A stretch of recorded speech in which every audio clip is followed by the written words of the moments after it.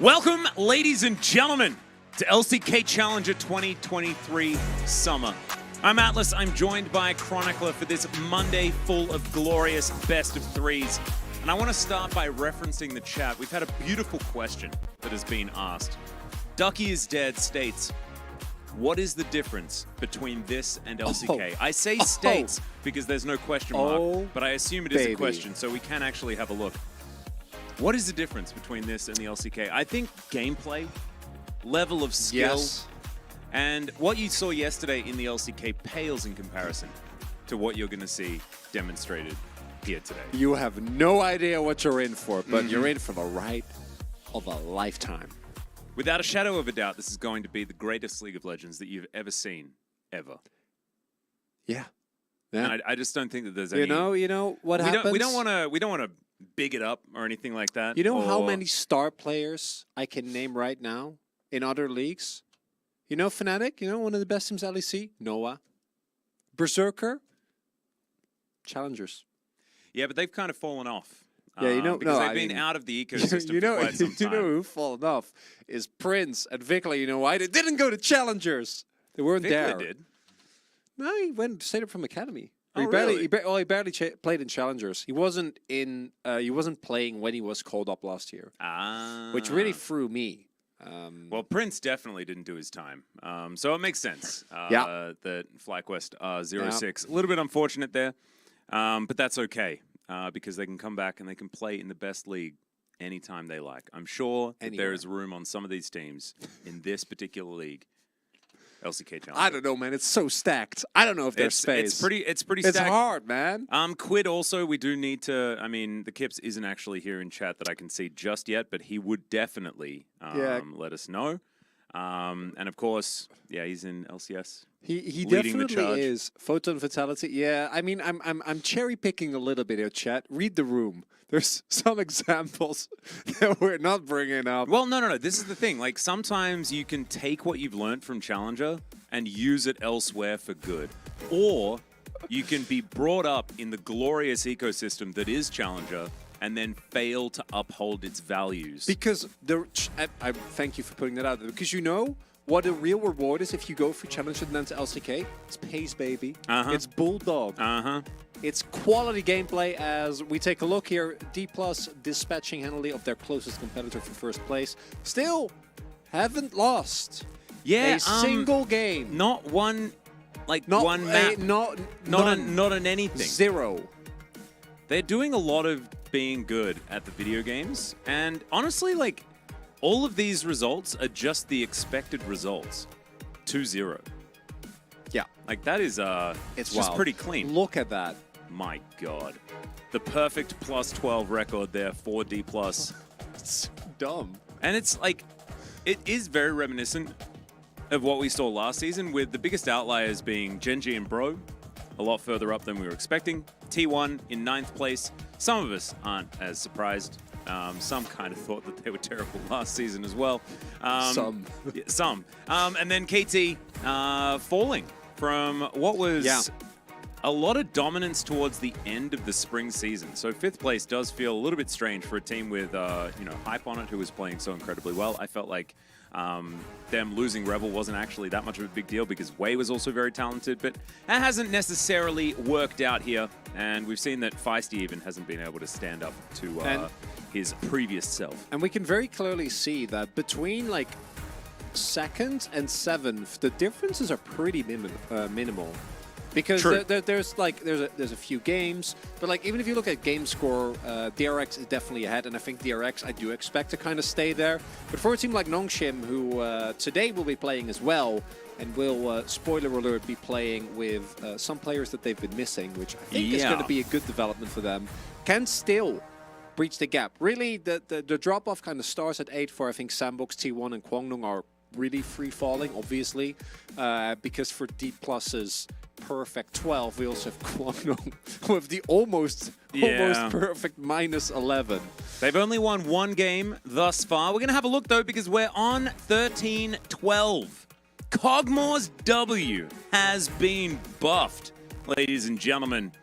I'm not sure whether this is necessarily the greatest of changes that we're going to see here. I have no doubt in my mind that even though everything around Aphelios has been nerfed, he will still be the highest priority 80 carry that we have here. Zeri as well, getting a few hits on this patch also. Yeah, it's really nice. So instead of Stridebreaker Zeri, we'll now get cool new flavors like Triforce. We'll get Stridebreaker Zeri or AP Zeri. Yeah. There are so many ways to build this champion, and if you thought the nerfs were enough to kill her, think again. I mean, maybe she will be, but I'm worried. I think Zeri is a, she's grown up in Zone, and people in Zone are hardy. They are tenacious, and they are hard to get rid of. It's tough to tackle them. That is very true.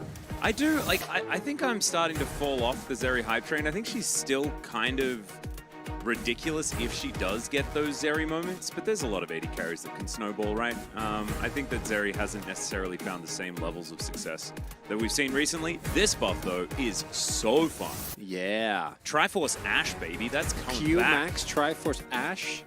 Well, the one player who I know played it, which is Jiwoo, is in the LCK. Do you know W's bonus damage has doubled? Yeah, I don't. At level 1. Isn't that insane? It went from 10 to 20. Absurd. Absurd. Truly a patch for the ages. The cat got smacked. Is it enough? Wait, did W get nerfed? Who knows? Was it Cog W that got nerfed? Oh my goodness. How embarrassing if that's how that. I mean, it does make sense given that Cog was getting to be just a little bit. But he wasn't really played, so actually. I mean, he was. I read it on the patch as that. He was played. Well, this is why we've got to make sure that we get the whoopsies out of the way early. Yeah, decrease. He was nerfed. Yeah, thank you. Absolute moron, this is perfect. Guy. Yeah, it's also Milio. Cog Milio was really dumb. I'm happy that chat is here to hold us accountable. Yeah, absolutely. Thank you, chat. Yuumi has been nerfed. Is it enough? No. Maybe. I hope so. I don't know. Particularly in Korea, there's been so many instances where champions get like buffed or nerfed to the point where like they should not be played anymore, and then we don't care. We're still playing Yartz's comment is just the perfect way to describe Yuumi. This cat does not spark joy. It really doesn't. We haven't seen Pantheon yet, but Sejuani's good, so maybe today is the day. Conical Newt does have a good question. Which champion would you be most willing to take an auto attack from? Lulu. But Lulu's, that's taking 2 auto attacks. I mean, kind of, but maybe you can dodge the second one. No, you can't. It's targeted. Well, you get slapped by Lulu and Pix at the same time. Yeah, you I immediately went for the 2-for-1 special. Well, yeah, but otherwise, have you seen what auto attack animations are? Do you want to get hit by, a silver bolt arrow? I want to get hit by Gragas. Just get slapped. Honest to goodness slap in the face. That's what I want. That works. Maybe a W empowered? Maybe I could take a drink after? I don't think you should get W empowered autoed by Gragas. That sounds painful. Well, it depends. Wow. Huh. Well then. So we have 4 of the D+ players, unsurprisingly, and then Karis. A guy that was in the LCK for 2 years. Yeah. And then what? And he's also sample size buff. Yeah, because he hasn't played that many games. My God, this team is so gross. This is so dumb, man. That's a jungler with a 9.3 KDA. And it's all bro. And D+ here. So you can tell we got some Giga Chads here. I know you're Eric Bernison. Oh, from his Dark Materials. From the Golden Thanks, Shark Compass. Hero. Yeah, I love those books. I'm not gonna lie. That's my favorite series of all time. Golden but Compass? also, his Dark Materials. Yeah. And I had a glance at chat just to see if anyone knew, and I got a little bit sad that no one knew. So you don't actually understand. That means a lot that you say that. Because it's just great. Anyway, today's matchup. These are some games. Definitely some games are going to be had here today. The first one should be a bro victory. We should follow that with a Gen.G victory, and then Hanwha should probably take the win. But the beauty of today is I think that if there was a chance if there was a hope For a 9-gamer? for a 9-gamer, for an 11 hours on broadcast, I reckon it's today. I reckon it's today. I can see it. I think if you guys want to spend see it. at least half of a full day with us, I think you can do that. Chat, I'm right there with you. You know, surely Kwangdong isn't gonna go for the minus 13. They couldn't. Like, there's no way. They've won one game. It was on blue side. This series, they'll have one game on blue side, probably. They beat DRX. The one game was against DRX, which is a good team. Yeah. Which They're second place. still very confused about. And we're going to have a look at this roster here. Karis really settling in. Back to Challenger. We have to remind everyone that the reason he started playing for Gen.G was because he was MVP of Challenger. His Lissandra was out of control good. This is Karis's tournament. Man. This is Karis's league. I remember that lineup as well. This was 2021 summer. He won Challengers together with KL and Envy the boys. And then I want to say Flawless and Lonely, but it might have been Gen.G and Lonely. For some reason, those two I think occupied the same space in my mind, and I don't know. Yeah, it was Lonely. They were all playing at the same time. Yeah, as well. Yeah. So it might have even been that Flawless and Gen.G sort of shared Might have been time being both. called up and down at that point in time. So Syntax, feeling thank you it. so much. We appreciate you. Aww. I actually, chat, I was doing, I told Atlas this as well, but I had some people come up to me when we were at the LCK, and you know what they said? Not, oh, we're such big fans of the LCK. No, they came up and they were like, we're such big fans of challengers. They were at LCK, they were watching Nongshim, obviously. We're gonna need to crank the AC because my heart is too warm. Isn't that amazing? It's too warm. Challenger fans? Unbelievable. Because that's true fandom. Is fandom of the best league in the universe. As Ilima has dropped something on the floor.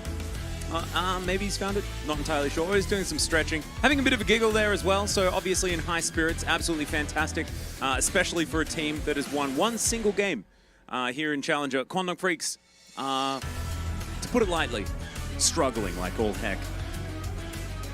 Blue side win rate lets K-Dog knows. It's all about positivity here in Challenger, and you're exactly right. They have, in fact, I have a 100% stat for you. Hit me. That 100% of the games that they've won have been on blue side. And you know what the sample size is of that one? It's Atlas's favorite sample size. It's a sample size of 1! Well, technically the sample size is all of the games they've played on blue side, and just one of them they've won. But it is still 100% of the wins. There we go. Okay, Enosh. This is our key position. He has been playing relatively well. I don't think he's a standout AD carry here in Challenger, but the best team in Challenger doesn't have a standout AD carry necessarily, and so I think he's been certainly serviceable here for the squad. And for Breon, there really are, and even I think previously to Karis coming in, this is a really important distinction, they were already in the upswing. And this is something that I didn't necessarily expect, given that we've seen a fair amount of struggle as the maybe the 6th Rakan game will do it. Don't you love that we've got like the 0-1 Janna as the point pick? They're like, well, he won one game on Rakan and he picked this interesting champion. That's going to be our stats that we've got. Janna into the right comp can be quite good. Hey, man. Can be cool. What about... Can be cool and great and what about the changes to Lucian? Okay? Yeah. Then you get the buff of Tornado and Eye of the Storm.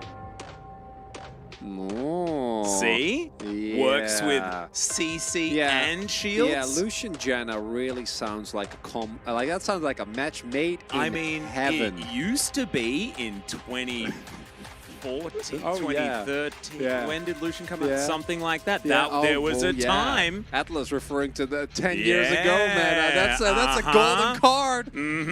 We should make Deft and Heart looking pretty good in that combo. Imp and Mata playing that one super good, Chronicler. We should make a Challengers bingo card. Actually, I feel like when Max delves too deeply into the past. We have chat roasting casters, casters roasting chat. We have Max YouTube chat being weird. YouTube chat being hella weird. The sponge incident being referenced. That's a big one. Heartwarmedness. That's definitely on the bingo card. Moments. And Atlas being a geriatric. That's another has to be one. up there. Has to be up there. A team surely winning and then not winning. And Chronicler referencing at least 7 players that have left the region. Oh yeah, that's big. Yeah. What else do we got? And Doo-Doo-Doo-Doo. Doo-Doo-Doo, yeah. I mean, Doo-Doo-Doo is like, that's a free slot. This is Bull getting his Kai'Sa, by the way. Oh, wait, no, he's a Kalista main. Never mind. But Kai'Sa certainly feeling a little bit better on this patch as well. So that's what we're going to delve into. Raptor is a tree, and a raptor is in the top side of the map. Yeah, I am a bit baffled at B1ing Kai'Sa. That I don't understand on a very fundamental level. But do you know what it says? Do you know what it says to me? They can flex it mid. It says that Kwangdong are gonna play what they want to play. Yes. And oh my god, we're just starting with a mystical forest versus another mystical forest. Get Molecule in here. We don't even know if it's jungle. But they're on each side of the rift. Because you can go. Oh, we have double. Oh, it's the trio.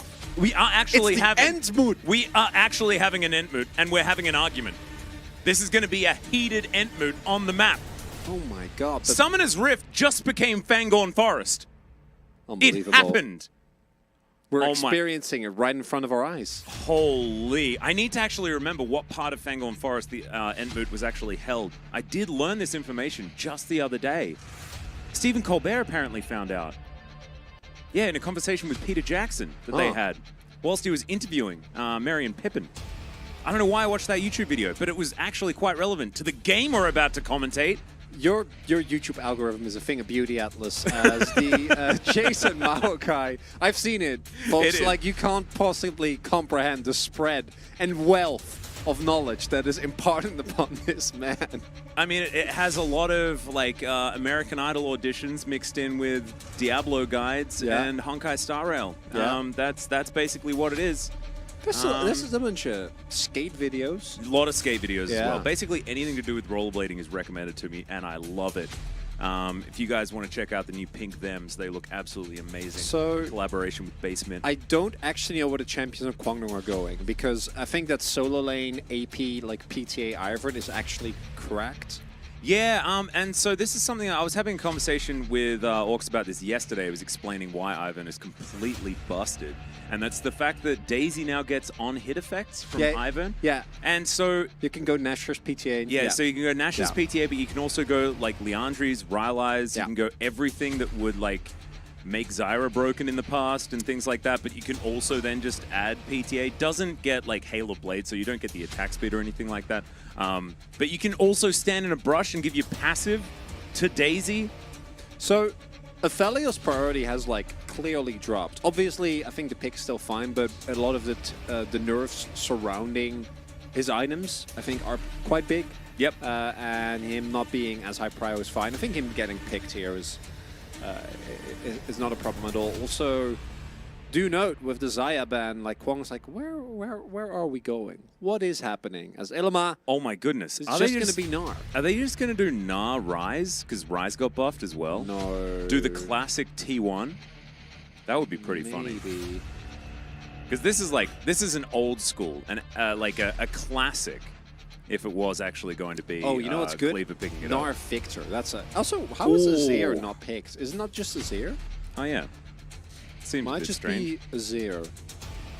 As Syndra going to be the option. I mean, purple ladies. They got a bit of purple lady synergy. Kind of like that. Yeah, 2 purple ladies. 2 purple ladies. All the purple ladies. Yeah. All the purple ladies. Put your hands up. All the purple ladies. If you like it, then you should have picked a purple lady. So that's how it kind of goes. Brion have picked in perfect order. Yeah, they just this weren't worried about it. This is Giga Chat efficiency right there. And it just shows that Milio was nerfed on this patch because they got to pick it last. I mean, it is. So this is really interesting because Guangdong is going in on the Kai'Sa, which was already rising in priority. Kai'Sa and Varus, I think, really big benefactors of the Shiv Nashor build, kind of rising to the forefront and taking away a lot of the weaknesses of those two champions, particularly the wave clear and how smooth their power curve is. And then also the Iron being picked up, whereas Brion's comp is just, this could have been picked on like the last 3 patches probably. Yep. Well, I mean, Milio would have been not enabled, but you guys know what I mean. We've seen this comp, exact comp, a million times. And previous to the nerfs, I look at the Brion comp and I'm like, this is pretty... It's pretty looking good. Yeah. Things are looking great. The bot lane in particular should have perma-prio because Kai'Sa Rakan is a pretty not laning focused pairing, but we'll see. Maybe the Shiv, maybe the buffs and the nerfs will change this one, Atlas. We'll have to see. Of course, more difficult to get that Q upgrade early, which does help you in that early laning phase. Because, of course, you like to go Shiv, and you get it a little bit later, I believe, with the Rage Blade coming through. You get the Nashers first for all of that extra damage. Void Seeker going to be buffed, and you do get the triple evolve, which is kind of cool with 3 items. So not too bad there. I've earned 0% win rate incoming. Look at Wolf. Just doubting the power of Daisy. Chronic Clerk. Brendan Valdez says that your name is Chronic Clerk, and Papa Smithy says I nice. like it. Chronic Clerk. I can see it. Yeah, I could be a clerk.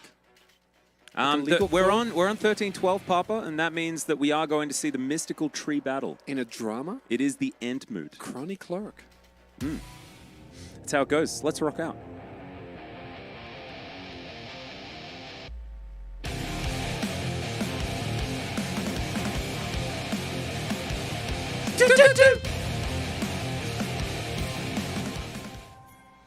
Ooh, Papa has the big question. When do the world champions play? They're not going to play today. Today we have other players. Also, I would, Papa, I would really like if you think that, you know, if you're of the opinion that D+ is good, I would seriously reconsider. I don't They're not that good. I don't think they're that great. I think they're overrated. Yeah, really. overrated. I don't think Challengers is Super that great a league, and you know, D+ like. Yeah. They're all allergic to airplanes, as we know. They can only been through be this in many Korea. times. Yeah. They are powered purely by Choledo Kimchi. Yeah. So you actually you can't export that. It's like a plan. I've watched the Arjumas try, and they just can't get it through Doesn't customs. work. It's too hard. Yes, let's contract jail them in challenges for another year. Yay. Well, there's no need to get real, okay? There's no need to get real. Papa.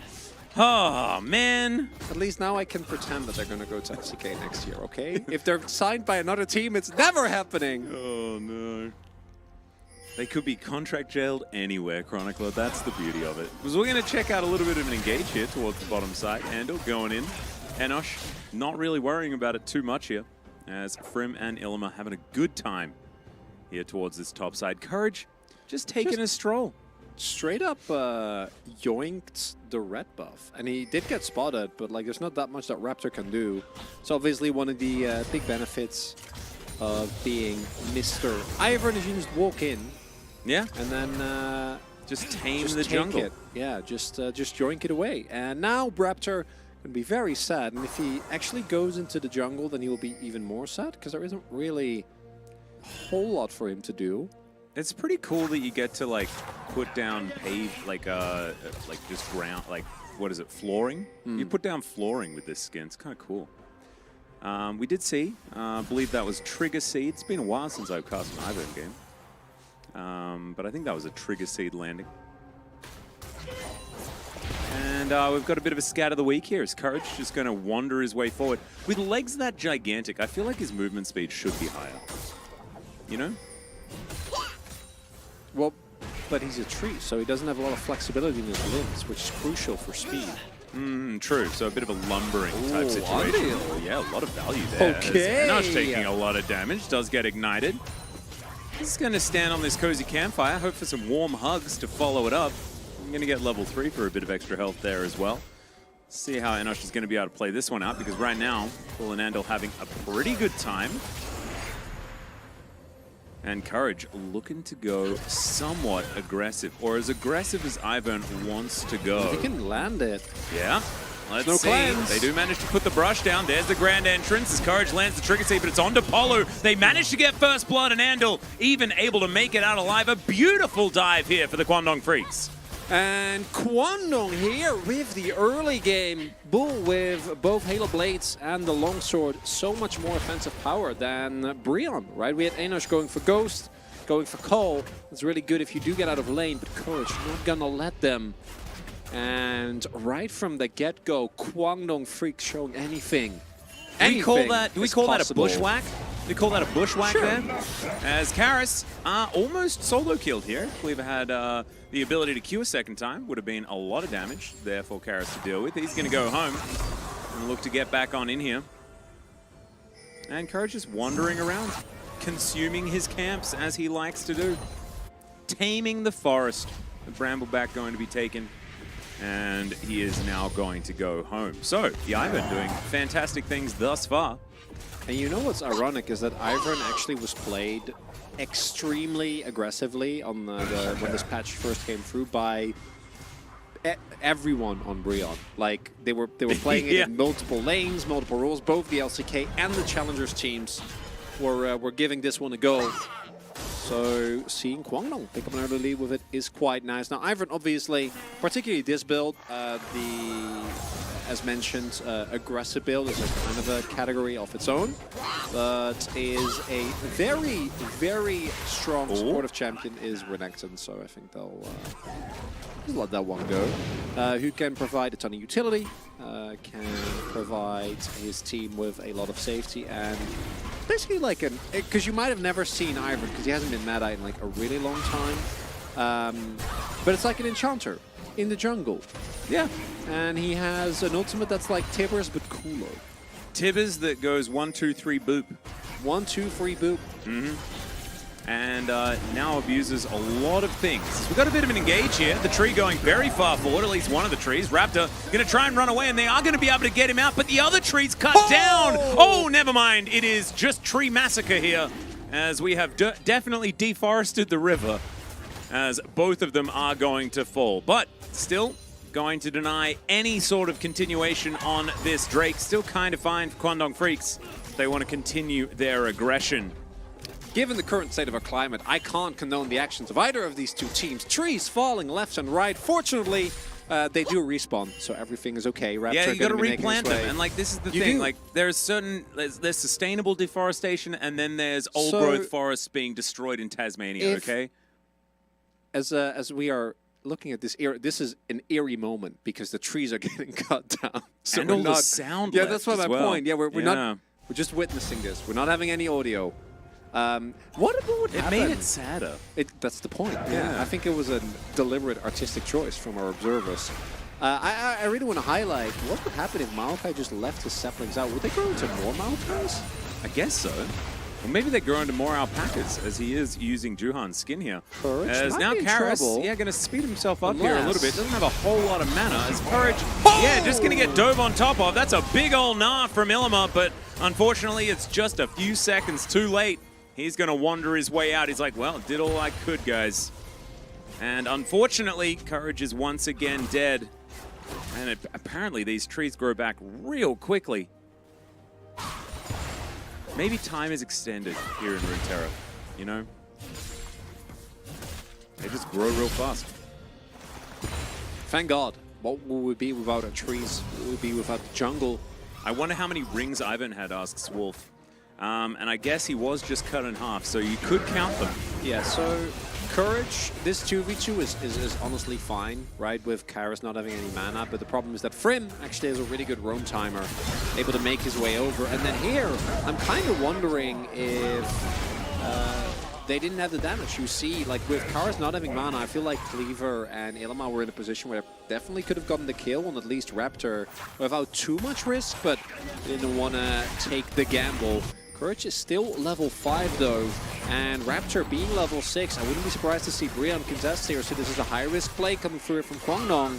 Yeah, going pretty aggressive, but they just set the brushes up. Is this like a Larry Bird Ivern skin? It's a bit of a basketball reference. Anyway, we've got a little bit of an engage here as the Nature's Grasp does come down. Andal tries to get in there and make something happen, but the engage kind of doesn't work out as Karis once again going to limp away, and the rest of his team destroys everyone else. And oh my good, his Courage is made of balsa wood, man. Just can't keep himself together. Needs more flexibility as Karis goes in. Hey, I do know who Larry Bird is, Papa Smithy. I've watched Space Jam. How dare you? I'm very glad. I'm glad you prioritized what is important, which is slamming down Papa. Yeah, well, I mean, he said that I didn't know who Larry Bird was, but I've obviously seen Papa. I'm not being sarcastic. It was just a kill for Kaisa. It's fine. Like, you get to the important stuff. I mean, it's not relevant. As, again, so Kwangdong, their setups around fights have not been great, and this is another example of this, where obviously letting the opponent just walk in is a bit rough. Illiman not having his Narbor available also means you lose a lot of teamfight power. Classic Gnar, Illiman hopping forward, but definitely not having the best of time in this lane thus far. And Bull is getting fed, which is really good news for Kwangdong fans. Or is it? Or is it? Because Bull has not been amazing. He hasn't been able to carry very effectively. That's been one of the issues for Bull so far this season. But he has an Ivern. He has an Ivern this time. That's true. He has a 0-3 Ivern. Doesn't matter. You think Ivern's KDA matters? No. That's the best part. He does have a mirror, which I heard have a very low drop rate in Path of Exile. And so that's pretty cool. Wait, have you played Path of Exile? No. But you know about mirror drop rates? I know that they're very rare. How? Because people keep complaining about certain unique drop rates in Diablo 4, and they compare it to mirror drop rates in Path of Exile. I knew that, like, this was either from a YouTube video or it was related to D4. I'm like, yeah. Well, I mean, with your YouTube algorithm, we wouldn't have been surprised if you just, like, watched the Path of Exile video. Like, I watch a fair few Quinn videos, even when he was playing Path of Exile, because I'm a bit of a silly Billy, and I used to love his Diablo 3 content. You're just a consistent fan. There's nothing wrong with that. That's true. Although he is a bit of a weirdo, and his content is strange, to say the least. But he's fantastic. I like supporting, you know, the Kiwi streamers. We are casting a video game where two trees are fantasy trees that are slapping each other, so that is true. Is that what you do with a branch? Do you slap? Yeah, branch slap. Is it a branch slap? Maybe it's a thwack. Yeah, it feels like a but a thwack and a slap, I feel like are kind of the same. Thwomp, yeah. Yeah, didn't Harry Potter tell us that it's a thwomp? Is it? Yeah. I mean, I feel like that's it depends on the type of branch. Isn't it? It's the whomping willow? Well, no, but it depends. Because then it whomps. I don't know, but it depends on the size of the branch. Because if it's a thick enough branch... Doesn't have to be flat for it to be a slap? Well, yeah. Well, flatten enough, right? But like, if it's like one of the flexy ones, it's like almost whip-like. But if you get a big hunk of wood, then it's a bong. Ooh, that's true. So it really, we need to know more about the condition of the specific branch. I don't think it's ever a slap, though. I think unless one of his branches is like already turned into a plank. Well, but Ivern has hands. And you can slap someone, even if you're a tree. That's true. I don't want to deny him his ability to slap. No, but I get if he was not a tree with hands, I don't think you could slap with a tree. I like Thwack. I think Shark Hero's onto something. Yeah, Thwack is just a good word. As Frim, he doesn't thwack. He does slice. And sometimes dice. And Illiman just throws boomerangs around and stuff. What does Gnar throw when he's just doing a regular auto attack? I don't know. Are they like little bones? We're about to see. All right. Well, we may not. It's going to have to say goodbye to that particular boomerang. Going to get slammed. And there is going to be a Mega Gnar that comes through in perfect timing here for Illiman. Able to walk his way out. No flash required. Raptor went on a bit of a magical journey there. Liked it. Oh, we get a first roast. What kind of discussion is that? Wait, what do we What kind of discussion is that? It's a discussion about wax or slaps. Yeah, but there's 2 trees in the game. I don't really understand. Like, obviously we're going to talk what is about the question? As Prim, not sure about that slice. That was an odd one.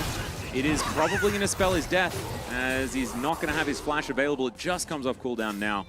And so that is the Crocodile just dying. And Courage actually benefiting from the fact that Moonstone was buffed on this patch. Was a very underpowered item. Not even remotely viable for the largest of time, but now picked up here in an attempt to keep the rest of his team a little bit safer, a little bit healthier. We also have the Sorry, just like slice and dies. That's good. It's actually very good. As Enosh has some pretty cool guns, but there are a lot more people here. As Daisy's going to turn up. And dies. Yeah. Well, so walks and dies. Call me crazy, but Hi, crazy. Should have known. I think Andel's been having a great Rakan game thus far. He's been doing well. Yeah. You know, I have very little faith in Kwang to actually win the game, even though I think the game state is very salvageable. I mean, they're doing fine. It's like 500 gold the difference. I think their composition does decent things. 2k gold lead at some point. Oh, right. Yeah. Whoa. Brushes within brushes. It's very bushy there in the bottom lane. As Prim might be able to get Bro an even further extended gold advantage here. As Daisy, look at her, boosting towards that bottom side. Moonlight Vigil is going to go wide here, as we can see that Karis is doing his very best to try and not die. But Cleaver is going to say, I will unleash my power, and manages to take down the Jace very comfortably. Bro going to trade this for an outer turret in mid lane, though, which is certainly a good thing. Well, they're going to try. Shirley going to put her skull into it. And there we go. So not going to kill the turret, but definitely going to get some work done here, as Enosh with his Cozy Campfire going to be very, very happy to auto-attack it from a very long way away. And thus far, the nerfs to Aphelios' items at Melio seem to be not too impactful.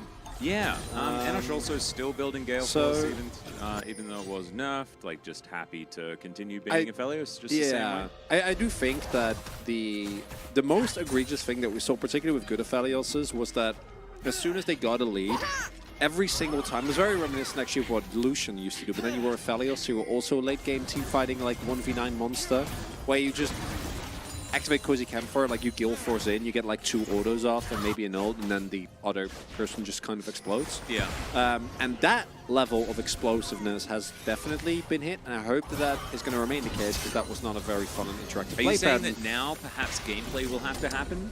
Well, there is a Syndra in the game, so there is always gameplay happening. Oh, that is true. There is a button that does dictate gameplay. Yeah. That is true. That is true. I do overuse that one. Didn't use it in the bottom lane. I wanted to. I decided not to. I think that's someone saying hello from Ecuador. Welcome. Welcome. Hello. Hello.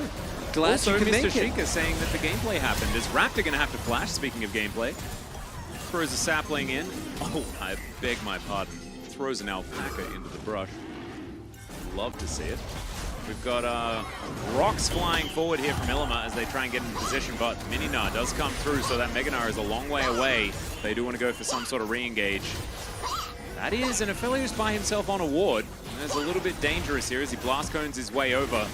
Teleport to come back here from Karis as they do manage to secure this dragon on the side of Kwangdong Freaks. That's their second. Moonlight Vigil comes down and immediately the Ivo's dead for the 4th time. Cleaver's also going to go, and oh dear, it's a bit of a wash here for Breon. They don't seem too worried about the fact that that Drake went over to Kwangdong Freaks. They're going to just break open this mid lane, continue their rampage on this game. Ilima is in a bunch of trouble here. Does get ultra mega giga fire kicked to relative safety. He's going to be fine. And everything goes well up until the point where they just kind of get hit by Maokai ultimate, which is a good reminder of why that tree is as highly prioritized. And the problem with the composition of Kwangdong is once you get on top of the back line, there's not a whole lot happening. They don't really have front line unless Ilima has Mega, and he doesn't. Yeah, he actually just ran out of it in perfect time, which is why Bro probably pretty happy to go for that fight. Yeah. Hate to interrupt you here, Chronicler. Cordless Battery asks, can I post ads to my boutique chicken egg painting business here? You don't need a permit. You're well and truly. In fact, we could give you a shout out if you'd like to mention the name and possibly an email address for inquiries. Yeah, we're the permit, right? Yeah, no, we can give those permits. Yeah, and it's a definite yes. I love boutique chicken egg painting businesses. I'm a bit biased because my mother was also a professional like the Easter egg boutique egg painter. The Easter egg paint? No, but she'd do it year round. She did most of her business in Easter, you're right, but she was just so talented that we just had to have the business. My uncle was an egg. Cool. Whoa! Did he paint as well? We've all got so much in common here on the Challenger broadcast. It's actually beautiful. Sajax, you alright? Calix is swapped to bot lane. Yeah, he played for a bit. He did. I think that was because they had 280 carries in LCK and nothing to play in Challenger. You do a lot of business during Easter to build yourself a nest egg for the rest of the year. That's how it goes. That could have been you. Beautiful. That's Absolutely that's beautiful. a you-level joke. Nah, I'm not as good as Mistake Boy. He has the best. Best stuff. That's why we have chat open here for the Challenger broadcast. It allows the real funnies to come through. Absolutely perfect. To go back to the game state, how we looking? Bro, 3,000 gold ahead. Exactly. It's another Infernal Drake.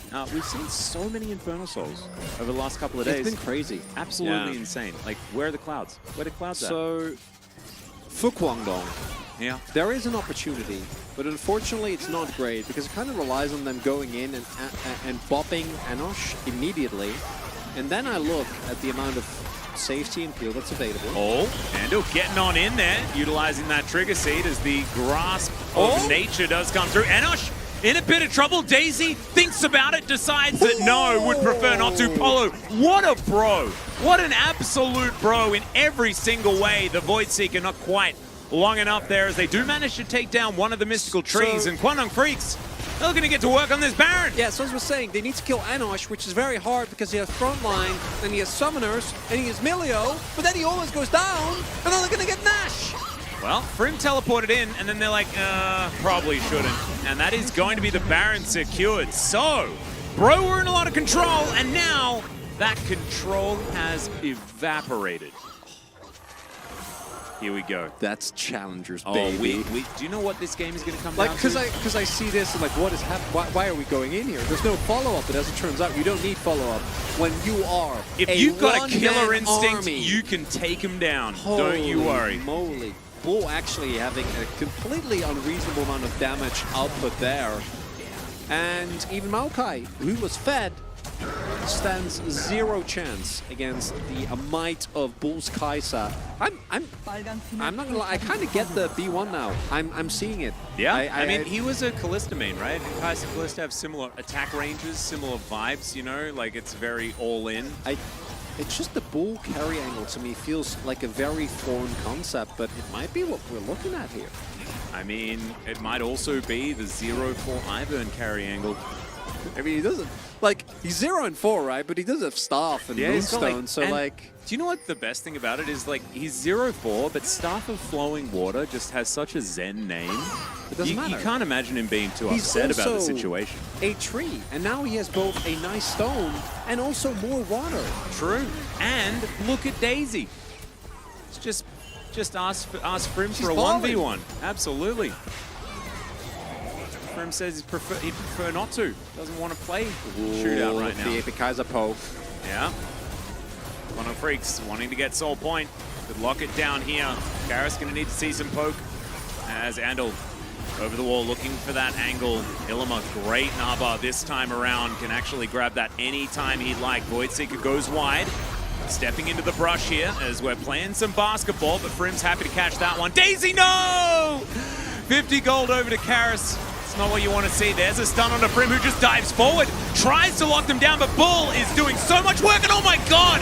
Enosh, but he's going to get slammed into the wall, and Bull finds a killer instinct. Karis now is the last form of damage as Ilima is going to go down, and the Jace is getting it done. The Dragon's still getting angry at Karis here, who tries to dive on top of Bull. And Raptor, he's not going to be able to close the distance. There is so much plant life in this river. It's insane, and that's the Void Seeker. The Maokai is going to be sorted, and that will also be the soul point for Guangdong Freaks. I have a feeling they might win this game, Tell Chronicler. me this is not the greatest league in the world, Atlas. Look at what happens here, because I don't know.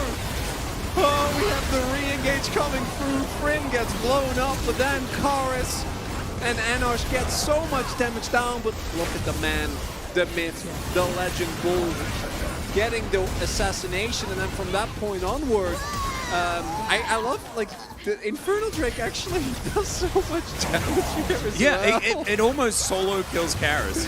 And then Bull, the safety of Ivern, the Staff of Flowing Water, the Moonstone gonna keep him topped up. He even gets the exit kill.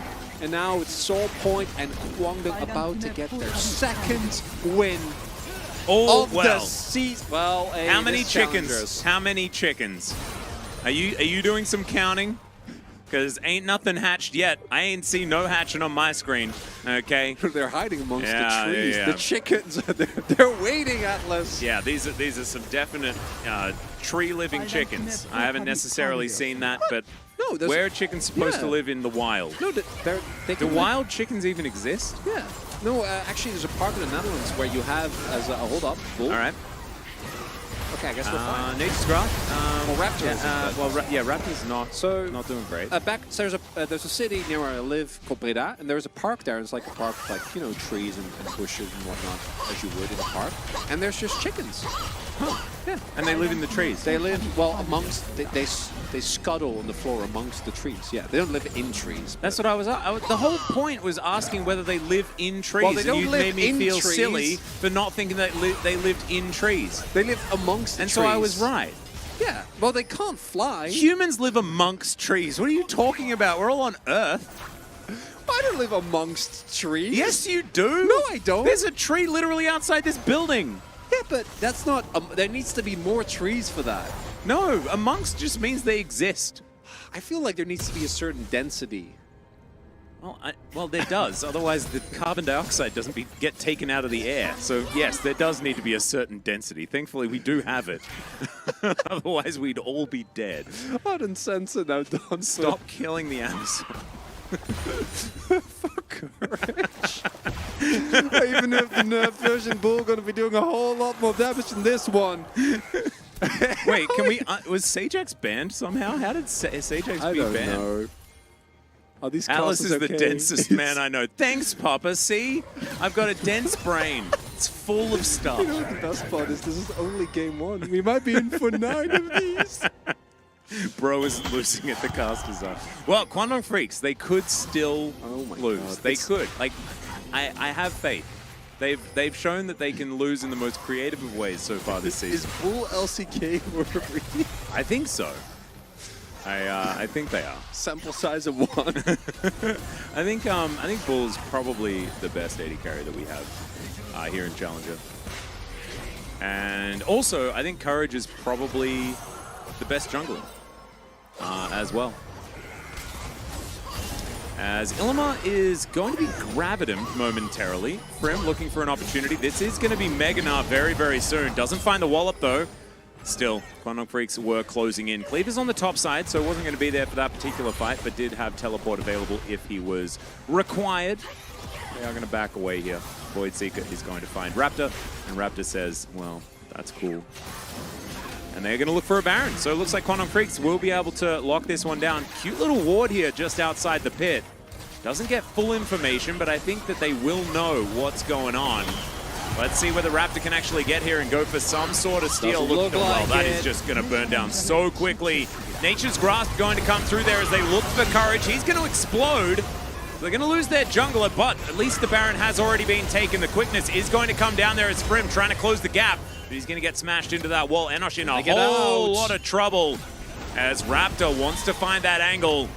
They get the acceleration gain. It's not done just yet. Oh my goodness, the stun's fantastic! And they lock down the kill. Bull is dead, I repeat. Bull is dead, and Cleaver is going to be the next to go down cold. I didn't think he looked that meek, but he is still going to be cold as if he was one. And bro, they leave Andal alive to go and tell the rest of Kwangdong Freaks that they are not welcome here on this rift. And I would advise Kwangdong to just accept that the tree will be cut down, but you can live. Because you shouldn't just let him die. Like as soon as you get caught in the Maokai ultimate, it's done. You need to get out of there. You need to keep these Baron buffs alive, but instead they try and save their jungler to the dismay of everyone, because it's a 4-for-0 trade, and all they get is a measly Baron buff. Andal has Baron. Yeah. So we've got a negative 2,000 gold Baron power play, which I would put in the cons column for the Kwangdong Freaks, but it's a great Baron power play for Bro here, to the tune of about 2,400 so far on their Baron power play that they made from Kwangdong Freaks' attempted Baron take. They'll also deny the Infernal Soul. Great news here for Bro, as they move to an almost gold advantage. That is called moving towards being still behind a bit of gold. It's an interesting situation. Bulls KDA is the secret police hotline. He needs to get that one assist. He needs to get that one assist so that he can make the call a little bit more effectively. We'll see whether they do manage to get there. I want to see someone in a challenger game get the triple-double. The triple-double? Yeah, at least 10-10-10 scoreline.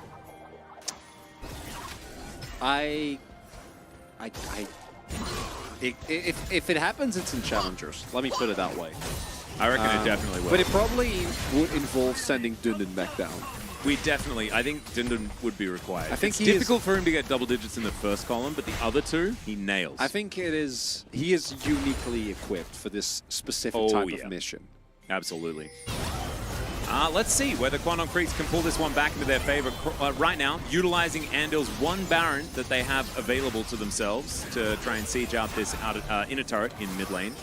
Karis as well, just dealing with waves on the bot side. And you can see Frim's going to turn up to watch his turret fall here in the top side of the map. So this Baron power play actually not going to be as bad as it was looking earlier on. As Daisy, once again, going to be put together. Nature's Grasp going to come through there. As Daisy going to be ignored. It's a teleport to come through from Frim. And he manages to catch the last remaining Baron user, as the Baron had just timed out. But still, theoretically, they managed to get the full ace, just extraordinarily delayed. And Bro, with their one pick onto the Rakan, look to push further forward. 3 minutes on the Drake and 2.5 on the Baron. So not a whole lot to go for here. But Bro's still happy with the fact that they managed to kill the Pigeon. And they ended the attempted Baron shove. I mean, it was a Baron siege. I mean, it was already over. It was kind of already over. And the only thing they gave up was a topside turret. And obviously, they got a bunch of map control. I don't quite know how there's still bounties for Brion on the turrets. That is definitely somewhat puzzling to me. But I'm not a mathematician, so I'm not gonna question the math on that one. Mathemagician? Yeah, sure. I prefer to be a mathemagician rather than a mathematician, because then I don't need to show my workings out because it's against my code. Okay, you can't give away. That's what I said to my maths teacher. How did she? How did they take it? They said you're probably cheating, and I said, how did you know? You what? So then I had to show my workings out. So then I had to pretend to be a mathematician after that. It was very sad. But I went for it, you know, and that's the main thing, is you miss every hook you don't throw, right? I learned that from math class. Okay, how many allegories are we going to shove into one math metaphor? I thought it was a magic metaphor. Yeah, it's both. Huh. Oh, better than a mathematician. That is very true. The death of mathematics. Well, math's important, y'all. It is. I personally don't partake, but I recognize its value to society. As we're still sieging. Yeah, Ilma's still throwing things around. Daisy trying to get some work done here. She is going to fall, but he's going to collect an inner turret here as, there's the Scat of the Week onto Raptor. He takes a fair bit of damage and is going to have to flash away. They get through Daisy. Maybe that's going to be an important factor here. But Raptor losing the majority of his health bar is bad news bears. He's also gone for the wrong build you'd love to see there, Chronicler. Does have the... no, it's fine. Blue Smite. Yeah. Just has the first strike, looking for a little bit of extra gold, I guess, later into this game. Yeah, I think the first strike given that he still goes for a tanky. He would have killed me as Bull much. in that fight at the Dragon Pit if he had Phase Rush, though. I do like Phase Rush a lot. Yeah, Phase Rush, Aftershock, I'm both very big fans of, as McKill's now done. And Bull has all that he could possibly want, right? He has a 4-item Ardent support, as well as a Redemption at the ready. Going forward, but can they actually find an angle here? Because the front to back of Brian, I think, is still really strong. They can find a good disengage is Malphite also ulti. pretty powerful. Bro have been kind of losing because they've engaged badly. But Kwangno, you can take Dragon. They can also Why are take an inhibitor turret.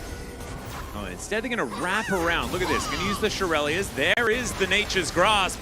Oh dear, they're going to catch a few members out of position here as Frim flashes forward. Doesn't get a whole lot of value here as the Redemption does come down.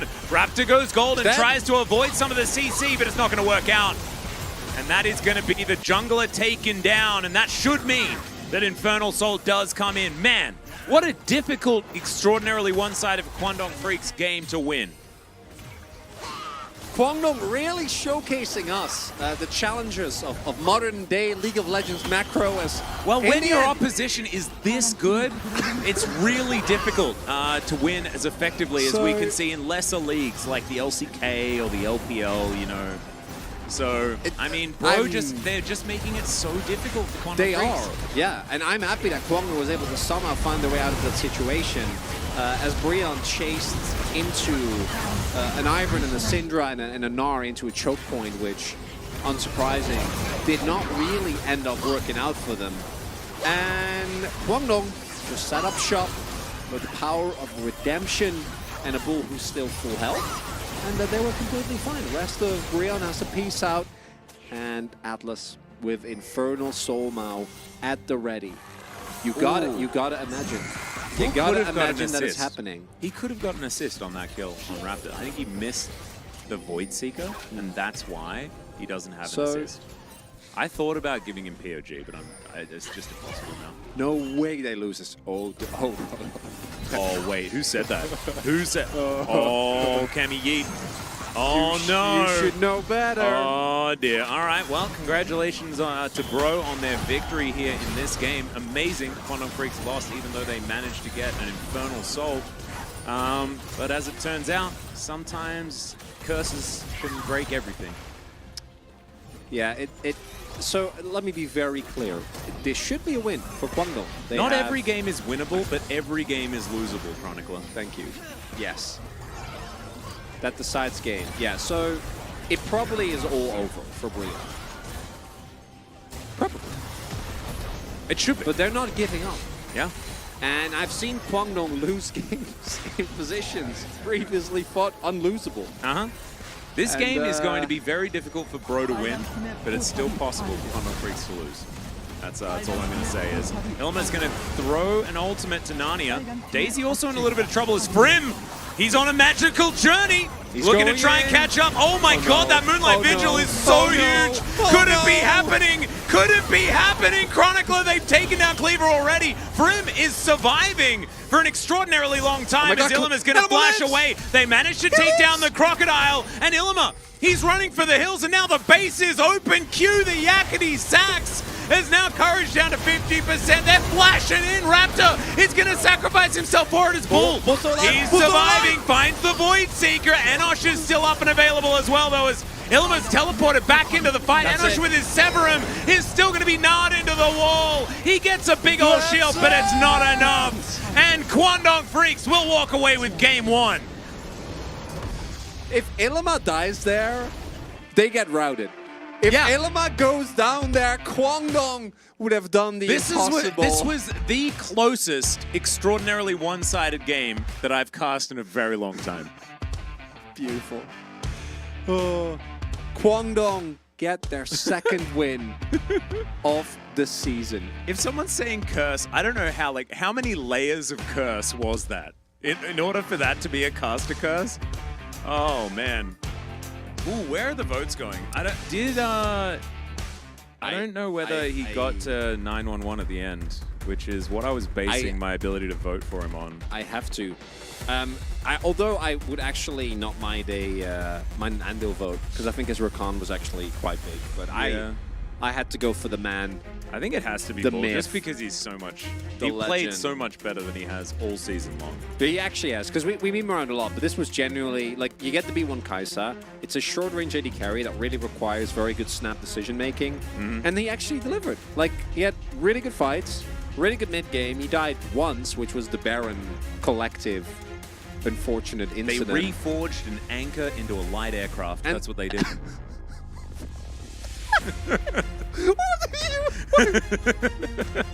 It's game 1, Atlas. Come on, save these for later, man. That's what they That's did. gold. He carried that one. It was absolutely amazing. 12-1-1. Oh my goodness. You wouldn't get the police, but man, still a very nice score. But yeah, no, it was a great game. It was an absolutely great game from Quantum Freaks. They also played the Ivern, and we thought that it might be a 0%, but you know what it is instead? It's a 100% win rate. Daisy does not lose. As Bull pretty understandably picks up the POG. 1,052 DPM. Did relatively well. Pretty surprising that it's only 100 points. And his first POG of the season. And what's really cool is that this form of Kai'Sa as well, it leans towards the super uninteractive AP Kai'Sa that we've seen before, right? Which went full AP and just spam Ws. But this time around, due to the Nashers and whatnot, you actually have a pretty consistent amount of damage in teamfights as well, because you just reliably proc your passive. As Atlas already on game 6 mentality, but it's game 1. Yeah, we are rapidly descending. No, we have to start descended. No, we feel great because it's a really fun day of challengers. So this is exactly how I wanted to begin. I messaged Chronicle last night when I was on my way home from filming the Pog State for about 11 hours, and I was like, you know what, we're gonna have a good day tomorrow. We've already started having a good day. I'm having the best of time. Maybe have a little bit of a snack after this, so we're ready for the free game banger that this is about to be. There is absolutely no way Quantum Freaks wins game 2. That's zero. Oh, if you go from only 1 win in Challenger to winning 2-0, that is not my challenge. We are going to go to a short break. When we come back, it's game number 2, and then after that, game 3, baby. Let's go.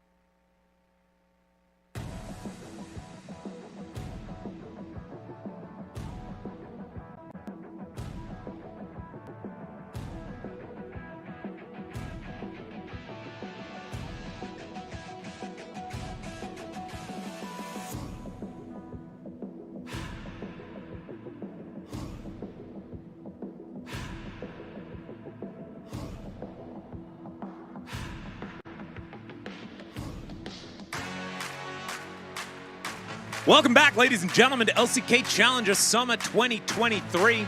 I'm Altus, joined by the Chronic Kekla here, as we are diving into game number 2. Kwangdong Freaks, understandably, picking up game number 1 in dominant fashion. Yeah, I'm going to take a sip out of my glorious LCK-branded tumbler. Nice. I have a cup as well. I should bring it for maximum synergy. Wow. It tastes better when it's coming from the LCK. That's all I'm saying. It does. Absolutely extraordinary. The LCK shop. Yeah. When you visit Lowell Park and get your mug or I also bought the coffee beans that have been turned into an Americano in that particular tumbler from a glorious little place with you. It was really fun. Yeah, they're not bad beans. Not bad beans. So yeah, shout out to the LCK. Stop by the LCK store. #ad. #sponsored. #grateful. Absolutely amazing stuff. All right, so we are now moving to game number 2. So, bro, haven't selected a side just yet, or we haven't been notified of their side selection, but I hazard a guess they're going to be heading towards blue side, and perhaps they're going to pick some different champions this time around that are maybe more tailor-made towards 13-12, as opposed to 13-11, which is what their last selection was. Hot take, plot twist, yeah. Plot twist. Bro selected the red side, so maybe the 9-game dream is dead, but I hope not. So I think that they'll just pick Ivern. Yeah, or maybe they can't because it's going to be first picked. No. Do you need to priority pick the Kai'Sa? No. I mean, I don't think they should have in game number 1. Yeah. Might be banned though. We'll see. We'll see. So interesting. It's really tough because it's the first game that we've seen on this patch. To me, it feels like the Milio and Aphelios part kind of works the same way. What really is a big difference makers, though, and I think that the Kai'Sa and Varus are another example that kind of enabled this, is that these new builds for them basically allow them to, like, tanks are not tanks at 2 items. Like, you get, like, between Kai'Sa passive and Varus' W, right? You get boomed so fast, and we really saw it, I think, with Raptor as well, who was supposed to be the front line. Every time, like, he got focused, he just instantly died. Yeah. Like, zero ability to stay alive, and that level of upfront burst can be very hard to deal with. Let's see what level of deforestation we're going to see in this particular game. Let's jump into pick and ban. What changes are we going to see? None just yet. Vi and Nico both taken away. Nico, of course, completely broken on the last patch. We made so many changes, we decided that Nico is going to stay the same. Because that's just the way that you're supposed to do it. Static Shift buffed, which is great to see. It's Kwangdong Freaks deciding that only 1 tree is allowed. And so we're going to ban away the Maokai. an interesting adaptation. No trees! What the heck? Look at Kurt's like, yeah. I Even died Ilima, like 5 times. Yeah, Ilima's having the time of his life here, just like looking cheeky. As we're gonna see the Tristana ban, and that means that the LeBlanc ban is going to come through to follow up. Really nice adaptation there. Sejuani gonna be the first pick here for Kwangdong Freaks. And bro, are we stealing away the Kai'Sa? I have a feeling Enosh is more of a Varus guy. That's what I'm thinking. I'm also playing Kai'Sa into Varus sounds very miserable. Yeah. Because your laning phase is going to be extremely rough. As it Deny looks the like, Croc Sejuani combination. That's a good call. Pick that up. What are we going to combine with the Crocodile? Plenty of great junglers still available. Can go for like Croc Annie. I quite like actually as an opener. It doesn't look like that is going to be the case, because if you don't pick either of those and Kwangdong go, I feel like Croc Pickway is kind of a given. You need to do that. Because if you go and play into like Croc, Annie, Sejuani topside, life will not be good. And what is Kwangdong going to do here? I wouldn't even be surprised if we see like a Jax. No, it's Kai'Sa Rakan. Why not just go Kai'Sa Yeah, Rakan? run it back. I like that. I feel like the Jax Sejuani is just kind of nuts. And I do know I've been watching Ilima for a decent amount of time, so I had an inkling. Yeah, but I'm surprised that they priority pick for Ilima, because his champion pool is much larger, and if I see Bull win on a champion, I put him on that champion again. Oh, they'll lock in the. Oh no, it's full topside. I think this is curious, especially when you're picking it into Karis, but still, they are going to prioritize this bottom lane for Bro, and so now we're going to see, maybe it's just actually like both of the champions from the bottom lane last game, because I think Bro like found them very difficult to deal with as the game went on, even if the laning phase was fine. 100, yeah. I think the Rakan to me is a no-brainer, because it also feels like Ondale is very clearly extremely highly prioritizing that champion, as we saw from the point picks, and giving that to him seems like a rough one. 100% of Kwangdong Freaks' victories have been with Andal on Rakan. Yeah. So there we go. That is Syndra banned away from Karis. He's not allowed to play that one, of course. Is a bit of a Azir main. That's a ban. The Rel going to come through. Enabled on this particular patch. Wasn't enabled last time around after her rework. So Kwangdong is just going to get the same bot side? Yeah, as it turns out, that is what's going to happen. Looks like that is going to be the case. Curious. That is a decision from Brion here. Yeah, that is something that you could do. What is the... Maybe like they thought that the Ivan was the problem, which I find curious. Lee Sin being considered, but looks like opting in for the counter matchup is going to be Bro's strategy here. As Bull just locks Draven. Okay, fair. Draven Pike. Just Draven Pike. Look at Allendale. All right, sure. They're like, oh, we had a really good game on the Kai'Sa Rakan. A bit of a finesse draft for the bottom side of the map. We got through the laning phase and we were fine. You know what we're going to do? We're just going to take a mallet to that. Are these nameplates swapped? Because what I'm seeing on the left, that's a Giga Chat draft, Atlas. Oh, yeah. That's 100% start to fit, like topside, 2v2, Pike, Draven. I mean, I look at the Brion comp and it's basically the same when you look at the top half of the map. But the bottom left is going to need a lot of work. So a lot of pressure will be on Karis and Raptor to be able to have lead in the mid-jungle 2v2 and then... I think it's over. ...save their bot lane. You think it's 2-0? I don't think there's any way that Bro can win against the amount of testosterone that is fueling the Kwangdong Freaks draft. Well, yes, but I'm just worried that Kwangdong will have some issues with closing out the game in a clean and orderly fashion, given what we witnessed last time around. Yeah, and so I think it's definitely 3 games, but I still think that it's definitely a Kwangdong Freaks victory here in this game. Does that make sense? Yes, yeah, completely. Yeah, okay, cool.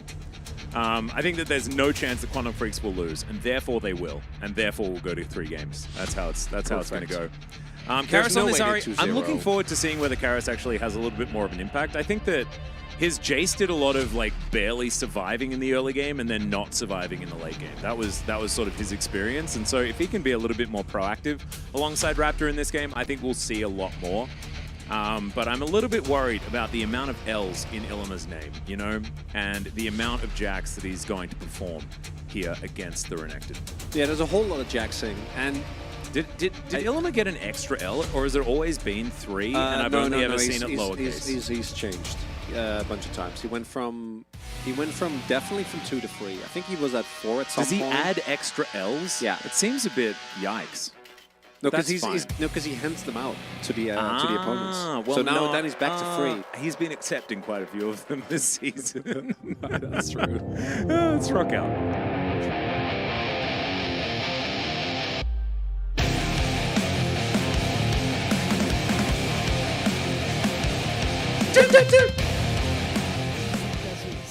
Oh, here we are. Welcome, ladies and gentlemen, to Summoner's Rift as Enosh is flashing. Oh, skewered like a kebab. If he hadn't have flashed. But he did, so not skewered. So he's just a piece of meat. He is. He's not kebabbed. As we call it here when you go for delicious lamb skewers, Yanguchi. Yanguchi. Absolutely delicious. And he was almost transformed into some. You know, there's an amazing lamb place that I found just around my place very recently. Absolutely incredible. Had some lamb shanks. The lady there was absolutely lovely. She said she had some British people in, and so she brought out this like weird mint stuff instead of the delicious spice mix that you normally eat lamb with. She's like, they didn't like the spice mix. And they were also foreigners, so I'll bring you some. And we did not touch that, and I asked for extra of the spice mix because it's so good. I mean, to be fair, mint and lamb is a good combo. I'd want the spice mix as well. Yeah, don't get me wrong. Actually, so it tasted like roast lamb. Like I tried it with the mint stuff, and it just tasted like my grandma's roast lamb, as opposed to lamb skewers. As opposed to what it's supposed to be. I get it. Yeah. Bone Skewer going to connect onto Apollo. He's not going to flash. However, they're still going to lose out on the trade. A little bit unfortunate. Still, Andal going to be able to head into the brush, gets out of vision, gets the health back. He'll be fine. They get the heal. That'll be okay. Just looking, and we do see Enosh going for barrier endurance, so very aware of the position that he is going to be in this lane. And I want to highlight as well, as someone just asked, what is the best like lullaby? I actually think Diana theme is really... Oh, I love that song. It's really atmospheric, you know. It might be a little bit too foreboding. Is Undeal? Yeah, Enosh taking a bit of damage here. It's going to be lit on fire momentarily. Oh, he's so dead. Back away, yeah, Courage moving on in. You can see Raptor has a bit of an idea as to what's going on. He's down a level, bro. Yeah. Can't really contest here. And they're still level 1. Oh, yeah, God. They're diving over the wall, and Raptor is going to take so much damage. Even the Gromp's getting into it. Oh, God. Safeguard's going to come down. There is the campfire, as Andal's still taking a fair bit of damage. So they're not going to be able to go for the dive just yet. Some of these health bars just not quite up yet. As Frim, you got to be careful, buddy. You only just hit level 3. No, it's still Jax's lane for now. Need another couple of points into that queue before you really start having a good time. So Courage knows this is on everyone vision. knows all of the things. And it's a win for Guangdong because they have actually been able to get Courage ahead. They're putting Raptor on the back foot, but they didn't get the dive off. So it's not best case scenario just yet. As that's a solo kill. That's an Illima solo kill onto Frim. I've been waiting, Atlas. I know. I've been waiting for a long time for the Dark Lord to truly return. And it starts with a solo bolo. Damn. 2-0. Guaranteed. Can't wait for game 3. All right. The more you it's happening. Oh yeah. I mean it's like you can't predict it, and yet it's impossible not to predict it, you know? Wow, he got gameplay pretty hard there. It's also like the walk away to make him think that you're piecing out so Frim doesn't go for the preemptive flash. Yeah. And then gets stunned even though it looked like he wasn't in range of the stun. Feels bad. Level 4 here for both of our top laners for now. And Frim being able to teleport back means that he doesn't suffer too much outside of just that first blood gold going over to Jax. And I say just, it is still an absolute disaster for this lane. But it could be worse. You know, it's a phrase that we like to say here in Challenger. Could be worse. Enosh, I don't know how much worse it could be. He could have died, I guess. Completely expected for Kwangdong to just completely run the early game here naturally. Yeah, if you're a Challengers absolutely. fan, you would have known this was going to happen. 100%. Every single lane and the jungle are ahead. Not a surprise at all, given the recent form of these two teams. I'm flabbergasted, but in the best of ways. Yeah. By what Kwangdong is showing here. And we talked a lot about this team and what the loss of Bulldog meant for them, as in we go again. Yeah, that is another bone skewer. Ando is just hitting all of them. As it turns out, he just didn't play enough Pike. That was their whole issue. There we go. I've figured it out. Maybe it was. Maybe that was what was missing all along. And what is really important, this is something that we, particularly Challenger, can see pretty often. Like the player camps for Kwangdong, they look like they're enjoying themselves and they haven't been doing a whole lot of that. And obviously, they're in a good position, right? They have a draft that does need to kind of snowball, but that's mostly, well, they are, and it's also mostly in the bot half of the map, because Illima and Cleaver are going to be late game menaces no matter what. Like, the 1-3-1 potential of this composition is pretty disgusting. Even 1-4 would look amazing. Yeah, I also like drafts that are comprised of winning lanes and then side lane win conditions. And that's what Kwangdong Freaks have for themselves with this one. Because I think that takes away from the need to be able to team fight, when often drafts are comprised of, oh, we don't necessarily win lane, but we can win 5v5s. And Kwangdong Freaks don't necessarily need to do that, especially with Illima picking up first blood. And 51-29, Frim really has been denied. Illima also has a call that he picks up with the gold that he got. That's investment, baby. Like, you get the kill and you don't turn it into a fancy eye, you turn it into a call. It's gonna get you more gold down the line. He learned that from OK Savings Bank. Going for those investments. The irony of OK Savings Bank being hoisted by their own petard. I know. Unbelievable. Isn't it absurd? But sometimes, you know, the best way to do your learnings is from your opponent. And that's precisely what Illima has done. As Karis has been a bit quiet in this game as well. The 0-6 losing streak, so that you lull your opponents into a false sense of security. But there's they could still go to playoffs. So this is, it's early. This is basically guaranteed. So there's no way that Kwangdong win this game, right? That's where we're at. I mean, yeah. Yeah. Okay. I'm just making sure. I mean, there's also no way they lose. Yeah. So I don't know. Isn't it beautiful? Yeah. I can't find a way for them to win. I also can't find a way for them to lose. And I can't find a way for Bro to come back. And I also can. As Frim getting a solo kill would definitely be it, but he's not going to. Illima is going to make eye contact with the Crocodile, and the Crocodile will fall over. Didn't that look a little bit odd? It looked a bit odd, didn't it? Because it looked like Frim was doing a lot of things, and then he was just dead. It's just Illima things, baby. Yeah. I don't know what to tell you. Let's watch it again. Let's see Frim like press all of these buttons and stuff, and watch Illima just not care. Yeah, I'm kind of blown that Illima can win while fighting in a wave this big, but obviously he's already ahead, and and his minions actually did the rest of the work. That's why it looked funny. He only had like 4 of them there. The Trinity, it does, yeah. All right, so Illima is massive. Doesn't manage to finish his Divine Sundering just yet. Just needs to combine a few items together though, and he will be able to get there. And Bull moving up towards this Rift Herald that has been started by Bro. Are they allowed to take neutral objectives at this point in the game? I don't think so. Red, white, maybe it's time to fight. We'll have to see. Courage is going to find the prison, and oh my goodness, that's a cash-in. Enosh is flashing on top of everyone, but the permafrost is going to be there. Illima dives on top of him, and now it's a big old battle between the Jax and the Aphelios, and he's going to take even more souls than that. Karis, nice work, manages to take down the jungler. Charm is going to miss, and Polo's going to have to run away with his tail between his legs. Doesn't have a tail, he's Emilio, but does have a big old backpack. And it's got, maybe that is what you're going to have to put between your legs.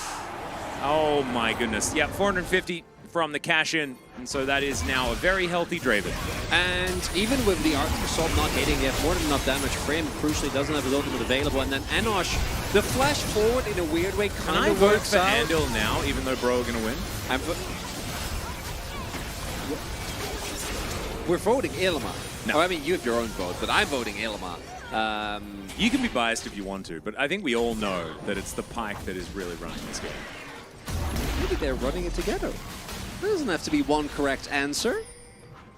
Yeah, there does, because there's only one POG, so there has to be only one. That's actually how it works. No, but there can be multiple correct answers. You can have multiple correct votes if multiple players are playing amazingly. No, but there's always one that's playing the best. Like, there's always one end. I don't...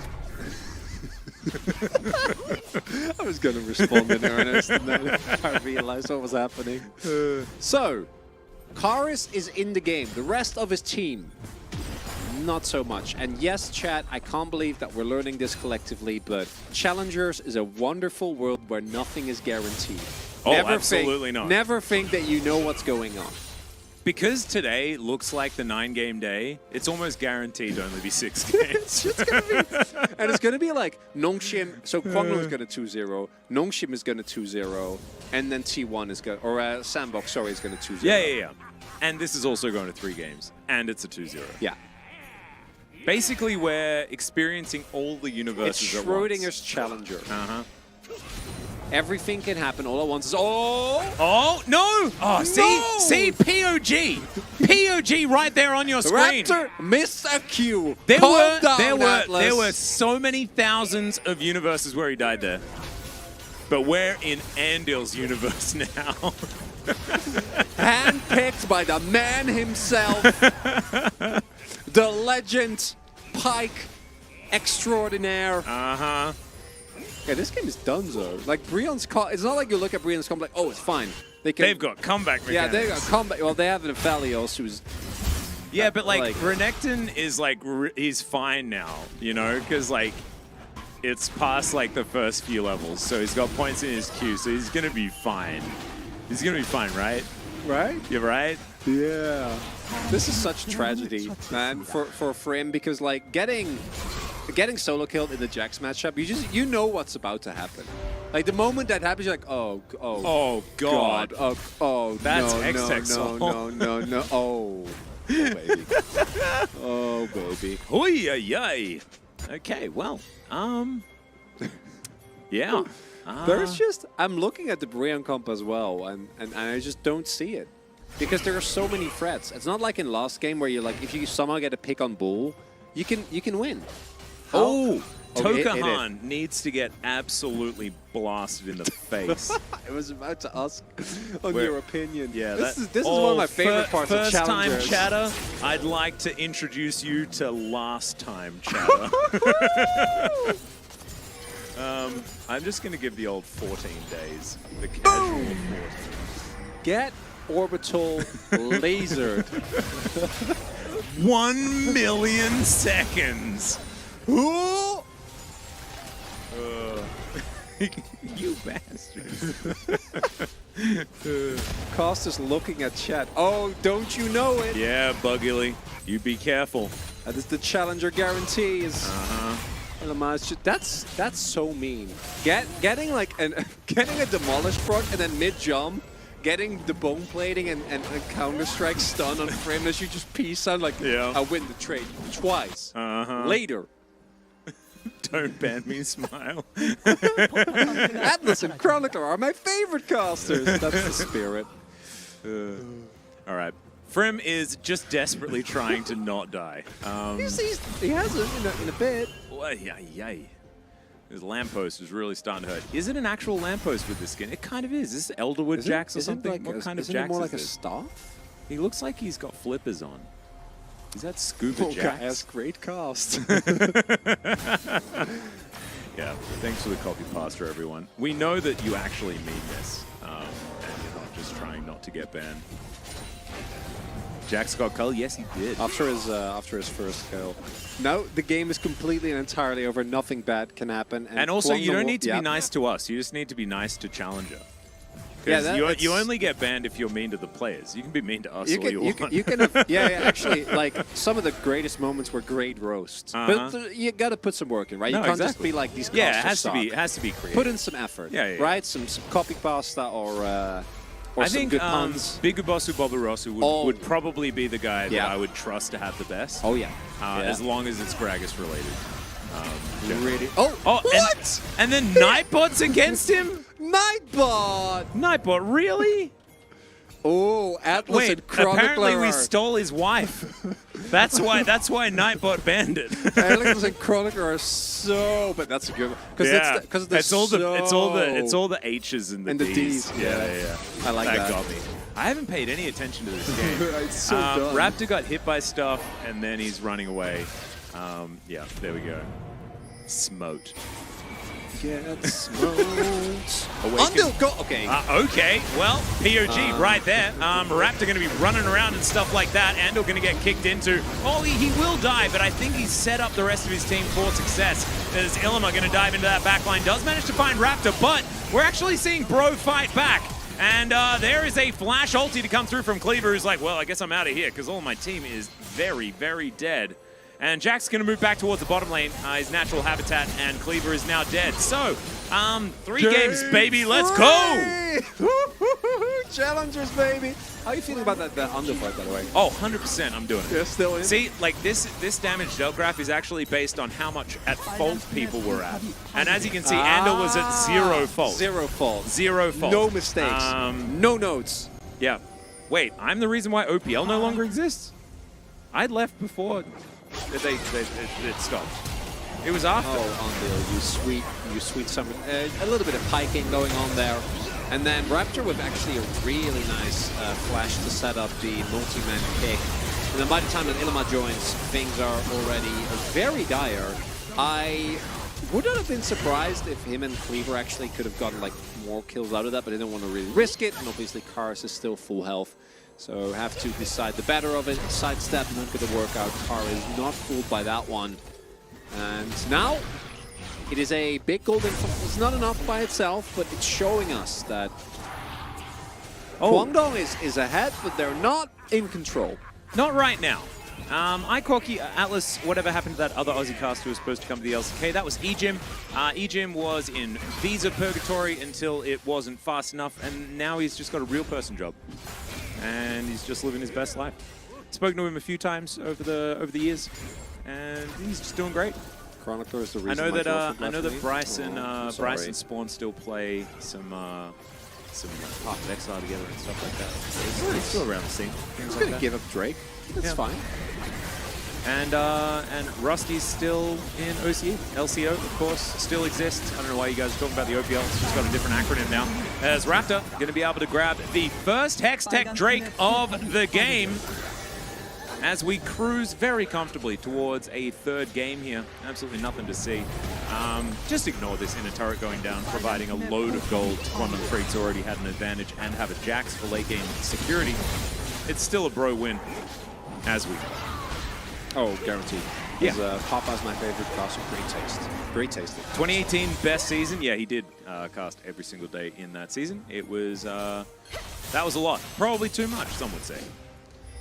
That's a first chat message. That's definitely. I'm gonna leave that one for you, Atlas, as I talk about the video game. Crown's done. Ilima is sitting on 2 items. I'm not even gonna ban that because I don't understand it. You know, it's one of those things. He's reading chat. Hey, so Banjo Cash. Who do you appreciate think? You? Oh god, not the big Bubba it's coming. Okay, we should actually take some time. I'm gonna proofread it first just to make sure. It is a bit on the edgy side, but it is very funny. Ooh, the word supple I feel is just it's gonna be a difficult one to read. However, I'm still gonna do so. Did you know Gragas is actually the closest human equivalent to A5 Wagyu? Didn't know that. Today I learned. Did you know that his supple body on a kebab can feed an average family for months? The only reason we haven't harvested him is because he's the strongest belly in existence.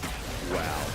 Absolutely amazing. Thank you, Bob. Explain the game state in relation to a pizza. Sorry, new viewer from Pizza Hut. So, if this is a chicken supreme pizza that Guangdong is making here, at this point, all that's got to be done is like putting on the last few toppings, right? You're putting on some extra barbecue sauce. No, do you know, no. Do you know what it is? Oh my God, it's perfect. It's perfect. It's like a pizza. Quantum Freaks had a pizza and it was beautiful. They had like the perfect Napoli. Yeah. They had gorgeous mozzarella. Okay. They had the most delicate sprinkling of basil. And then they went into that bottom side jungle and just sprayed pineapple all over the top of the pizza. That's what happened. I think the pineapple hate is overrated, man. I think no, it is, but it's super that's- contentious and often makes you lose friends. And instead, they lost a team fight. No, that's very true, actually. And also, to be fair, if you're doing an Italian-style pizza, definitely should shy away from it. Oh, absolutely. No, it's not just not how it works. So basically, if you've got high-quality ingredients and things Actually- like that, you shouldn't put pineapple on a pizza. Thank you. I hope our new reviewer from Pizza Hut has a better understanding of what is happening now. Yeah. But it's Whoa! Oh. In goes Courage, absolutely courageous there as the Winter's Wrath actually avoided by a Raptor due to a very nice Ultra Mega Fire fine. Kick. Yeah, And now he's on a magical journey. yeah. No So, guard needed. Okay. As I was saying, they're probably still going to just, throw the pizza in the wood oven. It's going to be Benedolia delicious. has the best answer though. Chefy, I don't care what you put on a pizza as long as I get paid. Exactly. Yeah. Gorgeous. That's the way to feel. As the Nash, and maybe a little bit of flipping. 50-50 Nash against Lee Sin. Is it a 50-50 when Bro are going to win this game? It's hard to know. Which universe are we in? That's what we're going to have to find out here. We started off in Quantum Freaks, but maybe, just maybe, Raptor's going to have something to say about it. Misses that Q though, and Frim taking a lot of damage. Ilima outside of vision for now. Courage going to get tagged. Oh my God, that is so much damage, and already the Azir has been taken down. Raptor, he was thinking about the Baron, but that is not what you're going to have to be concerned about, because look at this, Jax. The lamppost of destiny is bearing down on the skulls of Bro, and Polo is going to get bone skewered. Andal earning that POG that he deserves. Ignore the triple kill from the top laner. It's all about the Pike, and they'll go back to the Baron that Andal rightly deserves. Ilima time traveling back to 2022, 2021, when he was dunking on everyone with a beautiful fight there. The Jax comes out, and he, together with his trusty buddy Andal, sets up the fight. As we take another look here, Karius does get the charm, but this is Crown and Zero, so actually the burst doesn't really lead initially to that much, and then when they do a pick-up cleaver, Ilima has already gotten Anish to health. Well, I mean, Gets the Andal set up. Andal definitely set up. Yeah. Just Oh, Polo misses the flash. That's unfortunate. That's why Ilima got the triple. So Yeah. it's a mistake from his opposition, but Andal set it up. Yep. Yeah, so it could happen. I'm really struggling to defend this one. I'm not going to lie. Atlas. I may have been a little bit hasty on my excitement about Andal and his POG performance. Atlas, you know what they say. Better to... I mean, the translation is... Better it's a to Dutch- have loved and lost than never loved at No, all. not what I wanted to say at all. Isn't that what people do say though? That No, is they one do. of the things that they say. Yeah, definitely. Is Karis. Yeah, Karis. There's a lot of few skill buttons shots are gonna going be left and right. Imagine like being that deep and then not even losing your Banshees. And Raptor's dead. A lot of stuff happening. So, no, it's a Dutch expression. Basically, it means it's better to like come back after a mistake like halfway through than continue going onwards and make the mistake. So you can still repent by just voting for Ilima. Oh, right. So Yeah. it's better to change than to double down on a mistake. Exactly. Oh, that's not how I vote. That's not how that goes. That's not what's happening. Nope. No? Not at all. You're committed I'm committed. to Andal. And You've locked it in. yeah, I'm not going to divorce my vote. It was till death do we part. Double dunk, you got shit. The only way that I can be saved from my bad vote is if Bro win. Because then I'm just not allowed to vote for Andal. Perfect. It'll have to be a Polo vote instead. I forgot about Grass Boy. What's Grass Boy? So I was called Grass Boy for a hot minute because I talked about herbs and like putting cilantro and stuff. Yeah. And then some people in chat were like, "That's grass on food." No, the weird. actual reason was there was a cake that Veldis and I and our partners, we went to a cake shop. Uh-huh. And then we got cake, and there was some rosemary on the cake. Yeah, that's a thing in Korea. Yeah, which actually, I really like rosemary, so I ate some of the rosemary. You're not supposed to do that, I don't think. Not bad. It's fine. Yeah. Because you can You're not just going to eat. die, yeah. Yeah, you can just eat rosemary. We right? can graze. Do you still have your appendix? I do, yeah. It's Put on it through its paces, know what I'm saying? Exactly. It's Yeah. on focaccia all the time, and then that Rosemary led to me is being, disgusting. Can I permaban? Or is that an opinion-based permaban? I feel like it's yeah. What? It's just more than just a skull. Oh no! Wait, what happened? It was someone saying LCS or LCK CL was more than just a scouting place for LCS. No, chat. It's Get not. it together. If That's anyone all it asks, anyone, I see you. It's like 3,500 people in chat. If anyone asks, challengers, overrated, not good, bad. Yeah. And Bigger Bossu Bobarossu does have a point, and it's largely Frim's mistakes that have led to Illima's advantages. Which is why Andal is definitely the best choice, because it's an honest victory. Yeah. For the night. Absolutely amazing stuff. Ooh, I love that Bull. Like, if this was a different patch, I'd be like, I don't know why Gangplank is in the AD carry position. I like the evolution of item builds here in League of Legends. It's cool, right? Yeah, this is now the new Draven. Gangplank also getting buffed on this patch, kind of cute. I really like. I like Gangplank as well. Gangplank as a Whoa! King Flash, baby! And Cleaver is going to be able to get the ult off, and also manages to get most of the way out. Cull the Meek is going to be used, but an overextension is necessary in order to do so, and that means that Bro are trading down. But they are not going out without a fight as Illima He's just standing there. Standing. Look at him. Menacingly. The stalwart protector of the realm.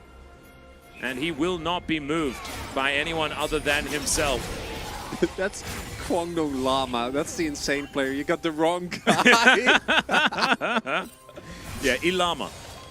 It's The one Il llama. Llama? Il Llama. One Oh llama. my god, he's Yeah. just not sick anymore. Oh. But Il in Korean is one. It's one llama, so It's just one llama. yeah, it's one llama. It's just him. yeah. I can't believe that even though it looks like Breon is going to get 2-0 by It's so Brover. It is a bit Brover. But they look, bro, they're doing it their own way, on their own terms. It's only a 10,000 gold lead. I don't know. They're still... yeah, with the scaling power of Lee Sin and Renekton and Atlas. Yeah. They can do it. Zaxcree, you might be right. I may lose my vote if I do go for the Andal vote. That is a risk you're willing to take. Well, it's a risk that I will take if that's a decision that I'm going to make, and I'm not going to. The 7-0 Jax is obviously going to get my His team vote. fights have also been so good, And he's well. solo killed Renekton at level 3, which is when you're not supposed to be able to solo kill Renekton. And yes, I mean, a lot of it is to do with him not playing very well, but the way he's snowballed has been pretty extraordinary. Cleaver on the chopping block again. Oh, he must know. No, but he's got a crown, so he'll be able to mitigate some... oh, never mind. But he's got a stopwatch, so he'll be able to mitigate some... never mind. Oh, but he's got Emperor's Divine, so he'll be able to... Never mind, as that is a kickback onto Illima. He's getting out of there. They're Alco Gaming! And I don't know how that even happened, because, yeah, there's no real option. Okay. Elma's going to be able to take his first life. There goes the Aphelios. All the damage is done. Bull's going to cash in yet again. Didn't have enough stacks, but that's fine. Double kill for the Jax. Make it a triple. As, yeah, Quantum Freaks, they've got a lot of money. And, yeah. Sometimes, you know, you've got your guy out of position, but then the boys turn up. Someone in chat, again, what scaling? I don't know if you know what sarcasm is, but when we talked about Breon scaling, it was not genuine. Well, it's all of the things that are covering the crocodile. Yeah. So, as everyone expected, Atlas. Yeah. The 9-game dream dies again. But the 0% win rate in Challenger also dies with it. It's as done! Kwangdong Freaks will pick up the 2-0 over Bro. And look, Kwangdong Freaks on 13-11, I sleep. Kwangdong Freaks on 13-12, I am well and truly awake. Awake beyond anything that I have experienced before. Have you ever had those moments where on a specific day you're like, wow, I'm really alive today? That's what I feel, witnessing the uprising of Quantum Freak. We're just having such a great time, Atlas. We're witnessing it live. If you weren't here, you can't truly understand what we just witnessed. Bull, his transformation into a Giga Chad Draven player. Iloma coming back from waking up. What felt like a year-long nap. Yeah, maybe 2 years, honestly. No, spring 2022, he was still really good. But back then, he had his buddy Bulldog, and Bulldog left him, and I think that really hurt Iloma's feelings. But now, he's out on the prowl again. You know, what a he's monster. Out. He's happy. And look, maybe now... crocodiles. We might not see Ari being picked into Azir and Bonobo decisions like that being made. Isn't it fantastic?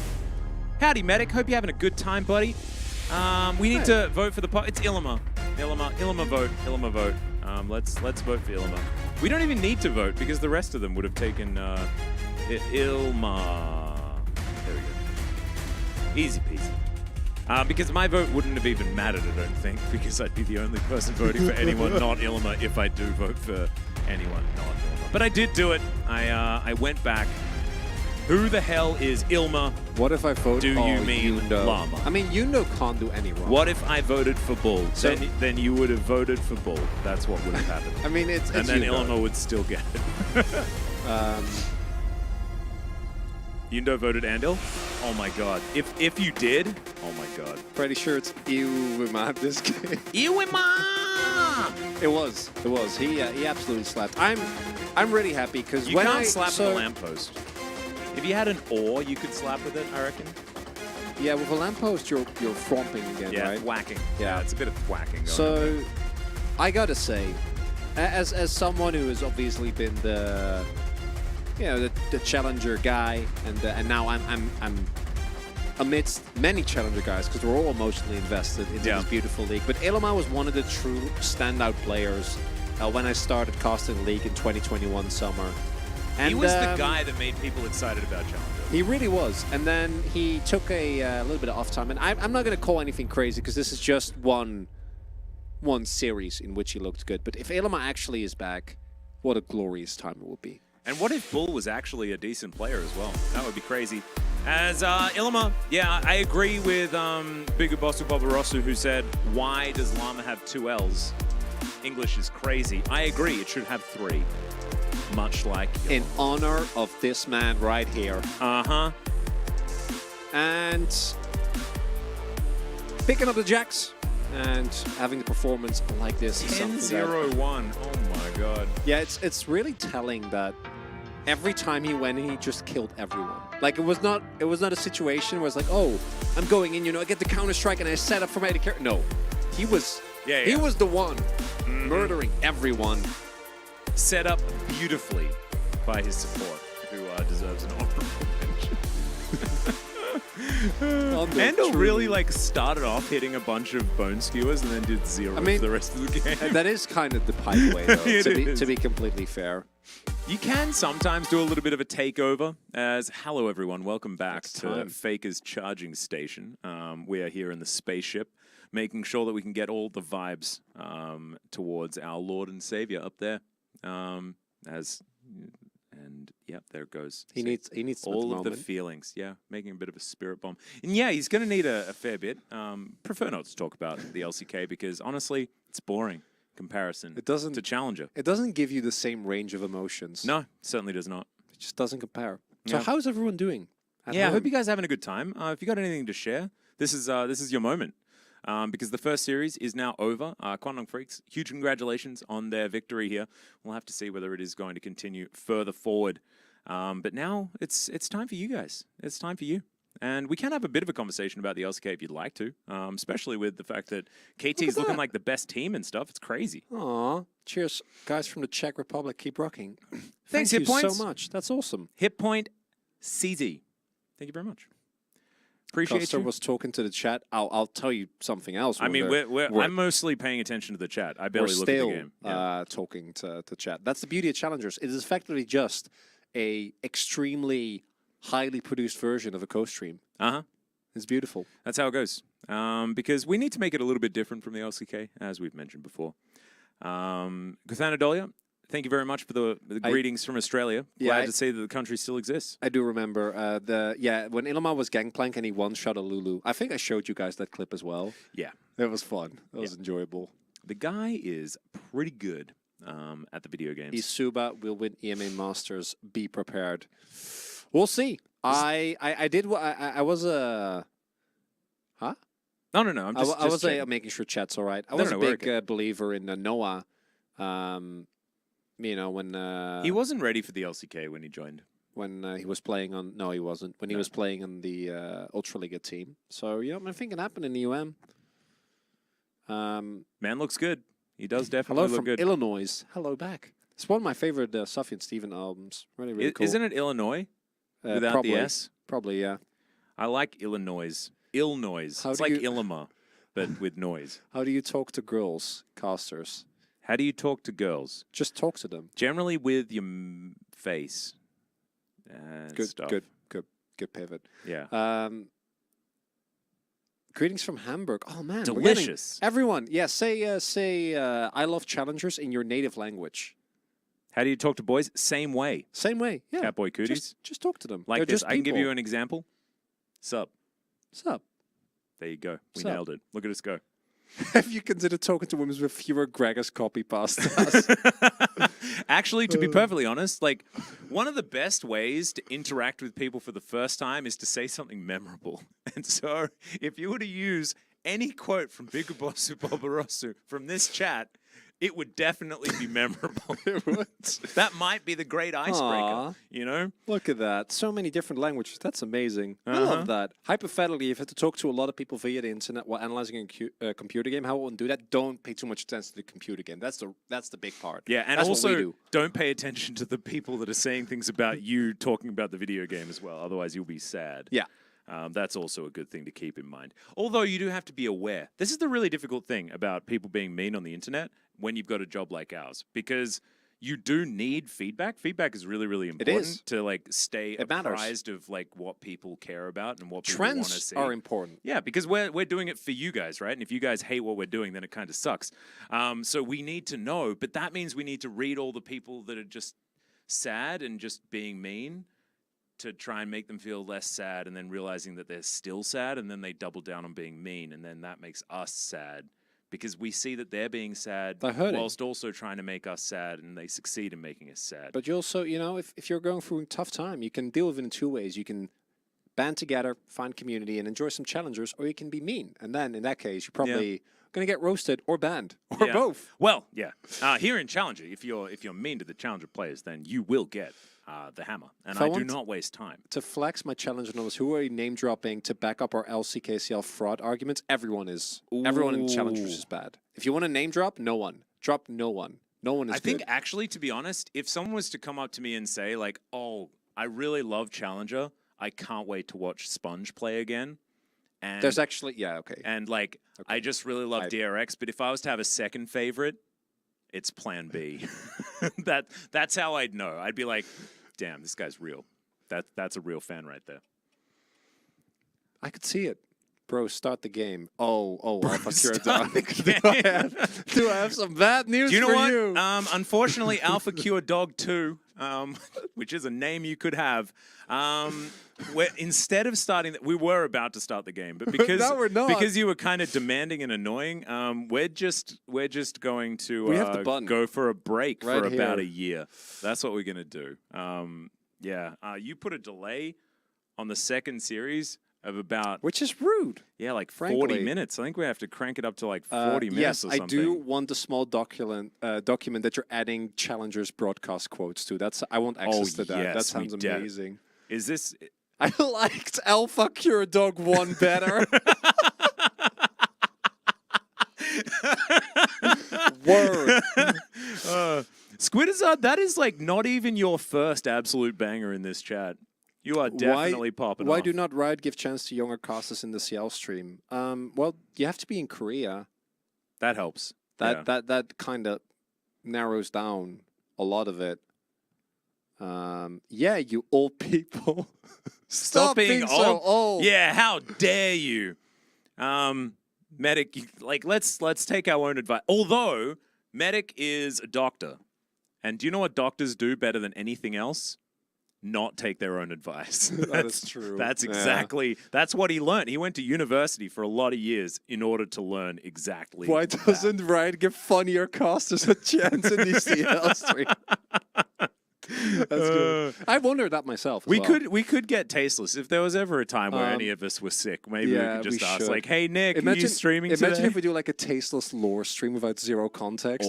Just put them up here together. That'd be incredible. So chat, there's no delay. There's an interview currently going on, but we don't have a translator. So we are just chatting to you guys until we go to a break, and then after that break, we'll be back with the second series. And guess what? There is 3 best of 3s today. 3. We only had the first one. We'll have 2 more.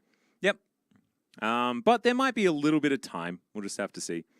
Hey, casters, now Medic is here. Can you just subtly roast Rakan? Tai Chi, son. Rakan hard carried our first game this series. He did, and then lost the second one. Then was banned the second one. So I don't think we're going to be able to do that. Unfortunately. No, he wasn't even picked. He wasn't banned. Also wasn't picked. No, he just ignored it. Got ignored. By the way, StarCraft? Yeah, heck yeah. 9-game day ruined. I know, that's the true tragedy of this first series.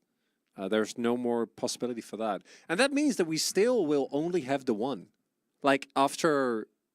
I really hope we're going to get one in summer as well. Because we had one in spring. Yeah, the 9-game day. It's really rare. Yeah, and we got it pretty early as well, didn't we, last season? Yeah, it was like 3 weeks in, I want to say. 3-4 weeks.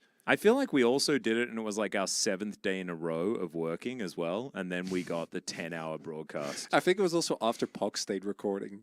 Yeah. So casters, please invite Law to TriCast challenges. Maybe we could just we could send her a message. We're going to be here for the next 6 hours or something. Gives us some time to make our way down if she'd like to. Oh no, I think I saw on our. Oh no, she's going to Busan, isn't she? Busan, Yeah. What people don't realize is actually the casters are green screening. Yeah. No. That's true. We are AI. Yeah. We're not real.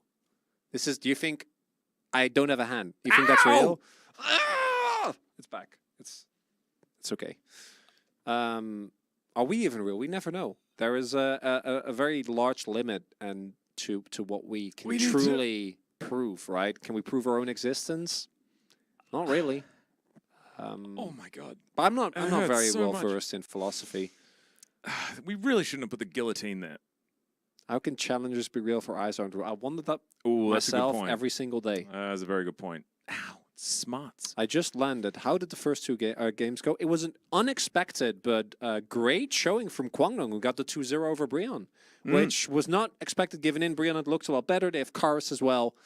But Kwangdong and Ilima... I should leave my lack of hand elevated, shouldn't I? You should, yeah, because otherwise you'll be in trouble. Yeah, otherwise I'll bleed out. Okay, we are going to go to a bit of a break, ladies and gentlemen. We'll be back for our second series immediately after this, and I'm going to go attach a prosthetic hand. See you there.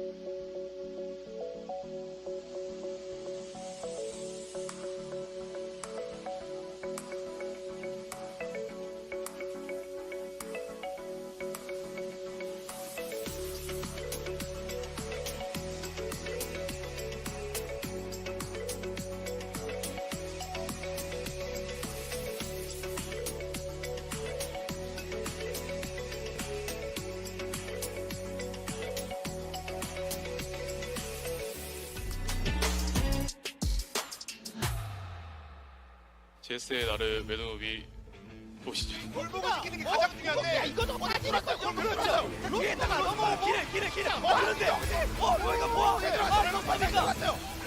나를 여기다 들어가. 그리고 칼페 지금 데미지 한번 빠지고 다시 온다. 야 아니 이거 빠지네요. 이거 빠지는데요. 게임 박살냈는데요. 이게 됐어. 나를 KT 입장에선 이게 뭐 가져가지고 그 다른 변수를 만들면서 뭐 될수 있는 5대5 이구전은 원하는 교수는 루스터가 한번 루스터 미친 와 당신 와 어떻게 도망갈 건데 이야 물부킹으로 바로 생명 라인이 피가 없다 보니까 다시 끊기가 좀 힘들죠 밀려나는데요 매우 괜찮습니다 시점에서 그리고 타워까지 우리가 안 끝낸다. 여기서 스매시를 조금도 갈 거야. 도망가야 돼요. 살살로 못 이기는 거잖아요. 프리드 막을 수가 없습니다. 빅 플러스 이야. 잭슨 사이드에서 못 막으니까. 바로. 여기서 잠시 세죠. 리셋터! 근데 인싸움! 그리고 집! 싸움권 못 뛴다는 의미거든요? 이거 끊을 수 있나요? 근데 억제기 2개 그리고 상대부터 하나 나갔고 그리고 본대 싸움 지키안 들었어! 제리가 없거든요? 딱 나가줬어요! 제리는 하도 없는 부업방이죠. 그런 맛이 없죠! 이러면 끝났죠! 여기서 경기 끝! 제제! 네가 일각 총 DPS 훨씬 더 잘 만들어갔지! 커리가 일단 한번 들어가 보는데요? 충격이 안 됐어요? 네. 이거 벌써 그림이 안 좋아 보이는데요? 클리버가 그럼 단전을 봐 뒤에서 클리버가 하겠는데요? 잠깐만요. 야, 이거 크산세가 엄청난데. 네. 원래 이 정도 체크산세가 앞에 가네요. 이거 아지가 남아있어. 이런 구도면 아지가 왕인데다가 앞에 와! 상대 BI. 남은 건 클리버. 클리버도 갑니다. 녹심 e스포츠 아카데미.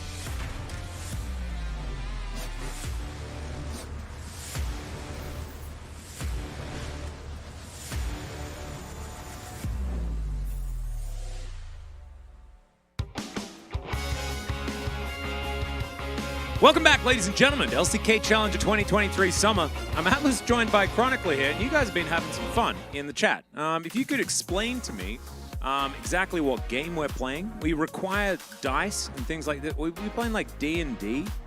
I'm a little bit confused because apparently my name's Arliss and I'm morphing into a Chronicle and I become Calusical. Charlusical. David, are you okay? Is my question. Oh, it's a campaign. We're doing They're doing a tabletop D&D. sims in All right. chat. That is actually, we're running a D&D campaign. It's called The Prophecy of the Elder Flip. Oh my god. And you had an encounter with a wild atlas. Okay, it all makes sense now. That actually is a great explanation for what was happening. Yeah, no, I completely appreciate it. And all power to you guys. I hope the game continues. And then we'll get into the draft. Andrew, start the draft. Wow, yeah, because you said so, we're going to do so. Hey, he's a swag doc, okay? We gotta put some respect to the name. If he says start the game, you know what? We're going to do it in our own time, and we don't work by your rules, Andrew. If that's even your real name. How long have you been casting? 2016 or 17? I'm not 100% sure. I think 17. 2017 years? No, since 2017. I've been casting for 2023 years. I started in the year 0. All right, let's introduce Gen.G Global Academy. Zest winner, Ophelia, Cafe, and Lospa will be the ones taking to the Rift against Nongshim here today. Ophelia, of course, known for his glorious hair, you can see is continuing to be voluptuous and lovely today. Absolutely fantastic. Cafe's been performing very well this season, didn't do so in the last season. So looking forward to a continued improved performance, especially now that he's against the one and only, not Calix, not anymore, not this week, because Vital is actually moving down to save Nongshim's challenger roster. What's the difference between this and the regular LCK stream? Just keep watching. You'll figure it out. This guy didn't know that Zest switched from StarCraft to League. He still plays Protoss, don't worry. Don't you worry. He'll find a way. Top lane. Vel'Koz only. Yeah. So, on Nongshim's side, the team has been having some ups and downs. Some great games, some games where they're doing not so hot. But I do think a lot of that can be contributed to the fact that they did not have an AD carry. They had Calix auto-filled as an AD carry who, while trying his best, isn't really comparable to the real thing. And fortunately, the real thing is back because Vital, who made finals in 2022 spring and generally has just been a really strong carry when it comes to challengers, is back.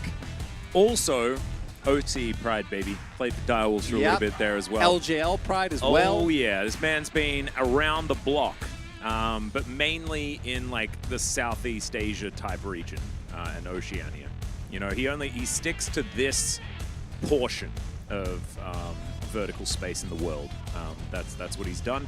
And I appreciate that because we'd hate to lose him to Europe or North America. It's a bigger flight, you know. Getting back from there is tough. So he's sticking around in our general vicinity and is thankfully now back in Korea, just chilling there in the bottom lane with Double H, and we'll see how they're going to be able to perform together in this particular game. Some Nongshim fans. By the way, Flash isn't the Faker of StarCraft. Faker is the Flash of League of Legends. Yeah. Please do not mix that up. Flash is Flash happened first. Flash is a very special individual. Yeah.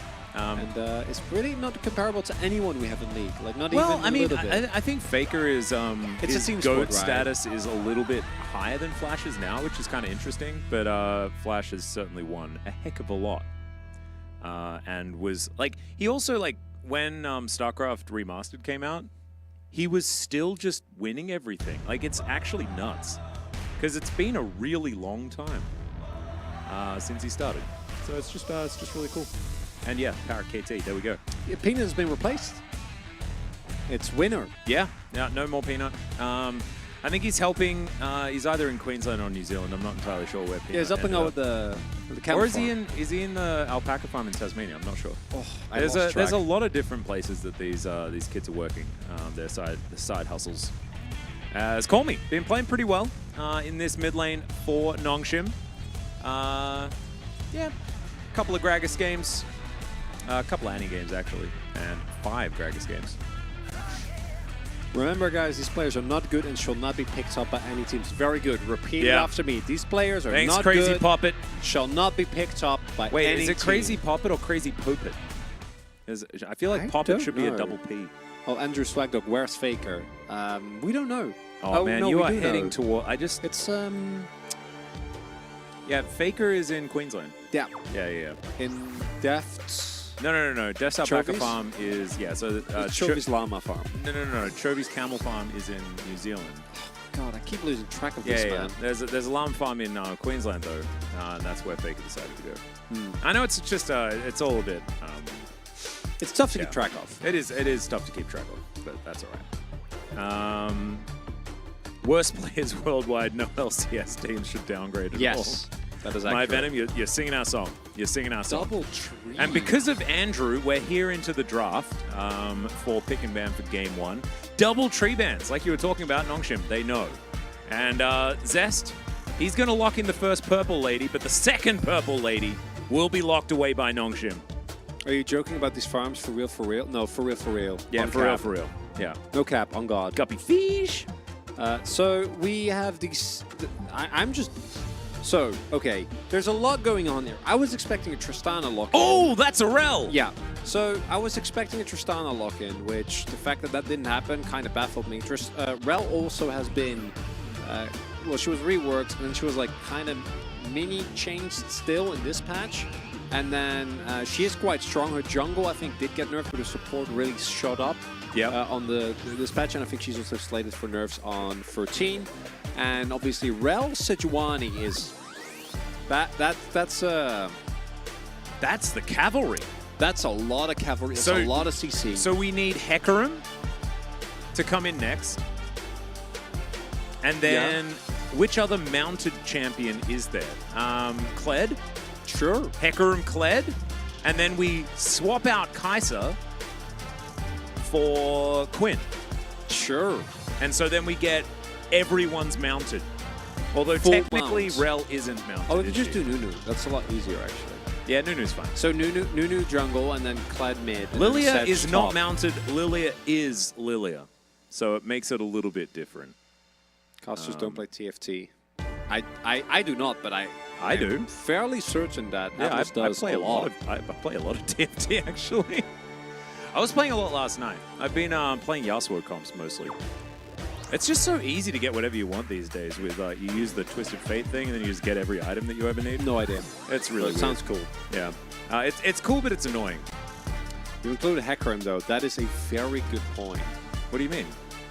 Of course, I included Hecarim. Well, Hecarim and Lilia are basically the same. Yeah, but I think of Hecarim as the Headless Horseman from Sleepy Hollow. Okay. So That makes sense. he isn't actually a centaur. So- he's just a Headless Horseman. We Tristana here, and then we kind of win the game, no? Yeah, why didn't we ban Tristana? I have no idea.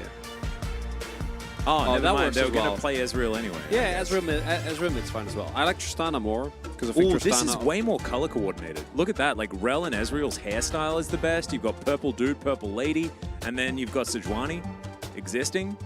Really, really cool. I just like it. I like how it goes. Also, Nongshim's dive comp is like real divey. I'm into it. Oh my god, they're actually just playing the Kai'Sa counter in the mid lane. I should have really seen that one coming. Yeah, we should have actually. seen that one coming. So it's going to be... But I don't love... I still would have liked Tristana more. Yeah, no, me too. Because Rel Tristana is great. No, but also Rel Kai'Sa is really good. So, I mean, the one benefit, I think, is that the amount of CC that's available is still great for Nongshim here. You have 3 activators for Kai'Sa. The downside is obviously you're playing dive into Cannon and into a Xayah. Yeah, it's not great. But it's important to remember that Kai'Sa does, like between Kai'Sa and Ezreal, you actually kind of transform the comp. Because it will be the AP variant of Kai'Sa. So between Kai'Sa and Ezreal, especially, I don't know which build Vital is going to go, but considering that there's no front line, you can just go like full burst build, go like Essence Reaver and Manamune and really try to go Navori, like really go all in on crit. And then you have, between Kami and Vital, like really great poke, with really good engage, you can play 1-4 with Jax on the side lane, and if they miss position or mess up, it makes it very hard to play. For Gen.G, I think their team fighting obviously is great. Their mid jungle 2-2 is really strong, but this specific iteration of LeBlanc, to me, doesn't work as well with Lee, because I think a lot of it comes down to how well you can poke, and the early game's a lot weaker. So LeBlanc, to me, has kind of changed into... She always was like kind of a quote-unquote poke champion, but now she actually just straight up is poke. Yeah, she used to be poke, but you die from Poke-ish. Yeah. But now, you're right. It doesn't work. Like, you don't have the burst damage to pair with the Lee Sin as effectively. But it'll still be a pretty good combo as the game begins. So we'll see how things actually go. Not enough coffee for Atlas. I've had 2 venti-sized cappuccinos and the coffee that I brought from home. And also the coffee that I had at home before I got here. If anything, I've had way too much coffee today. Well, your tolerance is good. No, Ivern is actually now permabanned. It's really strong and definitely a champion that is seen. Ivern and Rel on one day in my LCK challengers. Isn't it incredible? We're also getting the Kaisa mid lane as well for our challengers to experiment with here. And Call Me could maybe get a victory on it as well. Absolutely fantastic. Let's rock out a little bit to some Carly Rae Jepsen.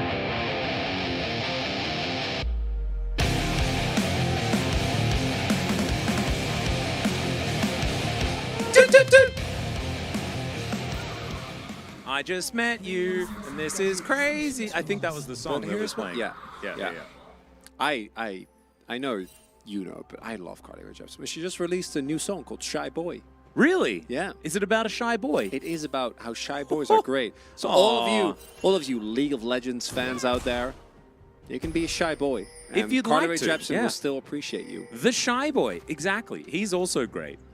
How is he doing these days? I haven't actually kept up. He's not doing so hot. He was doing a little bit of early season Illimer, you know, recently.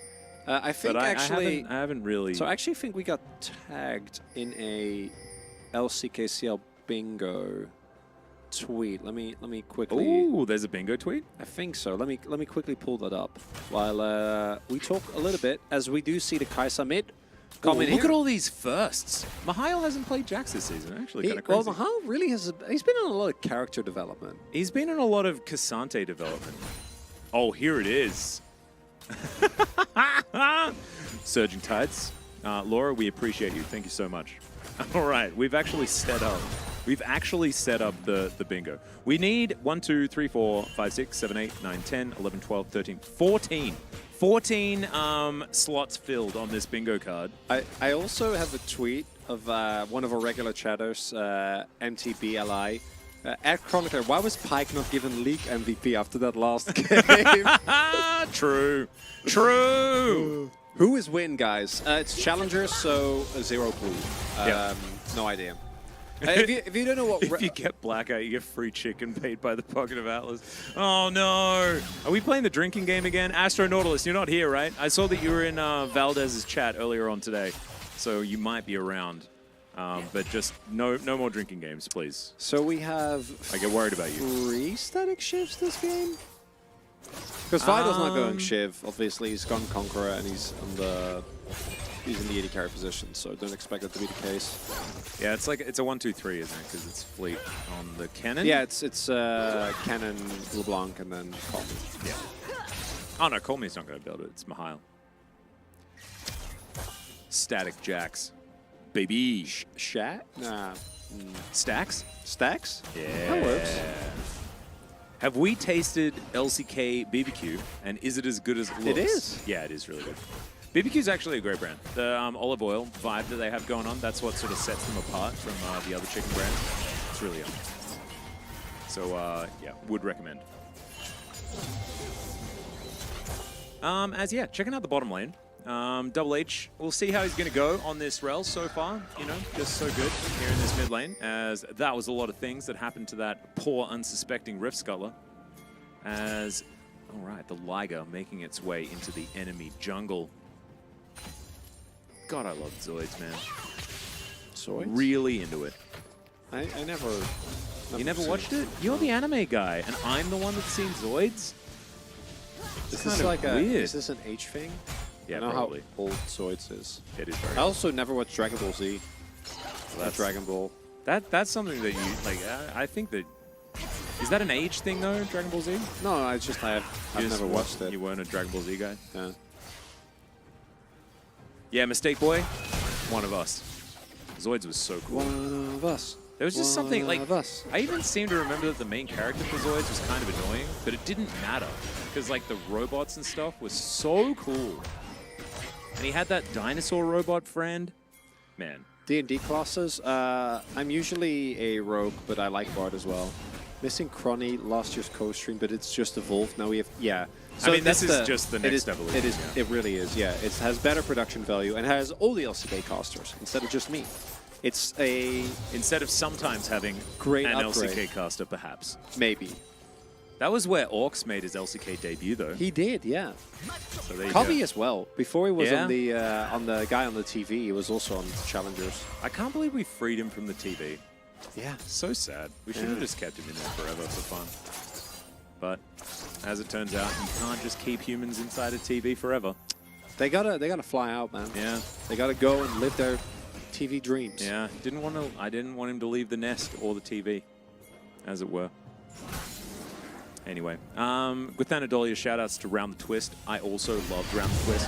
What was there was one where they planted a lemon tree over a fox that died and they buried the fox or something. That one was creepy. That was a creepy episode. Oh, and there was the Magic Underpants episode of Round the Twist as well. Bronson like put his underwear in the microwave and it made them into magic underwear. I have zero idea what you're talking about. I know, it was super weird. I think with Anadolia, back me up. Do you remember that Zero episode, clue. the magic underwear episode? What? Yeah, that's real. That's happened? called Australian TV, baby. Captain Under... Okay, well, I... Can't remember, but you rewatched the Water Spirit episode last night? Oh my god, I actually remember the Water Spirit episode.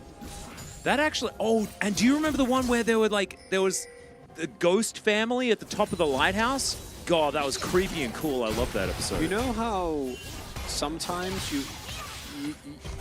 you have a party, right? And you go to a party. Dora Too Crazy remembers it as well. And at the party, like, they're meeting all these friends from their from high school and that they used to hang out with. And they're just making all these jokes and references, and you just have zero idea what the hell is going on. Yeah, that's I'm me. talking about like an That's me. old Australian TV show. I'm going through that right now. I'm like trying to like. It actually, What it's is kind the- of what is- poignant because the guy that helps us out here at Challenger, his name's Bronson, and one of the main characters in Round the Twist, his name is Bronson. And he was the son, and they'd always say, Bronson! They get really upset at him. It's really fun. Big fan. Okay. Big fan. Don't worry, Connor. I'll casually laugh alongside you in a confused way. I really appreciate the sport. I need that right now. Bit in Hey, shambles. I'm having a conversation with 2 people in chat, okay? We have a very wide spread of different audiences that aren't from Australia, Atlas. Hey, that's true, but we also have with Anadolia from Australia. Yeah, All right? I'm aware. So I'm just, you know, you can cater to everyone or you can cater to just one person. And one of those things is the correct thing to do, and the other one is the thing that I'm there's doing. another one, the Raider as well. So Hey, there we go. I mean, yeah, the Raider was there. There's also a lot to be said about when it comes to artistry, right? Not making the art for the audience, but making the art for you. That's actually a good thing as well, you know? And then bring everyone along for the ride. Yeah. What I should be doing is providing a little bit of context. But you can't provide context around the twist because it's actual insanity. The whole show. Theoretically, it's like a family values-based TV show, but all sorts of really insane stuff I happens. think it's actually better if you don't explain anything. Yeah. You just keep talking about it. No, it's Because that it's really actually nutty. works better. It also 'Cause it has makes like it these very weird funny. interludes with like just like random plants talking to each other and stuff. It's really odd. So Karlex didn't really get benched, but Karlex is a mid laner. Yeah, Karlex is a mid laner, so Colmy's the one playing, and Karlex played the bottom lane because they didn't have an AD carry last And week. he tried his best, but they were losing a lot. So Oh, it understandably, was based on Paul Jennings' books. That's interesting. Do you remember the Wicked series by Paul Jennings and that other guy? I had so many of those books back then. Oh, Zest has ultimate. Yeah, they're going to look Might for have a something fight here. here. Might actually have to pay some attention to the game as Sounder goes in, does manage to find Zest. But Mihail's moving on forward, finds a counter-strike as that was an unfortunate engage from Lospa. Yeah, gives himself the thumbs down, but it's still going to be Gen.G coming out ahead in this fight. Sounder's going to go down for the second kill. And now they can get to work on the Rift Herald. Gen.G making it look easy in the end.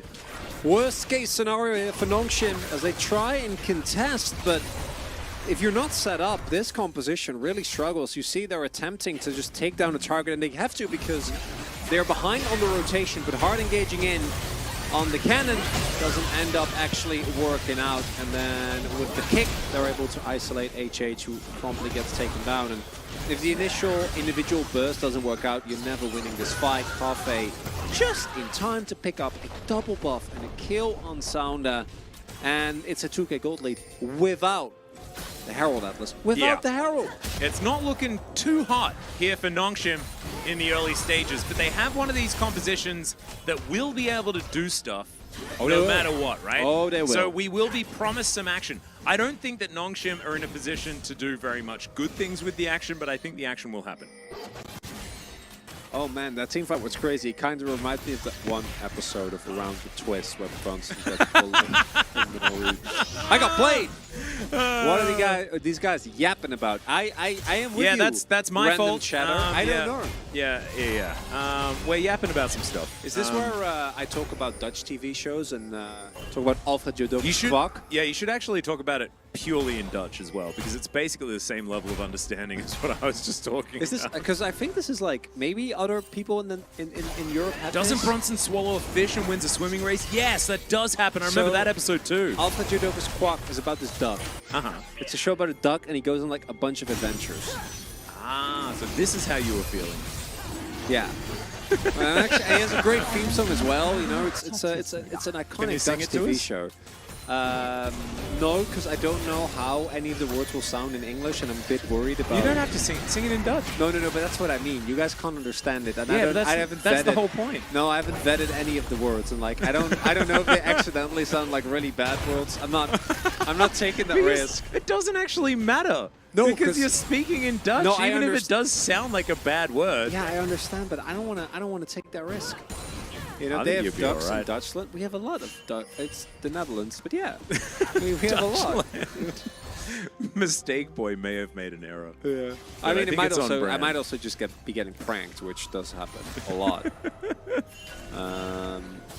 Dohet, take the risk. Do it. Yeah, no, I can't.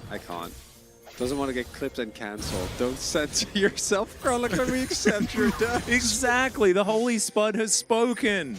But I don't remember the lyrics. I'll report back. I'll listen to it, and if I think I can do it, I can. Oh, I see the comment. Dutch is a pile of consonants pretending to be a language. That's my favorite description so far, as that was not Zest's favorite moment as he gets completely exploded in the top lane. Apparently it was also available in Japan under the title Ahiro no Kuwaku. There's no way. Oh There's God, no way. amazing. Wait, if that I'm gonna Google this right now. If that is true, I don't know how to respond to that. Chaotic Vision says it's real and it's in full cap, so he can't be lying. No. I'm getting pranked. There is absolutely zero way. Oh, he did kill a ward, so I think that means that it is actually basically fine. Bum Bun Squish. Ooh, made the calling Chronicler Danish mistake. I mean, Dun, that was, dun, I thought that was a dun. meme. And then the first time it wasn't. It was an accident. And then from there on out, it was always a meme. To be fair, Coleman might be dead here. definitely dead.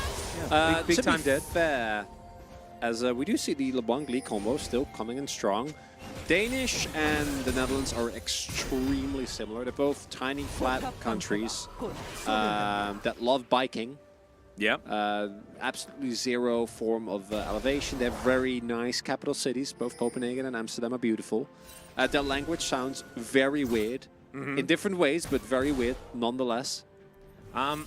Based on my experience with Danish people, it's and just Dutch, oh, that's tragedy. Yeah, there we go. Sometimes you back. It was in an almost inappropriate done place. as well. Feels bad. Anyway, that's fine. Yeah, in my experience, I feel like Danish people are kind similar to Dutch people, but they swear more in English. That makes sense. Because I know you, and I know Deficio. So that's my experience. And so that's I'm going to make the generalization based on that. And I think Deficio oh my definitely God, it's made... actually real. So it's actually your Dutch TV show was released in Japan. Ahiru no Kuwaku. It's real. And it was all... So it's a duck from a children's musical by a very famous Dutch artist, Herman van Veen. And then it was turned into an anime, which apparently was made by the Netherlands, Germany, and Japan. Huh. The more you know. The more you know. That now occupies stuff in my brain, which is kind of crazy. So it's Alfred Jodokus Kwak, or Little Duck's Big Love Story, The Adventures of Alfred J. Kwak. Or, I'm not going to go on the Japanese title, but it's there. It exists. There we go. Unbelievable. And that's why Chronicler is an anime fan. It was there, part right? of his people It was this there whole all time. along? Are you kidding me? That is mind-blowing to me. Well, Fitzspire apparently knows it in German from his childhood. Wait, yeah? Activated the neuron? Wait, let me go. So we have a bunch of other people, right? I'm going to do some other... So there is Rasmus Rapp, Alfred Jotkwak. I don't know why the... A yacht quack? Jot, yeah. It Is says that a duck on a yacht? Alfred Jotkwak. I don't know why... Wait, Alfred is on a yacht and he's a duck? Well, I don't know. It just... That's the title that I'm seeing here right in front of me. Cool. What? No, I mean, I guess. Yeah, it's really cool. There's a couple of other ones, but I can't pronounce them because my... Why is Chronicler speaking in castle tongue? The duck always had a Dutch accent when speaking German. That's amazing. That's perfect. Wait, Prince Albert the duck bought himself a yacht and he's a duck? Yeah, oh, okay, so you're speculating with me. Okay. In hindsight, I did have a lot of... Because I was also really into Donald Duck, you know, like the comic books. Yeah. Yeah, I was obsessed with those as well. I really like Interesting. Count Duckula. As far as ducks are concerned, he was my favorite. Count Duckula? Yeah. That was Is like that a a cartoon. show? Yeah, it was a cartoon. Huh. Count Duckula was dope. Scrooge McDuck, also pretty good. Mahal, a man alone. Yes. But a man determined to do some stuff. Okay. And a man not going to get queued by winner, but probably still will get killed. And eventually does get queued. Wait. But now Cormy's going to come in. True Shot Barrage comes down. Double H is here. He's called in the cavalry, quite literally. And they're not going to be able to kill the Jacks. They're not killing Captain Jack Mihail today. Who is this guy? What an absolute legend. I've absolutely no idea. Holy moly. I can't believe he lived there. That's actually because he had the sidestep on the cube. Although also, you know, winner, if you're going to kick someone. Did he kill him actually? Okay, well, we'll see it in the replay. But I can't believe that he lived. That is mind-boggling. Why didn't I say Captain Jax Sparrow? I'm Jax. so dumb. So there actually is a... Cunkbot knew this whole time. So there is a South African rapper called Jack Sparrow. Oh, cool. Yeah. Well, I mean, that's maybe you another wanted- reason why I should have done it. Maybe you wanted to know that. Oh, man. Astronautilus, welcome. We Chronicler- mentioned you just the other day. Dutch or Dutch? By the other day, I mean a few minutes I ago. am Dutch. The original I'm not a terrible duck. gamer, South Africa represent. Yes, I'm from South Africa, and it's true, yeah. I don't know Commonwealth how Brothers. I know that. We were really getting out here today on Challengers. Yeah, I know. We've really gone deep. But Jack Sparrow is what I'm going to use next time. There is a Jax that doesn't get caught. So there we go. It's actually really good. Atlas dropping Yeah, South. no, that was definitely Chronicler. I have no idea what he's talking about. I'm just pretending. Just to keep it going. Please come to Mexico. I would love to. We'd love to go Just to for the Mexico. cuisine. Like, my God, man. I've be had, down. I missed out on Mexico because I wasn't there for yeah, you weren't play-ins in LA. that one. Yeah, that one time. the one Worlds. Yeah, the Mexican food in LA was, as it turns out, pretty exceptional. I'm sure in Mexico proper it'll be even better. Do you know what's weird? I only started eating Mexican food after moving to Korea from Australia. I'd never had Mexican food before that. Really? Yeah. I think I'd had like, you know, the odd taco here and there, but I now actually eat Mexican food. Very strange. Anyway, Kafei's going to have to use his Feather Storm. Uses it in a direction that doesn't really do anything for him, and Sounder is going to look for it, gets the flash out, and now he has absolutely nowhere to go. Kafei made a series of decisions that led to his demise. And I don't want to comment further. One might say that League of Legends is nothing but a continuous chain of decisions. And the I'd decisions like to think that basically what that was is Kafei taking a bite out of the taco and then the whole thing breaking open and falling on the floor. Oh, it fell apart? Yeah, that's what happened. Oh, he didn't have like a little napkin Next or something time, to carry next time it? he's going to choose soft shell taco. Let's just say that. Oh, that's rough. So, Gen.G are very ahead in gold. And oh my god, he's such... Look at him go! Mahal does not mind about what's going on here. As it turns out, as Double H is going to dismount and look to see whether he can win a battle. As, okay, yeah, the chain is going to come down, and Ophelia is now going to look to go aggressive. Not again! Man, Jax Parrow just How never did he in do it trouble. twice? Killer Instinct comes on in. There's the flash from Colmy. Actually, some pretty slick mechanics there from the Kaiser. And Ophelia going to be punished. I'd be tilted, not going to lie. This guy was a Cassante one-trick! Well, Who now, is he? well, it's Jax Parrot, as we know. Oh my god. They're going to stop trying to catch him. Leave him and his Black Pearl alone. I'm baffled. I'm vexed. I'm flummoxed, Atlas. Yeah? How did he get it? Flabbergasted, one could say. Twice in a row. Yep. He made the exact same play. They should stop flummoxing themselves by trying to stop this Jax. Just accept their fate, understand that he's going to be in a side lane, and he's going to be killing turrets, and there's nothing that they can do about it. And this time around, Sounder is actually here to try and protect. Winner's going to move on up, and I don't even know whether he'll survive, but he does manage to eradicate the minion wave. Yeah, the weirdest part to me is that it feels like Nongshim is ahead in this game. And they are when it comes to Drakes, but it is Cloud Soul, so not the best. It's good, but it's not the best. No, it is the best. So it's good because you have a lot of characters that love Benefit the a lot extra from the movement speed. Yeah. And movement speed is the most valuable stat in the game. No, Mountain and Hextech would both be better, but it's fine. So, I mean, you're wrong. that's okay. You don't have to spread misinformation. Chronicler, if you have time in between games, you need to check the live channel in your Discord. What is happening in very friendly Discord? Do I need to be worried? Are they okay? What's going on there? Yep. Dora Too Crazy also understands that we need to dispel the myth that Cloud Soul isn't the absolute Okay, be well, all and let's end all dragon. talk about the value it provides, right? Because between Mahal and Call Me, Yeah, imagine and Mahal, HH, but it has faster. a ton of extra. No, it actually does have a ton of extra value, but it doesn't auto win you the game. If Nongshim lose, I'll admit that I'm Cool. Or if I they, don't like, think they if will. Gen.G gets 4 So, Cloud Drakes. My issue with Gen.G's comp is that as strong as it is very, it's a lot more finesse based, wherein you need to actually get like a good flank from Zest, or you need Ophelia to get in and get enough poke down, and otherwise if it's just a straight up 5v5, I do think you're going to struggle. The front line and hard engage from Nongshim is really good as Mahal continues not carrying, now sitting on a will Hull they- Breaker. Will they ever need to hard engage? I mean, if Mahal just keeps doing this, they're just gonna win side lanes. Oh yeah, the 1-3-1 is not really He's got a viable. hammer with teeth on it. It's terrifying. Yeah? That's what it is. Who That's win? like that's an We don't upgrade know. from a lamppost, I reckon. Yeah, nothing bad is happening in a very friendly Discord. Oh, So there's some teleports coming in.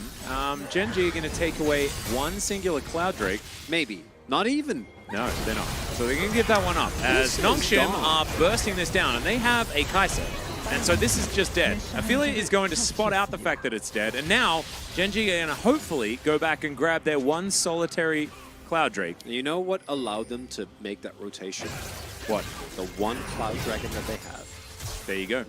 Able to get over there, manage to lock that one down. But honestly, like, unless this True Shot Barrage steals this, which it won't, I think Baron, in exchange for Cloud Drake that gives you Cloud Soul, it's debatable whether it's worth it. Debatable? Yeah, really? Debatable really whether it's worth it here for It's debatable Nongshim. if it's worth it. Yeah, I'm not sure whether for it's worth it. Nongshim? Yeah. Okay, Not sure. when are you gonna... This is the Ondo situation all over again. Unbelievable. I don't have to vote for it though, so we're gonna be fine. No Ondo votes in this one. Honestly, that was just some 5-head Discord advertising. There you go. I've never been mentioned in a negative manner. It's just a meat tenderizer. Wow, I wanted to make it seem sinister and cool. I don't know why sinister means cool, but it did in my brain just then. Jax the Cook sounds cool. You know, with a meat tenderizer, just making schnitzel. Yeah. Just in his house in the Austrian mountains. Making schnitzel. Making schnitzels. Would you like some? You know, some fries. Yeah. I'm imagining like he's got like one of those triangle houses. It's like perched on the side of a mountain. Yeah. And he's like sitting out on the balcony. Living his best life. You know, he makes his own bread and then he turns those into breadcrumbs and he uses that for the breading. For some reason, he like in my brain looks like Chris Hemsworth when he was in the fat suit. You know?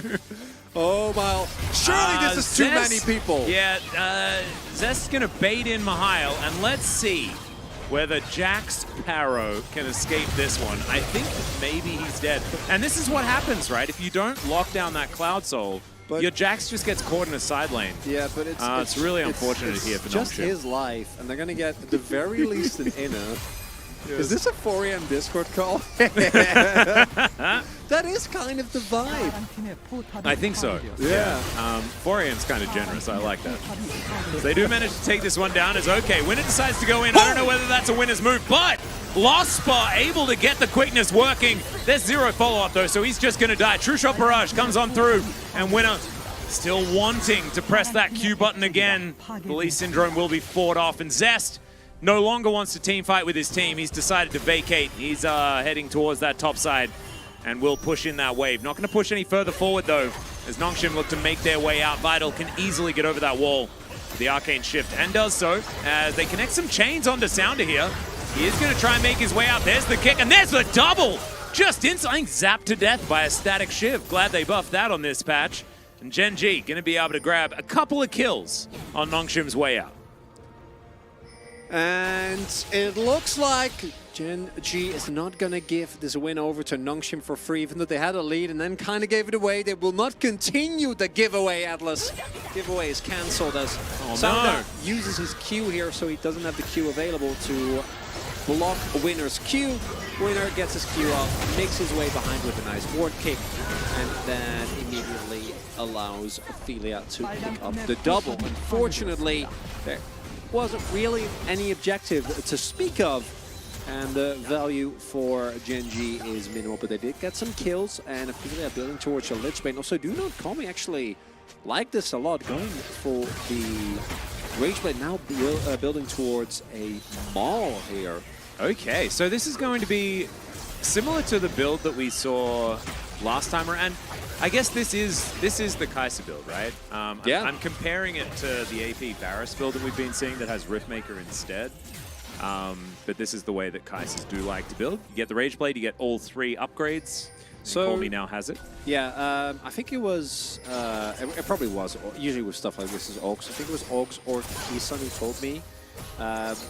One of the big reasons why Riftmaker is so popular is because when you use ult, the free Blight stacks all proc the Riftmaker. So you basically get an instantly stacked Riftmaker every time you hit an ult. And yeah, I think for Kai'Sa, the extra survivability that is provided by the Maul Shield is really valuable, because you are going to go in. This is not full AP Kai'Sa that we saw. This isn't poke Kai'Sa, no, you need to stack that Rage Blade up. You really do. You really want to go in, and you do, of course, have your W poke, but it's more about enabling and then popping in and assassinating whoever you happen to queue. It is definitely a podcast with Jason Beckner. Yeah, that is accurate. We've been talking a lot about the game very recently, but that is largely because this is pretty close. You can see Nongshim have about 1,000 gold lead. They will be able to make this unwinnable for Gen.G if they can take the next dragon, though. That's going to be up in 15 seconds' time. and that is a Cloud Soul for Nongshim. Gen.G have the ability to get to double Clouds, and that is going to be twice as many Cloud Drakes that Nongshim have, and that will put Gen.G in an absolute winning position. And it looks like they have sole possession of this pit. That's just going to explode, and so the Cloud Drake, not something Nongshim are interested in. And so now Gen.G, I mean, you can look at the gold, and you could tell me that it's 1,000 gold in Nongshim's favor, but having twice the amount of Cloud Drakes, I think is, like, for a monetary value, I would say, is, like, catastrophically ahead. Can chat cast the next fight while you podcast? We've done that already before. Yeah, I think you guys have been casting like the first half of every game. No, so but far. remember we did do that. We yeah, did that. We had a Twitch chat call cast the team fight. Yeah, that already happened. You guys did a great job. Yeah, it was awesome. We didn't say anything. You could cast the next one if you want to. Yeah, we give it the chat. Sound off in chat if you want to cast. Like maybe I'll take this and then you guys can do the one after that. As Double H goes in, they just explode the cannon before he can do anything at all. Slicing Maelstrom, still up and available. He's not even going to be able to teleport in after he respawns. That's going to be 50 seconds time as Lost, but tries to dive on top of Idol, but he gets out of the way. They explode the Kai'Sa, sorry, the Xayah, and there is nothing that Gen.G can do. There's nowhere that they can go.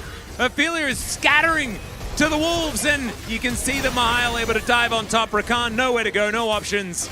And it's Winner and Ophelia just trying to get themselves out. Gen.G looking a little bit lost in that one. They're not giving up. Not even their Cloud Drakes could save them. True Shot Barrage came on through there as Sounder dives over the wall. Winner is just going to call it.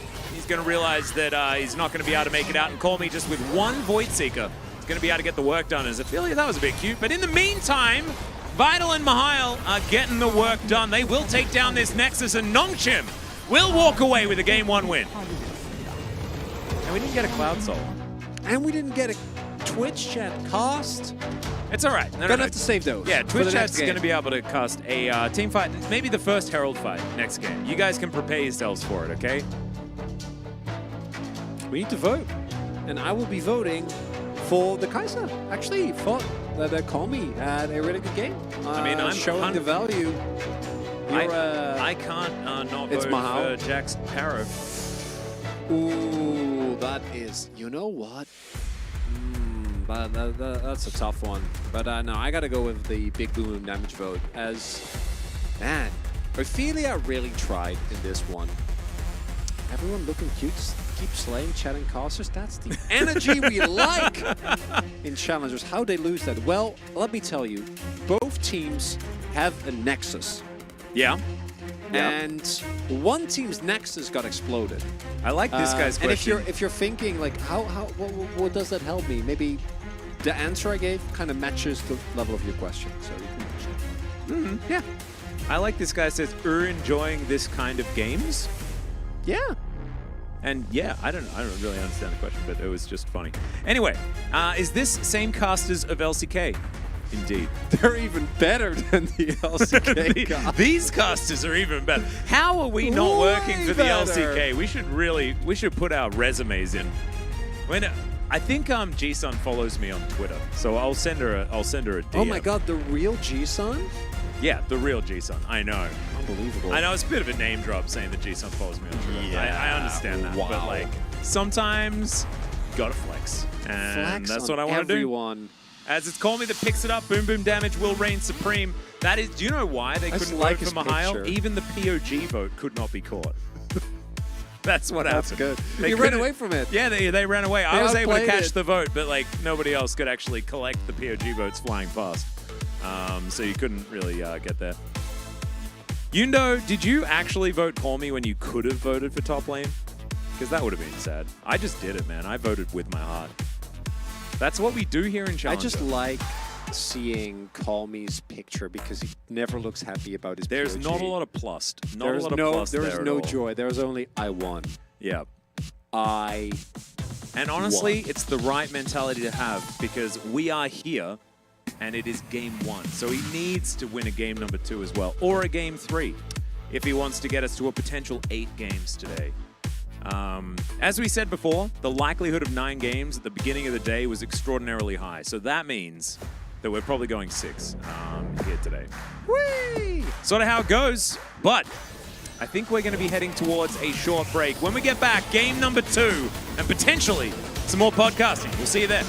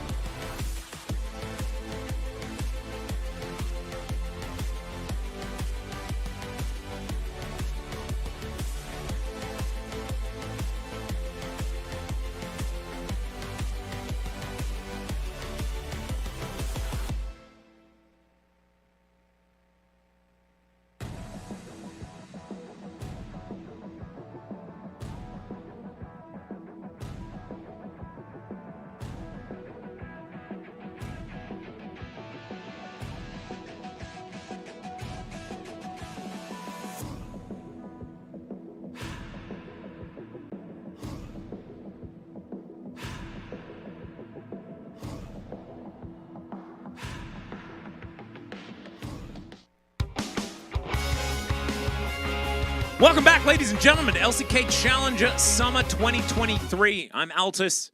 This is Chronicler, who loves ducks and has a full chronicle that involves ducks, Alfred in particular, and soup recipes. And you guys can all find it on his very nice Discord that he has. You could probably find a link to that somewhere, I'm sure. Atlas, can you tweet G-Sun and tell you that we say hi? Yes, I can, Gatorant. No worries at all. Would absolutely love to do that. And say Jack's asked to not overwork the mods. Okay, yeah, no worries. There is no Discord. That was a lie. What do you think of Nuke Duck? That's actually a really good question. Year of the Duck! Yeah, there we go. So he thinks that. Well, I mean, Nuke Duck is the one that's currently taking care of Quid, so I hope he's doing a good job. Yeah, true. Also, Yundo, you can say hi yourself. I'm not going to do that for you. Yeah, Yeah. We work together, Yundo. Exactly. Are you okay? Exactly. Is everything fine? Has Challengers finally gotten to you? He just said duck damn. That is a good... reminds me that Doc Dom is no longer in the... I know, it's a little bit... Well, I mean, you know, he's the still spirit there, of Doc Dom is still here.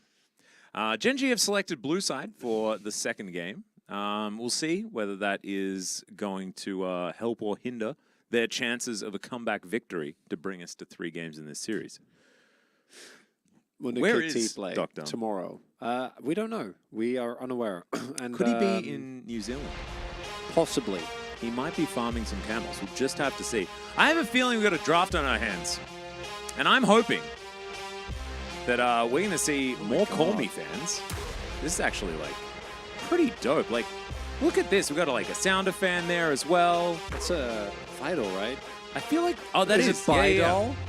Like, goodbye? Yeah, good Vital. I thought it was Call Me. It felt like it was his angry face looking at us, but it's, like, so cool shadowed that I didn't manage to make out exactly who it was. I apologize to everyone. We had someone asking Chronicler, which guy is like the guy that you're going to fanboy over like Bulldog? Who is that guy? Lucid, maybe? Thanatos? Yeah. That's a tough one. I feel like there's a good list. Like 5, 6 players, maybe? I feel like there's quite a few. I feel like you have... You've been on the DK players for quite some time. Yeah, I mean, that's been like a year and a half now. Yeah, I wonder what like the new one is. We don't really have a new one just yet. Well, it was Smash at the start of the season. Yeah, but not so much anymore. I mean, it might still be Smash. I think Smash individually for me, it's all great. Sponge and Plan B. That's all I want. Yeah. Although Frog this season, Frog has really made an impact. He's been hopping off. Know what I'm saying? That was really good. It's draft time. All right. Pigeon being banned. The 2-letter named champion has been banned. Nico and Ivan. Oh my goodness. Seeing him on the ban list does make me pretty happy. I'd like to see him picked more often because I like Daisy a lot, but it's just cool to see some new stuff in the meta as Bristle going to be taken away alongside the lady that rides him. Oh, we got a compliment for you in YouTube chat. We often do check YouTube chat, but it's just a little bit weird sometimes. From the Chocobo. I can just see, Ayo, what's the language? No, from the Chocobo. Oh, looking good. Oh, thanks, Chocobo. Yeah, good for you. As double, is that the Brat side meta now? We double tree ban as, oh, we're gonna just, don't run it back. Well, it looks like, you know, if it's broke, don't fix it if you want to lose game 2. But that's not good advice. Well, I mean, it depends what your goals are. Your goals are winning the game. Well, you don't know that. Don't assume someone's goals. They're playing a competitive series of League of Legends. I mean, in theory, their goal should be to win. I feel very confident in calling what the goal of Gen.G is. No, I get that. But this is Challenger. It's not what you assume. Ooh, you got me there. Yeah, see? Oh, you got me there. The 2 best LCK casters are currently on a day off. That's I like that one. True. That's a good bait and switch. Yeah, and even if that's us, that sort of does refer to how we've been commentating. It does. Because honestly, the vibe of Challenger is kind of like we have microphones, but really it's just a watch party. Like, let's be honest. It is. That's what it kind of feels like. I mean, Chat is going to Chat is going to cast the next Herald fight. Yeah, they are. Right? Are you guys ready? Are you guys ready to cast a fight? Because it's going to be on you. Be, yeah. First Herald fight. So and if there is none, it's second. Like, what if there is no first Herald fight? Well, it's whichever fight happens first. It doesn't matter where it is. It's just going to be the first team fight. Okay. First team fight involving more than 4 people. So, like, little skirmishes and stuff we'll take care of. But yeah, so, like, the first... Is it 4 on each side? Yeah. Okay, gotcha. Yeah. Or maybe I feel like 3 versus 3. Yeah, 3v3 is fine. So that's 6 people. We have 6 people, we're good. We are now parasocial LCK Challenger casters. Absolutely, Kami. But you don't even have to be parasocial. We can be actual social. Yeah, that's kind of how it works in Challengers. Because I feel like even though we're not together in person, we're together in the spirit of Challenger. All right, well, we got Purple Lady and Purple Dude. So that's pretty cool. Double purple, the Wombo combo. Shiv. And the one of the real problems that you have as Gen.G is like, what do you pick here that actually does well?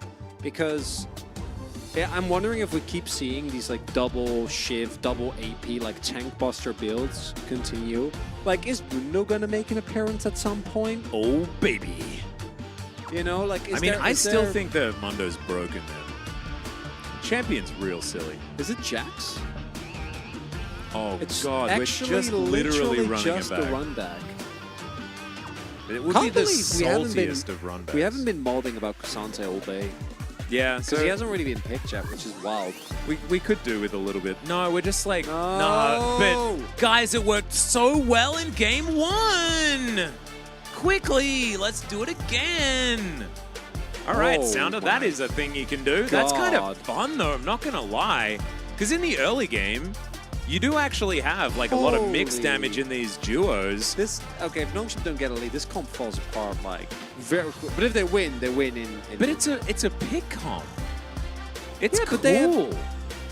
Yeah, mid game it's like scary, and then after that it's like no. But like if it works, it works really, really, really well. Like between. If this was DK, if this was DK with this draft, I'd be like, well, it's over now. It's like, done. Honestly, Gen.G should just hang up the keyboards. Yeah. But it's not. It's Nongshim, so we will have to, give a bit of benefit to Gen.G. The fact that they're running back a comp they got smashed on, though, in Game 1 is just a little bit of a shame.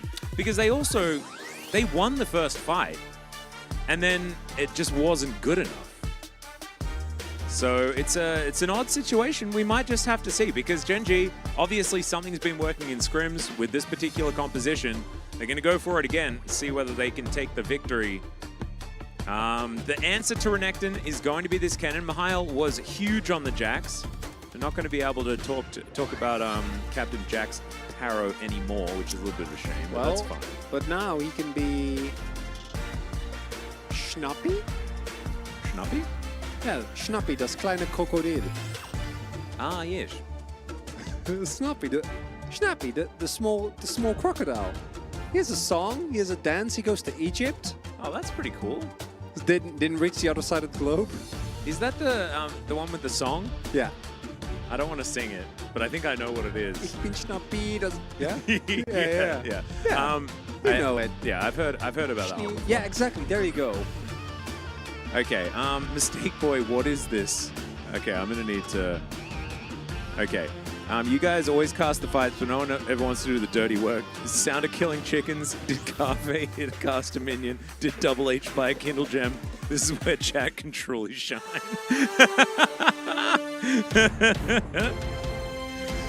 It's been a great day at Challengers. Yeah, Live Love Larry, that's the line that I knew, but I didn't want to say it just in case it's the wrong one and it was like going to be rude or I don't know. I overthought the whole situation, but let's rock out for a little.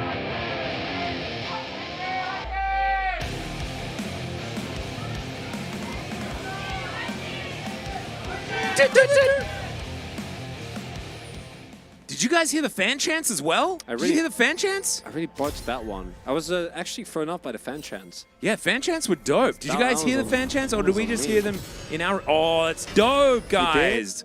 Nice. Challenger is starting to pop off. It's crazy. You know what? Honestly, guys, I reckon we can make Challenger as big as the LCK. What do you think? Yeah, easy. Easy. This is the next generation. We got in like 4 months of actual gameplay. We're going to be petitioning to commentate while we're supposed to be sleeping. Yep. Academy. That's the next thing. We're going to be casting 10 days a week. Oh shit, we got Yordi saying LOL chats are so cringe. Man, he got us good. Wow. Atlas. Well, I did cringe at what he just said, so he might be correct. But he is the proof to his own logic. It's beautiful. And it is gorgeous. You can't judge. I can't fault it. No, I can't because he said that. It's true. You can't judge your chat without participating in it. Oh wow! Look at us go! Look at this chat. They are already casting the game. Unbelievable. Mistake Boy nailing it. Absolutely incredible. Bring challengers to an 8. Hey, oh no, Ted. Let's calm down a little bit. Bookjan's like we're sending Gamushi down to increase the challenger ratings. I don't think that challenger players are good enough to play in the LCS, but I do think that maybe if we keep trying and keep building up our players, that eventually they can. I mean, if we send enough of them to the LCS, then the LCS will just be challenger. Oh, this is true. We talk about, like, you know, Challenger being as good as a main league, but then you look overseas and now Challenger is a main league. You know, isn't it beautiful? Oh, gorgeous. How many shivs? T1 Chronicler, 3. It'll be 3 shivs. Yeah, actually, no, 4. 4 shivs. Because Vital's also going shiv. Should be. Sounda, you have PTA. You are released. There is a Renekton in your game. You have one option. You have one play. Sounder is skipping wolves and will be spotted on a ward. Mistake Boy is actually just straight up casting the game. Yeah. He'd love to see it. Vitals push Gen.G on the tower. Oh my god, look at chat go. Yeah? But chat, you can they're warming up their vocal cords. They're getting ready for the first fight.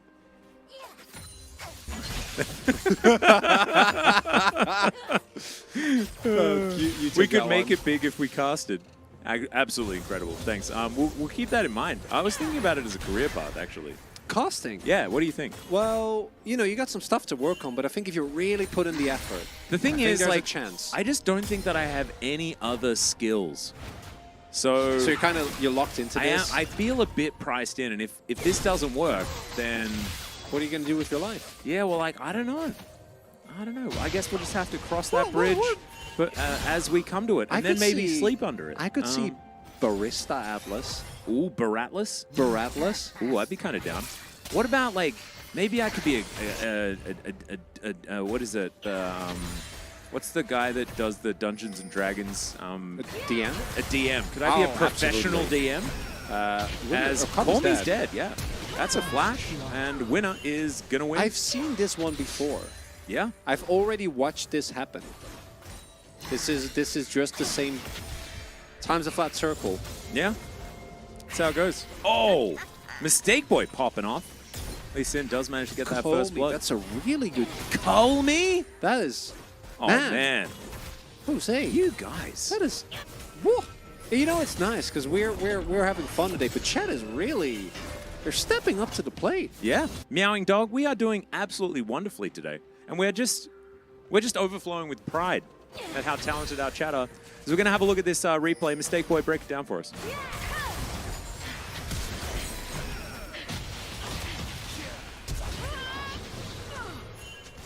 Yep, Vital was doing his best to keep that wave in a nice spot, but that's not really what we wanted to hear about. And unfortunately, with the delay, it is hard to get your immediate thoughts on the situation, but it's totally fine. Handsome casters by voice. Yeah, we've both been told that we have a face for radio.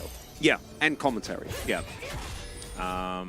Someone said that I had a voice for silent movies, which is it was a really nice thing for them to say. And a face for radio. I got both of them. It's a good insult. Yeah. A voice for silent movies and a face for radio. So like that is multiple career paths at my disposal. This person is really Sound that's going to say hello. Yeah. Winner is going to look a little bit sheepish, and the Ocean Drake is going to lose interest in the Lee Sin. It looks like Sounder will be able to lock this one down. I like the amount of respect Gen.G are giving, but also... fight? Yeah. Ooh, okay. Chat, get ready. Get ready. There are more than 6 people. Let's go. All right. Drake's going to be taken down. I'll do the handoff. Okay, they go for the engage. Ophelia is in. Take it away, chat.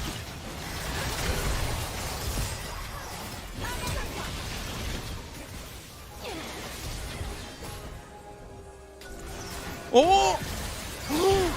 Whoa! Oh!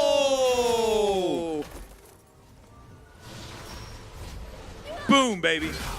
Oh, meanwhile, in the top lane, chat. Never mind. Nothing's going to happen there. Really nicely done, guys. Oh, my goodness. You got us all hyped up. Oh, chat. Yeah, we had to come in there with some of those like side calls. Dude, we are so good. Yeah, man. You guys are so good. Seriously. Great job, chat. Absolutely amazing. And nice the work, burn guys. isn't quite enough on the Fila. It is not. What I loved was the fact that everyone managed to hand off to each other. It was like one chat was coming right after the other. Perfect. No one was cutting each other off. Oh, man. Just gorgeous. So looking at the replay here, the problem for the Nongshim composition is that, particularly without having Magnet Storm and the ultimate for Varus available, I think you lose out on a lot of power. And not being able to just isolate a single target means that you are going to get run completely over. And like these longer skirmishes, Rakan, LeBlanc, and Lee can just pick target, kill target, and they don't really need a whole lot of help with that one. So Nongshim not off to the best of start, and this is the type of comp. If you don't win early, life is bad. Although Mahal, my guy, didn't have a lot of fury there, so isn't actually going to be able to get any sort of like Q situations. Although, like honestly, Flash WQ would have just killed Zest. Thankfully, Zest is now underneath the turret. Miles not exactly the most healthy. Shout out to the SKT skin as well. Always a bit of a fun one. We don't see a whole lot of SKT Renekton. I believe that's the SKT Renekton is oh my god. It's Marin, right? We didn't even notice. What? There was also Chocobo holding it down in YouTube chat. Oh, heck yeah. Shout out. Great job. Glad that even YouTube chat partook in the casting. Sounder. All right. Sounder is going to repel, and wow, that chain is going to be broken momentarily. Now Double H is diving forward. Doesn't really find too much, though, and of course, no Magnet Storm to be had at level 4. As Vital's level 6, bit of a discrepancy between the support and the AD carriers. In fact, Nongshim in general, just a little bit behind in the experience department. Double H going to get himself back down towards that bottom lane, as Winner is just going to say, well, I guess I'm going to start it. Yeah, the bottom half of the map for Nongshim skills very well. Right between the Varus and Call Me. You're feeling great, but then you look at the top half, and things are not so good. Renekton isn't able to get a lead, obviously to be expected, is playing into cannon, so that isn't really the worst of deals. But Sounder being unable to contest early on, not able to snowball any of his lanes, and now facing down a Fed winner is a very bad time. And if Nongshim lose complete control of the map, the composition doesn't really there's no work anymore. outs. Yeah, that's the problem. Well, if they obviously they could face check and just walk into a Varus ult or a Cocoon, but like that shouldn't realistically happen. Yeah. I mean, this is Challenger, so anything can happen, as we know. As Vital, 6 points here towards the bottom side, utilizing his oceanic learnings in order to pick that gap, get the maximum advantage. Beautiful. Yep. No Could not have done this it time without around. that experience. Absolutely not. Unfortunately, you don't really want to do that. You want to kind of hit one of them. But in Australia, if you hit the post, it's only a single point. So never you mind. And yes, LeBlanc was seen leaving lane. Will now be pinged once again. Nongshim gonna have to back away. Sounder getting somewhat aggressive, but Gen.G just like, they look so comfortable because why wouldn't you? This stage of the game, in the position that they're in with the comp they have, oh man. Yeah, definitely want to try and look for a dive here. The wave isn't super big though. Zest does have his ultimate available, but you gotta try something. And this is as good as a setup as any, but reinforcements are on the way. And it looks like Nongshim also realized can't go for this. And this is kind of a worst case scenario where you don't end up going for the play, which I think is the right call, but just deterring it is already a really big win here for Gen.G. Yeah, and the more they can slow it down, the better it is. And we have to talk about sort of the psychology of games like this as well, because the team that has the most pressure on them is generally going to make the most mistakes, right? Because they're the ones that feel the most pressure. And that's going to be Nongshim in this instance with an early game composition that doesn't get off the ground. It sort of compiles that pressure. Yeah, now Gen.G was ahead in the previous game as well, and then had some incidents. So this is Challengers. We always have the caveat because the Nongshim composition does have a completely unreasonable amount of damage. So a single miss position can immediately mean the end of it. And I also think that what we saw last game is, oh, Sound, I might just get a steal here. Yeah, this is actually really cute. Oh, going to be able to steal that one away. There's the kick. Huh. As Winner is just going to secure it. And it's another Cloud Soul. Triple Clouds available for both teams as well, as it was one Drake apiece. Oh, baby. It's getting spicy. You're back on your business. Oh yeah, I mean, it was because the weather had heated up. You know, there were a lot of infernals. Man, that chain doing a bunch of work here. Even though it's a static shiv for Ophelia, if you land all your buttons, you're still going to be feeling pretty good. As Vital collects himself some plate gold here towards the bottom side. Double H, just holding down the fort, making sure that Vital's not going to be in too much trouble as Cafe turns up. And they're going to look to teleport in immediately. Teleport is going to be followed, but Ophelia, they're looking for the Rel, but this may not be the target they're looking for. Ophelia going to get dove on by this huge Renekton, and Mihail going to lock down that kill. He does immediately go down, and there is the slicing Maelstrom. Double H has to get out of there, and Sounder repelling himself. Oh, Zest almost falling. That was a decision you could make. I do like the aggression, don't really like the outcome quite as much, but I'm hindsighting on that one, aren't I, guys? As Gen.G, they'll walk away with another win in the fight. Unfortunately there for Nongshim, Kami couldn't join. They were one teleport down, and as a result, it is a 4 versus 3. Not enough resources available, and even though they do end up killing Ophelia, it costs them a lot as HH. Okay, once again dismounting, as Cafe takes a fair bit of damage here from Vital. Does need to be respected. Vital is a big threat, and just walking up to him even without his ultimate is a little bit worrisome.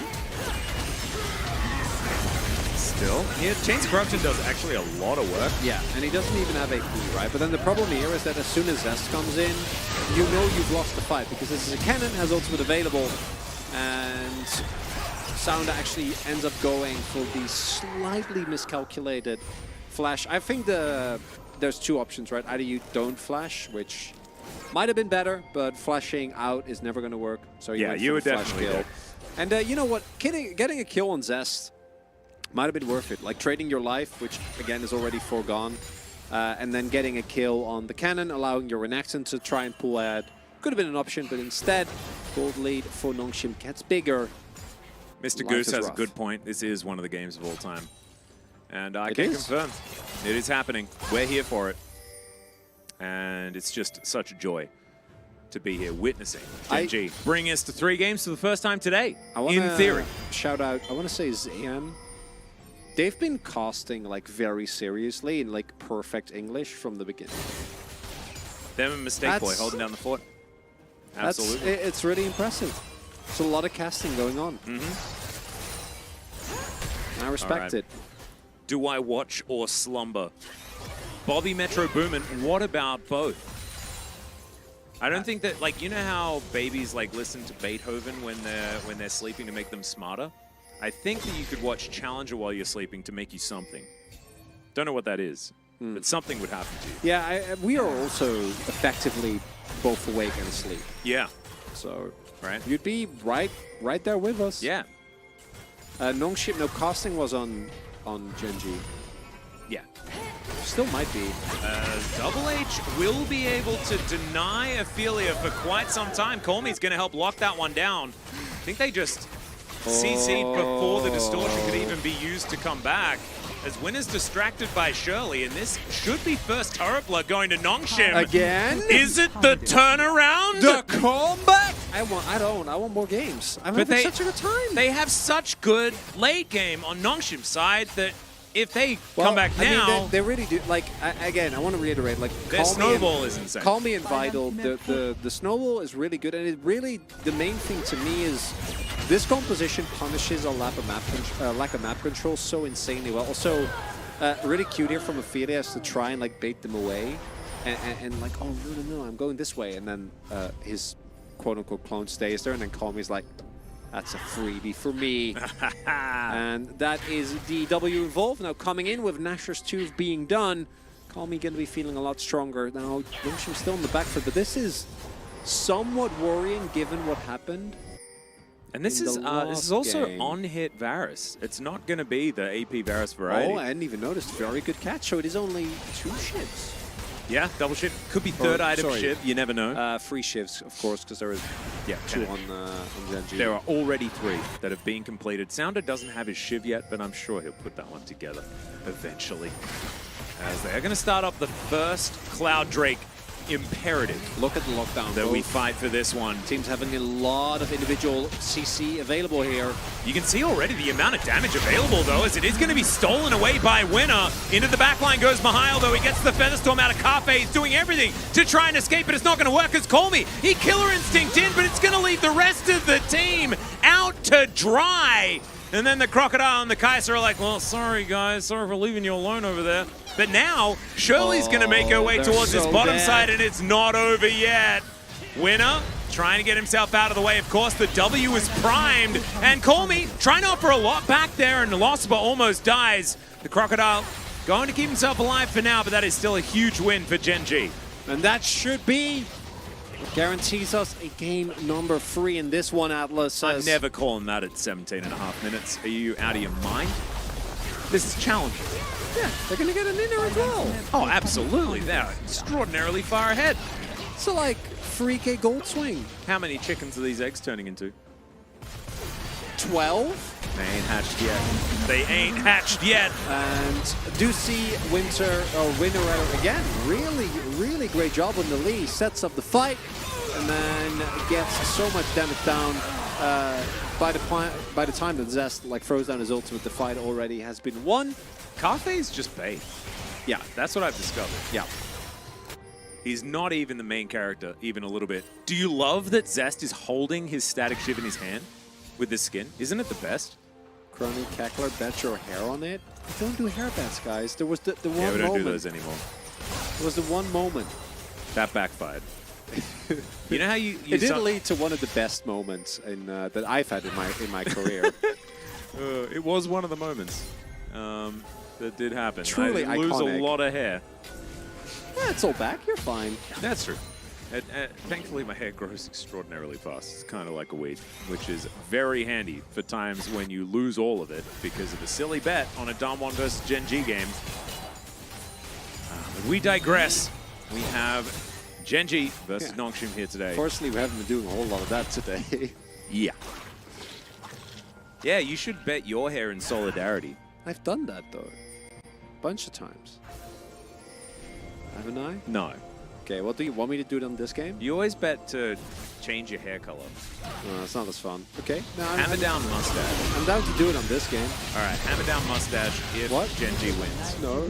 Yeah, hammer down. Hammer down. If Gen.G win? No, sorry, if Nongshim wins, What is a hammer down mustache? you have to grow a hammer down mustache, which is like mustache and then all the way down. No, I can't draven it. I can't Yeah, do yeah. that. Yeah, you no, can. No, I don't want to. No, no. Yeah, no, yeah. No. I can't. Like physically. Just do it the best you can. That's worse, though. That's what I can't- mean. That makes the bet better.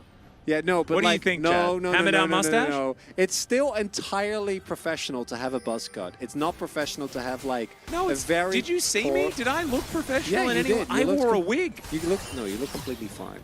The wig reveal was amazing though. But I do really, again, I think that me trying to grow a mustache when I can't is Is so worth it. Because a bet is supposed to be something that you actually don't want to do. No, I get that, but I also really don't want a buzz cut. I really don't. I really like my hair. I'm very happy with it. It took me a decent amount of time to get it to this length. Are you good? Are you good? Is that what you want? I just think it's I really don't funny. want the handlebar mustache. I can't pull it off. But I've seen photoshops of me with a Draven mustache, and let me tell you, it doesn't look good. Ooh, can someone get that Photoshop? We can put it into the Discord that doesn't exist. That would be really cool. It is already. That's where do you think it that's where it is. originated? Okay, yeah, okay. Well, as long as someone can point out to me where it is, because I need to see this. Yeah. Maybe that'll be good enough. Maybe then I'll stop pushing for the mustache bet. But also, you just don't think that Nongshim are going to win this game, right? And so therefore, you could bet a mustache because they're not going to win, right? A normal mustache. I can give you a bet for a normal mustache. It has to be a funny mustache of some kind. Sure. Doesn't have to be a hammer down I can do like necessarily. the twirly ends. Yeah, twirly end Sure. sounds great. Okay. Okay. That's going to take some extra time, though. Just so Sorry? you know. Take some extra time Yeah, to I'm get the sure it twirl. will. This game may not take very much extra time, though, because it's a 6,000 lead for Gen.G. And they are looking in prime position to take it. 21.5 minutes.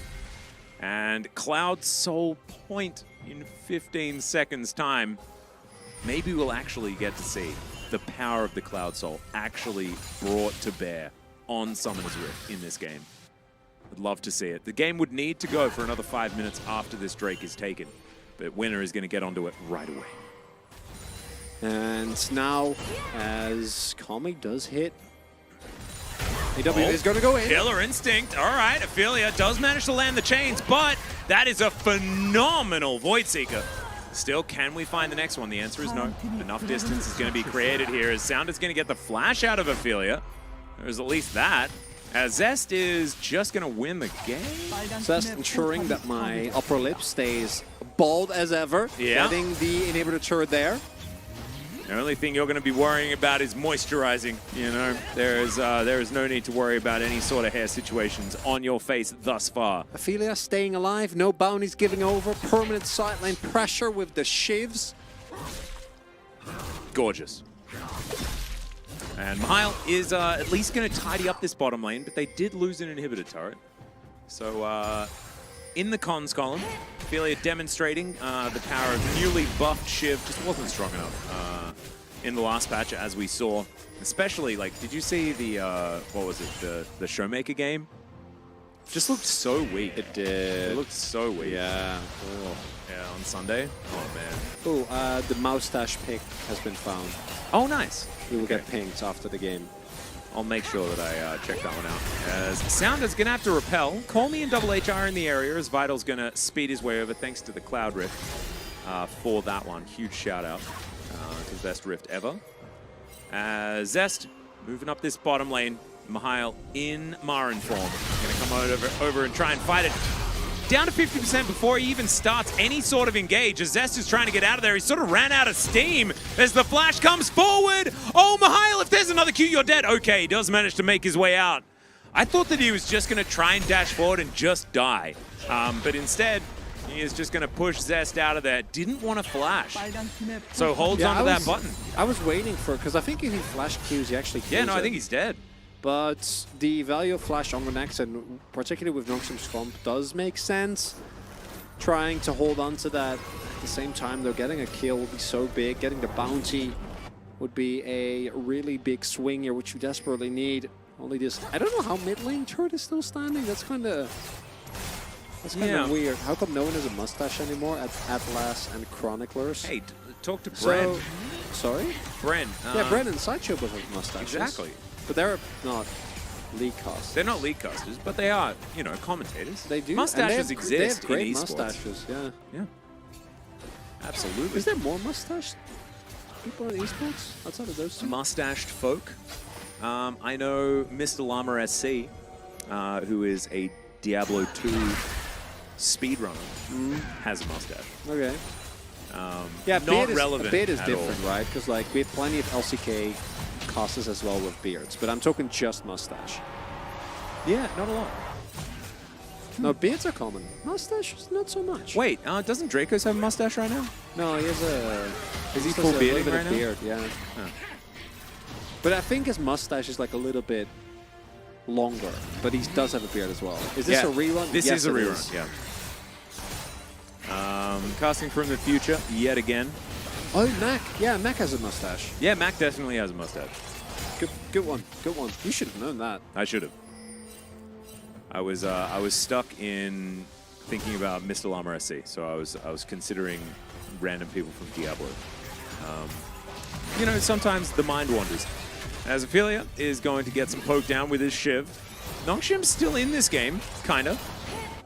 I have a gigantic crush on Ellie Rand. Can someone please tell her? Sure thing. Completely understandable. She is great. Absolutely. Rip Benny. Do we want to introduce you as Rip Benny or just Benny? I'm going to go with just Benny, but if you have a strong preference, please let us know. Yeah, let us know. As Deathcap is done for Zest. All right, so maybe the 1v1's going to be a little bit more difficult. There is a Sterix Gauge now completed for Mihail. Any randoms in chat? There's always randoms in Absolutely. the chat. A random is thriving. I am in the chat. She had a cost? Yeah, she did. It was amazing. Really cool. As it turns out, it went pretty well. Who could have known? I imagine Emily would have been really, really nervous and then absolutely crushed it.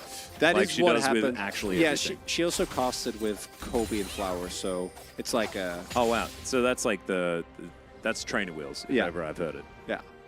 Because you don't have to do anything in that Because particular cast. they're all way too good at their job. Yeah. It's great. Atlas, can you say hi to my cat Sparky? He is watching with me. Hi, Sparky. Hope you're doing well. I learned how to say come over here in cat. Ooh. Do you want to hear? Yes, please. That's how you say come over here in cat. You make fun of my language? That's how it is. I learned this the other day. It didn't work. It didn't work? But our cats tell us what to do. Oh, Nongshim with the Hail Mary! All right, let's see what Nongshim can do. They are doing so much damage to this Baron as Winner tries to get in there. He does manage to make it out, but the Baron is going to go over to Nongshim. Colmy gets over the wall, and Mihail just trying to stand stalwart. Sound is somehow surviving, but I think he's going to fall, and the Zaya is going to be able to grab the kill on the Spider, but Winner is going to go down as well. Could it be happening? How mustached are we feeling, Chronicle? Not very. As it turns out, as Double H is going to die. I gotta admit it, Atlas, I got really worried for a second there. My fiance does not enjoy facial hair, and that mustache would not have been well received, but it looks like Gen.G is gonna be fine here, even though they give a Winner.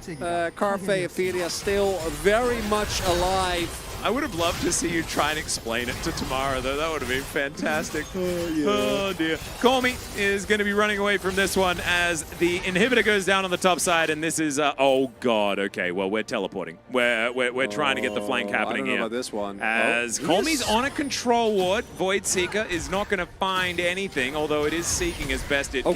God. Teleports come forward. We are trying to go for this. The chain's going to miss. Colmy's probably dead. The flash forward. Okay. Oh, no. There it is. Killer Instinct coming down as well. Can Colmy actually outplay this? No, he can't. But Mihail, can he outplay this? Can he do it? No, he can't. It's a double kill for the Zaya. And look, Nongshim, they're going to lose, but they're going to do it on their terms, Chronicler. They will not be put down until they try again, and then they definitely will be. Yeah. Vital trying his hardest, but as the soul is available here for Gen.G, minions are battering at the gates. As okay, so they got Drake with or Baron Run, which makes sense because they have an insane amount of Baron damage. But then here they're like, maybe we can go for this. And then It's always the first time chatters. oh, you can boom one. Boom. Big So boom. then Ophelia being a bonk, right? The cleanup is really good here. They're able to get multiple kills. They're able to get the topside inhibitor, turret and inhibitor. And then, can't believe Kami and Maho almost pulled it off, but not going to be enough. The casters cast castfully. I think that's what Mistake Boy's saying about himself, because he's been casting this whole Oh, thing. Chad has been doing a wonderful job. Shout out to all of you. Can we? Oh my God, 4,500 challengers, baby. Oh my The goodness. people are here, and they are enjoying the highest quality of League of Legends And in it's the not world. even a tri-cast. It's like a 20-cast, you know? Because there's so many Oh, people it's an casting this infinite game as number. well. You haven't actually, like, I don't think anyone's seen this many commentators commentating a game. No, ever. they said it couldn't be done. They said it was foolish. They said, no, that's too many people talking. But did we listen? That means that 4,000 people heard me do the I'm a cat, come over here call thing, Yeah, it was great. which is pretty cool, I guess. Is that the right word? Is this the world record for the amount of people commentating? I think so. I think it is. Yeah. We're all common potatoes together. Cloud Soul! Oh, baby. Picked up. Yeah, locked in, locked and loaded. And that's a Lich Bane as well for Ophelia. He's, see, Call Me doesn't get auto-attacked. That's a great way to avoid damage. I think Ophelia is completely fine here. Yeah. There's LeBlanc. Does help. Yeah, the Spider decides to stay in the boot this time around. Shout out to Funnel Webs, am I right?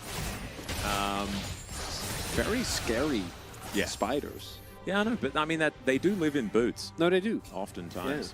Yeah. Terrifying. It's not great. Ophelia, oh, this time Sounder not going to find the cocoon. And then is going to get auto-attacked, as we can see. Does a fair bit of damage. Nongshim doing their best to hold on. Zest just auto-attacking this inhibitor down. Not a love whole lot this. Nongshim can do about it. Death by 1,000 shivs. Oh, yeah. Coming through here, auto by auto by auto. Can you see just how quickly Gen.G are able to maneuver? Think about Ophelia always able to just press his R button. Just get a whole lot of moving around fast Well, and there's things. still an internal cooldown, you know. No, but it matters. It's there. No, no, no. You know, but it's No, no, no, no, no, no. yeah. Totally okay. It just means that whenever that internal cooldown does come up, they're able to activate it as soon as possible. What can you guys tell us insider info about Emily Wren? Well, I shouldn't be sharing this, but she's actually an android created to be a League of Legends analyst. That's how she can watch. She's a spreadsheet. Yeah, that's how she can watch every league in the world. Yeah. And somehow always come up with specific narrative points, even though... That's why sometimes when she signs her name, she accidentally puts .xls at the end. Yeah. And you're Yeah. like, oh, you've been found out. Yeah. Because that's how she You're not a originated. person. You're actually just a jungle pathing spreadsheet. Yeah, yeah. She would really not like us to tell you about her, Yeah. her spreadsheeting background because, you know, she is definitely 100% human now. But it doesn't matter where we come from, you know? It's about who we are. Does That's Emily what defines pass us. online captchas? I can't comment on that. I have no idea what that is. The captcha, like a test to see if you're a spam Oh, bot. right. Yeah, yeah, yeah. I can't comment on imagine, that. I imagine she probably does. I don't know. Are you She snitching? has transcended That is true. her previous state. It's like a... Another it's thing like I an can Ex say. Machina situation. Another thing I can say is So- that Emily and I played a bit of Genshin together and stuff like that in the past. So she's a bit of a Gacha enthusiast. There's, Don't let them steal. okay, that is Baron. That is going to be taken there. Is Lospa dedicates himself or throws himself in just to make sure that they survive. Mihail's going to do exactly the same thing. 4 versus 4. Featherstorm to come forward as Sounder gets tagged by a Q. Double H though is going to be taken down, and Zest taking matters into his own hands. It's a double kill for the cannon, and look at this. It's Gen.G proving that if this composition works, it works, and they'll win. As it turns out, that was the issue, was play, and the salty run back is on. Oh, what movie did you watch, smashing Valdez? return. Let us know what movie you watched, as the Nexus is going to go down. Gen.G are going to win game number 2, our first game 3 of the day. Let's go. Woo! Also, thank you to Mistake Boy for casting this entire game alongside us. Absolutely amazing stuff. And here we go, into a game 3. What a time to be alive. Some Pixar Elementalist movie. Oh, how was it? I would hope that he would have gone to New Spider-Man, as we need to vote. But I was going to assume that that wasn't the case. So I know that that it's going to be the cannon that's done the most damage, but I am going for Winner. I think his early game was actually, he started ganking. I think I'm with you. Like level 3, level 4, got the kick early on that started snowballing the game. So to me, Zest, And he did exactly 10,000 damage. that is arguably the most impressive out of anything that I was going to say. Yeah. And they took 10 towers. Coincidence? I think not. I think not! No, not at all. I love The Incredibles, man. Yeah, me too. Me and Ops were talking about it on the LCK yesterday. Super It's such good. a good movie. I still can't believe that we didn't say the super suit quote, though. That was really sad, because that is definitely one of the greatest quotes of all time. Where is my super suit? Yeah, where is my super suit? Yeah. And his wife's like, I moved it. And he's like, what do you mean it's for the greater good? And he's like, I'm your wife. Oh my God, that's just so The good. movie is so good, man. Actually, too good. Don't need analysis when number look pretty. So, yeah, it's about what do you value more, right? Because the early game lead was built up by Winner, and then the mid to late game was really, I think, solidified by great team fighting from Zest. And I think the most important Last part thing wasn't bad. for Gen.G this game was not losing early.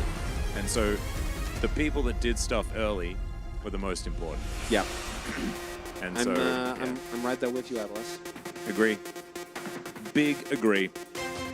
Now we have real Brendan Veldis here as well. Another he got it! There we go. Another Steel commentator. Object Drake 1. Steel Object Drake 1? Oh, baby. I love challengers, man. I love stealing objects.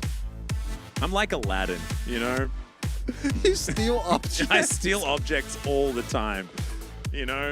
Mainly just shapes. Is that why your house is full of lamps? Uh-huh. Oh my, I never put one and one I yoinked together. them, yeah. Ah, Just stole them away. You know, like the green lamp that's in my house? yeah. I stole that from Monte Cristo. Unbelievable. Yeah. Why do you need so many lamps? Well, Could you steal other objects? It's not about actually having the lamp. It's about performing the theft. That's what does it for me. Yeah. Okay, okay. And it's what does it for Winner as well. That's why he steals object. Drake 1. Winner having a really good game. And this Gen.G roster, you know, game number 1 was a little bit dicey, but looking a lot better here in game 2. Absolutely. We're going to leave it with Mistake Boy to break down this game. We'll see you back for game number 3.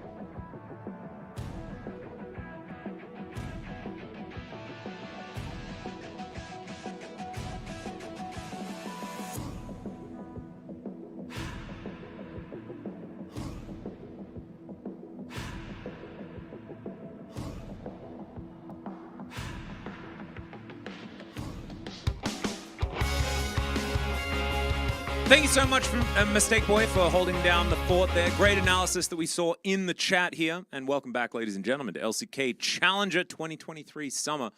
We're back here for game number 3. Nongshim falling to the hands of Gen.G, as the Spider was indeed a European Spider this time around instead of the Australian one. Australian, much similar to Australian, except spelt incorrectly. Love to see it. So, yeah, welcome back. I'm hoping that we have a little bit less of this early game focus from Nongshim. I'm still okay with seeing more of the Kai'Sa in the mid lane. I like Call Me playing this champion. I have the hiccups, so I'm going to apologize in advance. I do sound very silly, so I'm just going to... Sound very silly. Yeah. Yeah. Oh. Are you gonna do the like hold your breath for 20 seconds thing? I don't know. I think it's best to ignore it and it'll go away. And that's how I deal with most of my problems. And this is actually the first time, like taxes. Yeah, and it's the first time this has happened to me on air. So you guys are all here for a true like premiere experience. Experience. Yeah. All right. Well, we got Ox in the chat as well. Ooh, what's up, Ox? How you doing? Hope you're having a good time. Anything to mention about what you've seen? Oh, yeah, I could jump scare you, but I think the 20 seconds of holding your breath is probably the best way to do it. Just enjoying all of the Rek'Sai discussion. Oh, baby. Do we get, maybe Rek'Sai is the answer, you know? Maybe that's it. Maybe it's just pick Rek'Sai and then everything's going to be okay. Could be the way to do it. Quick cast Chronicler's hiccups. Ooh. Chronicler doing his best to try and concentrate the hiccups away. And the more he thinks about the hiccups, the more they are going to be unleashed. You're not helping. Yeah, this is the problem. As a Riven pick would solve most of these draft problems. True. I think Sierra Obsidian does have a very good point. Yeah, notoriously consistent champion.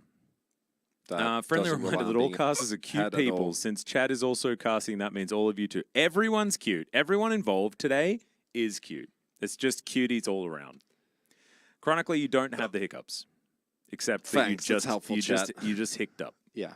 I don't know. It'll go away by itself, surely, eventually. Have you ever had hiccups on air? Yeah. Yeah, I have, you know, strength of mind and will. I just will them away. Yeah, I always have. I in fact live my life perpetually with the hiccups. I just deny them from coming out. Because while you're not hiccuping, you could always have the hiccups. I'm just a long time between hiccups. And you know how you can have the hiccups? Have you ever had the hic downs? Is that like the hiccups, but you live A wise down man under? once said, what goes up must come down. So the hicks must Must come down. So what is a hick down? Is this an Australian thing? I have no idea. Chronicler is my favorite Stroopwafel. I love that. Isn't that just a fart?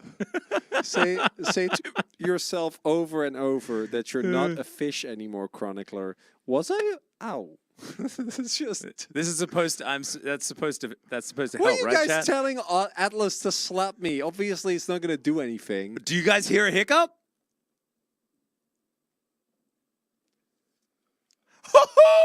Did that actually do it? That would be- Huge. Huge. Oh my god. Absolutely nailed it. I think you that know what, did. chat? That's you.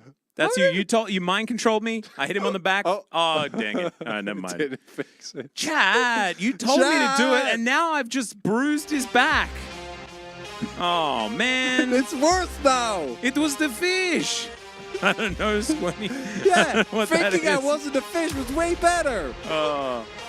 Now you're hiccuping way more. He's doing it for the attention now. Have you? Oh, that's actually Atlas true. tried to You do answer the me. equivalent of turning Chronicle off and on again.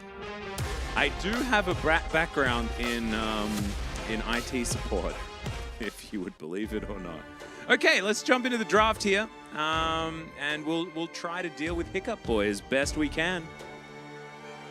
It's fine. I'm going to soldier on and pretend the hiccups aren't there. And I'm Sand gonna... Soldier on? You're not going to do that because it's banned. Yeah, well, I'm going to be strictly business. Maybe this is my punishment for being too involved in shenanigans. I am now a strict League of Legends only caster. Boring. A strict League of Legends only caster. I focus on drafts and on gameplay.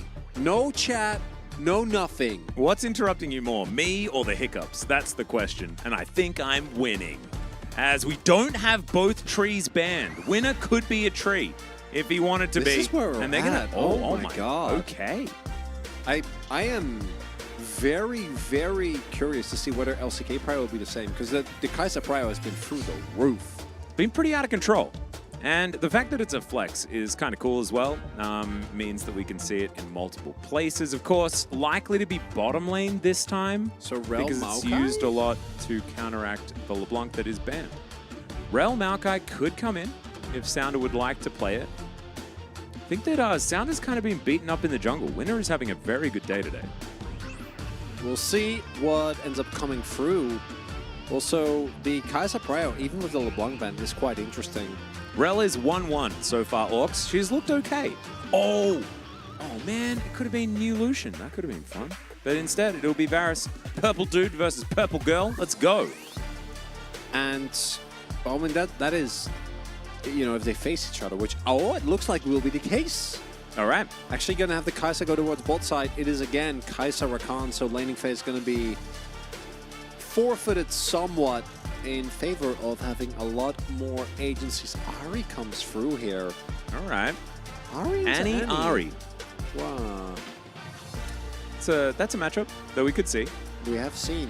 I think every it's now and then. I think it's, to me, feels better than picking Ari into Azir, who's seen always just lose. Yeah, I don't mind Ari into Azir as much. I don't like it, but it's better than some of the answers that we've seen consistently picked. By the way, Bobby Metro Boomin really loves Jace. That's what I got. Good to see that you're very, very passionate. So About Jace. Viego, I mean, Viego really should not be highly prioritized because I don't think the champion is very good. So Wukong and Liban, I'm going to say, from Gen.G's side. With the Ari pickup, the Maokai feels way worse though, doesn't it? Yeah, that's what I'm saying, why I think they'll then lead. Yeah. And to be fair, though, the team fighting with just Rel and Maokai does sound kind of great. And like Gen.G's playing a short-range comp, so Yeah. it's still Quinn! good. Oh, Renekton. Oh, they're going to offer Rex. Yeah, I mean, we knew that already. Well, maybe it'll be banned. Maybe Gen.G will get the hint that perhaps the Valor, to me, They is... knew! Wow, it's crazy that they came to that conclusion. Who could have known? It's like they can see the pick and ban, and so can we. Nutty. Vital, what are you going to be locking away for either Sounder or Mihail? Cassante comes to mind, as it is Mihail, of course. He does just love playing the champion. And I'm actually surprised that they locked in Ari instead of Cassante, because if then you can get a, oh, what? Okay. Yes, Velvet. Oh, there it is. Ooh. So Purple Lady versus Purple Lady, except this Purple Lady's in the jungle. Well, it could be Kai's jungle. Hey, We don't know yet. there we go. That's. I think when Kai'Sa first got released, Kobe was trying to sell me on Kai'Sa jungle. for a It does really sound long like a time. thing he would do. Yep. And it will be Cassante here on Gen.G's side for Zest. And then top side, incredible amount of CC. Really like the Gen.G comp, right? Really good dive, backline access. But the team fighting of Notion looks pretty threatening. Pretty dope. I really enjoy it. Another purple dude? I mean, I've seen what happens when Mahal gets Jax. I'm sold. Jack Sparrow is back. Are we gonna get the 4-3 mirrored scores here? Nongshim winning right from the get-go? No, they don't. Gen.G's comp is great, but it is pretty. It is pretty So short much range. purple, I'm but a no little- Rek'Sai. True. Yeah, So- that is true. I think with Gen.G's comp, my main issue is that if you fall behind to the point where you're not really able to get your, your upfront burst, you get your reset for Viego, you get Kai'Sa to blow someone up. I do like the comp of Nongshim a lot more when it comes to the consistent damage with Varus and Jax. Also think that Nongshim in a side lane scenario are always going to pull out ahead, but with Bel'Veth, right, Bel'Veth Ari sounds quite strong, frankly. I think one of the big things with Bel'Veth is that she can actually mitigate some of the burst that comes through from the opponent's side. I'm just looking forward to all the little void the void doodads. links. Yeah. The void doodads really make me happy. Bel'Veth versus Kai'Sa thematically is quite cool. It's pretty cool. Like, it's a 5-cost versus a 4-cost, though, so you'd imagine that Bel'Veth would come out on top. And she gets her own passive, like the Empress's thingy, stuff like that. Kai'Sa is very powerful, and has always been a very high-cost unit, just in general. So I think that, Kai'Sa will still be pretty useful, but Bel'Veth has pretty consistently been just pretty high tier when it comes to these void units. Yeah. I love auto chess personally as well. And we'll see what ends up happening here. Gen.G, very strong, very straightforward draft, but I like some of the magic that Nongshim have shown us. Yeah, very true. Did have it pointed out, Cassante is also a 5-cost, so you never really know how these things are going to go. But ladies and gentlemen, there is one thing we do know, and that is that it's time to rock out.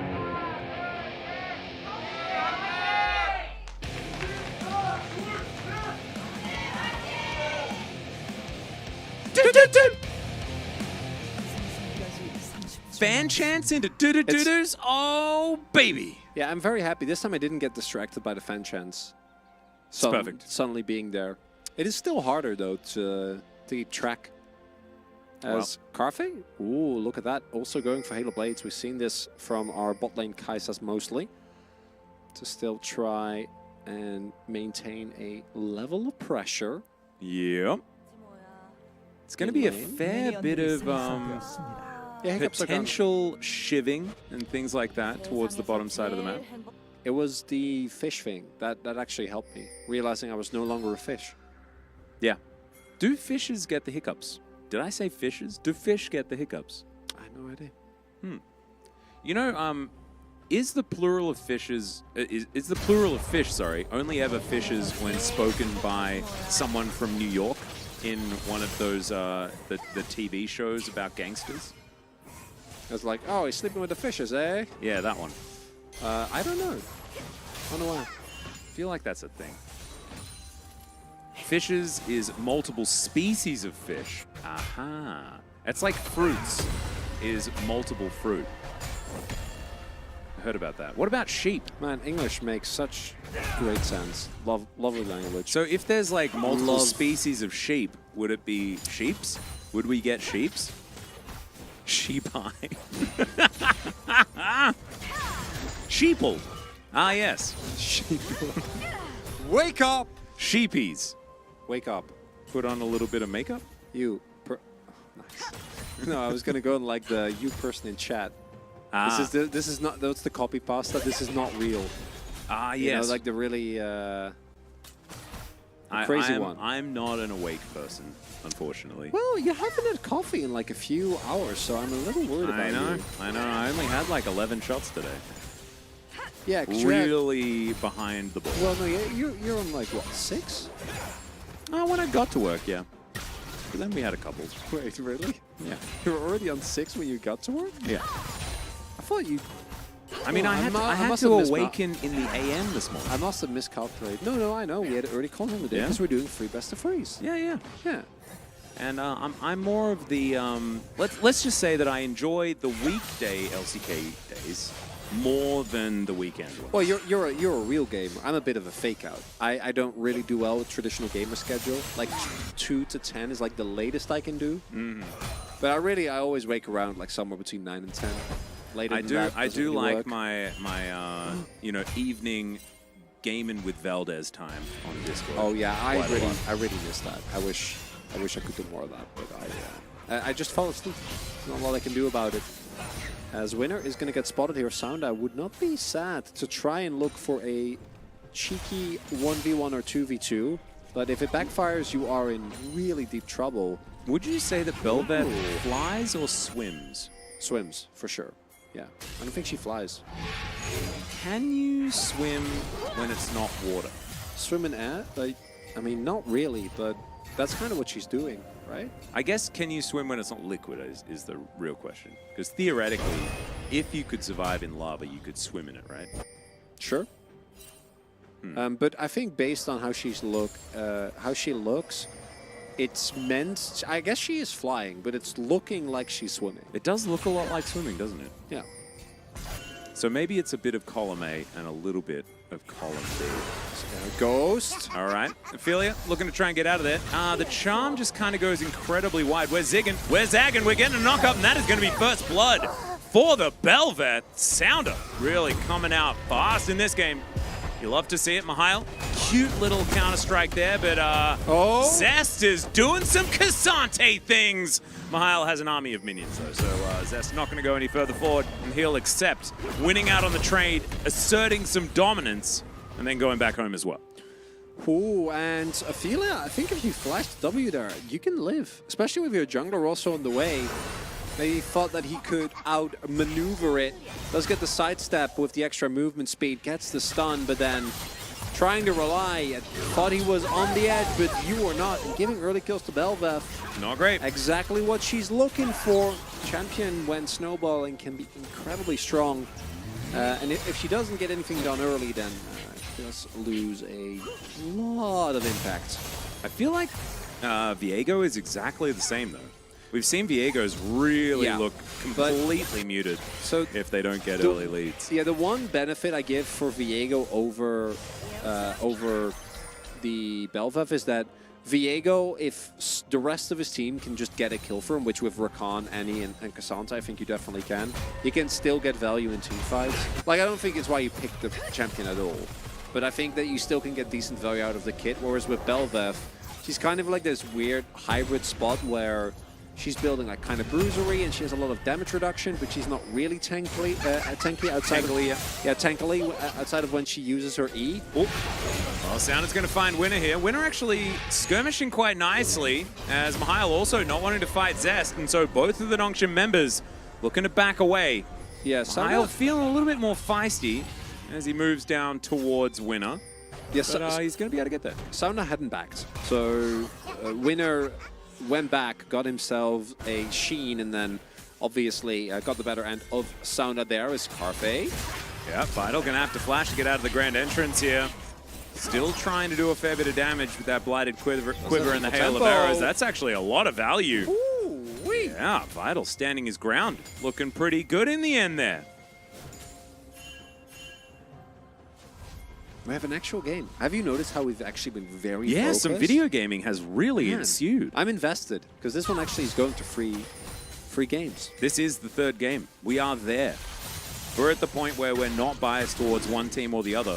No. Because if a team wins game one, then we're fully biased towards the other team in game two. Because we want free games. Exactly. But so now we're just like, we're just here for the ride. We're just enjoying it.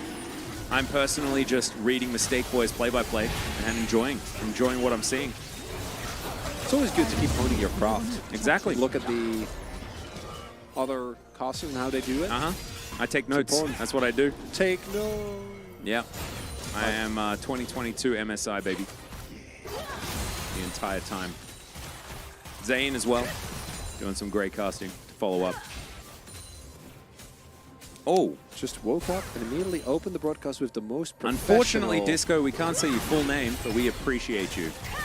Yeah, we appreciate the feedback a lot. Yeah. That's really nice. Casters are just text-to-speech AI for Twitch. That is actually, that is factually true. Absolutely. That's a very accurate assessment of who we are. I mean, I basically just read what Mistake Boy says and just say it. Like, my job became a whole lot easier after he joined the LCK Challenger chat. So I appreciate you. Jax does have, indeed, a slight CS lead, just going from what I just said. And Nongshim holding the fort quite well. First Blood's still there. No extra kills to come through here as Lost, looking to try and augment it. Thought maybe we'd see a Battle Dance Grand Entrance combo, but Winner is just going to be starting off the Rift Herald. I'm kind of waiting for the Contesto, but they're down a member. And there's no way that HH is ever going to get here in time. With Belvev in particular, you really want to try and get, but yeah, they don't have access, so it's going to have to be second Herald. If you're unfamiliar with Belvev, if she drops a Herald or gets a kill, she can consume what is called Void Coral, which again is like kind of a coral? Coral? Yeah. Coral, yeah, there you go. In Dutch it's coral, so like I just... Yeah, you're not going to corral it, which is another word, which is, so it makes yeah, it like getting people, Yeah. thank you. So, Void Coral it, and then you eat that, and then you turn into a spooky super manta ray monster, and then if you do that with Rift Herald, and you throw it down somewhere, then all the minions turn into Voidlings, and it's very cool. Yeah, you get little void and then you can basically void just shove out and get like full plates and a bunch of damage on the next turret. So we might be seeing Sound attempt some of that, but not with this Herald, because this one just went straight up to Winner as, Well, Winner is just going to have to heartbreak. Oh, he gets the Grump! Never you mind. That was actually pretty dope. I don't know. Still at vision over the wall? He just ulted. We're going all out. We're looking for the kill under Mihail, who just leap strikes his way out. Cormy's trying to get over here as Sounder realizes that Cormy's not quite close enough as the turret, thankfully, the minion wave turns up. And so Nongshim are able to back away, but not able to get too many advantages from this moment. Man, that was a weird series of events. But while all of that was happening, and yeah, they got the top side Herald, they did rotate Lospa. And Carfe has not been having the best of time. Vital, having a time of his life. Oh yeah. Vital enjoying himself. Chilling at 10 CS a minute, just having the best time. As Grand Entrance going to be avoided here by the Varus. Pretty speedy footwork here from the man, as Carfe tries to supercharge himself, but supercharges himself all the way through that arrow that I believe pierced the knee of the Kaiser. Every time take an arrow to the knee. No, you can't. That's bad news. I know. He was having a great laning phase, and then he took an arrow to the knee. How many people do you think know that in chat? I imagine most, right? Chat, go. Skyrim's not that old, right? Oh,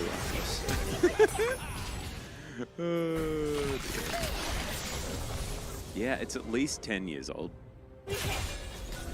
It'd be 12 years, over 12. My goodness. Well, there you go.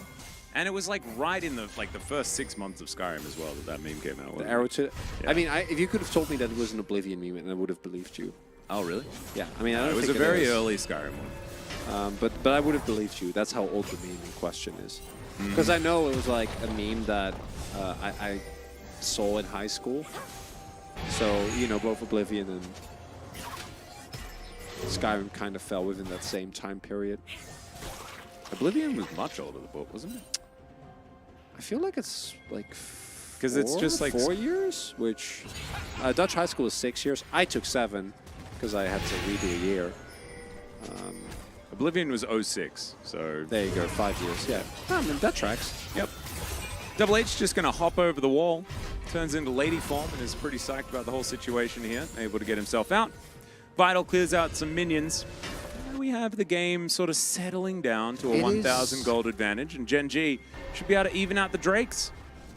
It's just happening. You know, it's Next Elder Scrolls is another transpiring. 5 years. I guess they've got a bit on their plate with Elder Scrolls Online and stuff like that, but they're still putting it's time into. unfortunate. As might have a 4v4 here, Atlas, but Vital isn't here just yet, making his way over now. You can see Sounder lying in wait. Oh, bit of a vision. Swoops out, zigging, zagging, more zigging, and more zagging. As the Drake is in the pit, Gen.G do have them in a pretty good position as the quickness comes out. Lospa going to be able to lock down Double H. That is going to be the first kill. Tiv is getting a bunch of work done as well as Sounder has to vacate the area, and there goes Vital. This is a disaster for Nongshim, and the Drake is going to be secured. Gen.G fighting back in a big way. And it's actually the Viego coming up so big there because Vital is able to flash and cleanse. Flans is not a word. Yeah, he's flensing. Okay, flensing his way out. Watch Vital flens his way out. But then HH goes down and Winner gets the rel. So obviously Vital looks like he's in prime position here. If he can get like a few more orders off, they can win this fight. But Winner gets himself the rel, then gets the knock up, and then the killer instinct comes in. And Call Me, even though he is full of health, he's not full of cooldowns and will have to back off. And Nongshim not able to execute on this first play here towards the bottom half of the map, and that means Dragon going over to Gen.G as we have a different soul. Oh my goodness. And it's really good into Shivs. Oh yeah. It's a natural counter to Mountain the Soul coming Shivery. through. I don't even know what does this rift even look like? I only know Infernals and Clouds so far. It's just, it really has been a summer type of rift. yeah, it has. It's like an Australian bushfire season. Really windy and really hot. A lot of bushfires. That's basically how it goes. Bushfire season has a lot of bushfires. Yeah, I know, it's weird. I never would have got. Hey, it's named appropriately. What can I say? Yeah, good on them. As Gen.G now should be able to just cruise.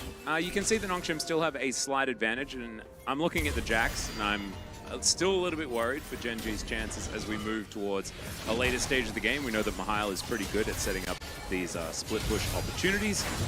But if Sounder continues to kind of exist in a team fight and do absolutely nothing to help his team, then that is going to be a problem. So we are going to see Nongshim starting off this Rift Herald. And they really do. yeah, we need it as well, because I want to see the Empress at her full glory. Kami doesn't have TP yet.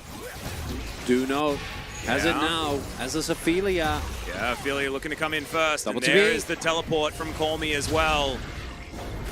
As all right, Winner looking to make his way over. The Rift Herald is going to be secured there as Mihail gets the kill on the Kai'Sa already. The rel's going to go down, but I think the Nongshim are okay with it. Winner's going to have to try and get out of there in rel form, and it's a triple kill for Mihail. I don't want to call it over, but I'm tempted, not going to lie to you, because Mihail is so huge now as Call Me is hunting him down. I really love the vision toggle that we get right here, as unfortunately the charm is going to land, and Winner revealed on the sweeper is going to fall. We're going to get some transformations, and Nongshim back on the board in a big way. Oh boy. And that is a Herald for a team with a Bel'Veth, which they so desperately need. A decent amount of damage onto the turrets as well. And I want to draw your attention to the re-engager, HH in particular, with the Magnet Storm. Look at this setup here. Able to go in there, get a multi-man crash down and the Magnet Storm in perfect tandem, crucially, with Mihail and Call Me coming in from the flank. And Gen.G fully routed. No killer instinct available, no resets this time around for the Viego until it is already too late. And that might be it here. He was actually thinking that in. he'd missed him. Yeah. But he actually manages to catch him on just the edge of the sweeper there. A little bit unlucky for Winner.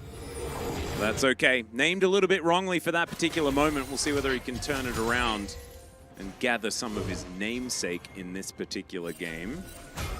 Sounder had a really good time, by the way, was just transforming at will throughout that entire fight. So, Zippity's opening. yeah, as Mihail going to get stunned up. Easy. And, oh, wow. Think he's impressed? Huh. Have you guys seen this, man? If you guys in chat could let me know exactly what Counter-Strike does, I'd really appreciate it, as Miles still going to have to flash, but he's not going to die.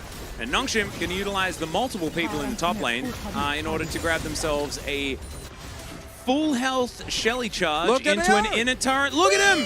Look at all these little void busters! Look at him go! Gorgeous. Nice work, Gen.G, managing to get themselves an outer turret in the top lane. And they only had to trade 3 turrets in mid in order to get that outer turret. Isn't that cool? They didn't even get the kill. Isn't that on cool, Mr. though? Oh, he might die now. Okay, well, they get him eventually. Miles Morales, I think was what someone called him in chat. Love to see it. And yeah, he's just going to walk his way out. Yeah, it's the time where you thought they were going to catch Captain Jack Sparrow. It's Mihail putting out the lessons of Dundun, but then not actually dying. And Dundun's like, how? I didn't even know this was possible. How could one upgrade the extraordinary power of a Dundun? How, I ask you? He doesn't have the morale prowess, which is actually kind of ironic, given the fact that he was just nicknamed Mihail Morales. Yeah, no, I first of all, love that nickname. Thanks to that one, Chad. Secondly, yeah, you can't have everything, right? You no, that's true. Some strong points. You can't have the morale buff. There's only so many stat points you can have to distribute to each player, right? Otherwise, it'd just be imbalanced. So, off of that, this is why Belvev is a champion that is a little bit binary. Off of that one Herald fight, they got 3 turrets. Yeah. 3 all in the mid lane turrets. Yeah. So and the first one, you know, probably would have fallen. Second one was taking a hit. All right, but Chronicler, just have to let you know that they did have to give up their top outer turret. So I don't really know how they're supposed to win without their top outer turret. Yes, that is. No, that is very true. I hadn't considered that. Thank you, Atlas. Again, you prove me.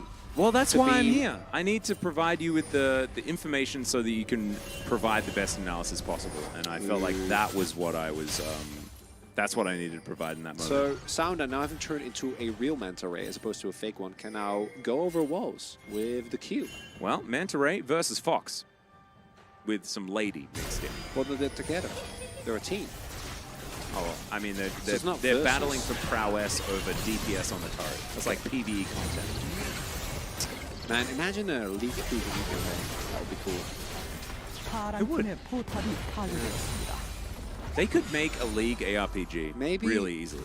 Yeah, they could. Maybe they should make, you know, like, what's it called? Like, you have all the people together and they fight like bosses and they can level up. And what if you made a League ARPG, right? Where you got to choose what you're... Obviously, meaning Veldis, who is... I haven't even... there he is. Yeah, talking about the MMO. I'm just baiting Veldis. Okay, yeah. No, but you had an actual idea. So I actually think that they... So think about this, right? You don't have to actually design anything at all. You just basically make a roguelike ARPG that allows you to construct a League of Legends champion out of all of the existing champions. There's Ophelia. Come on over here. So you choose what they look like. They can look like literally anyone. And then don't even worry about animations and stuff like that. Make it as jank as you like, but you choose a passive, anyone's passive. Absolutely anyone's passive. And then you choose any Q. And then you can get like level ups, you can get items. Yeah. You can change skills down the line. And then you can try and build your own champion out of all of the existing champions. It'd be kind of fun, I reckon. Can you change the world, though? Of course you can, Valdez. Just believe. You can do anything if you believe hard enough. You know that.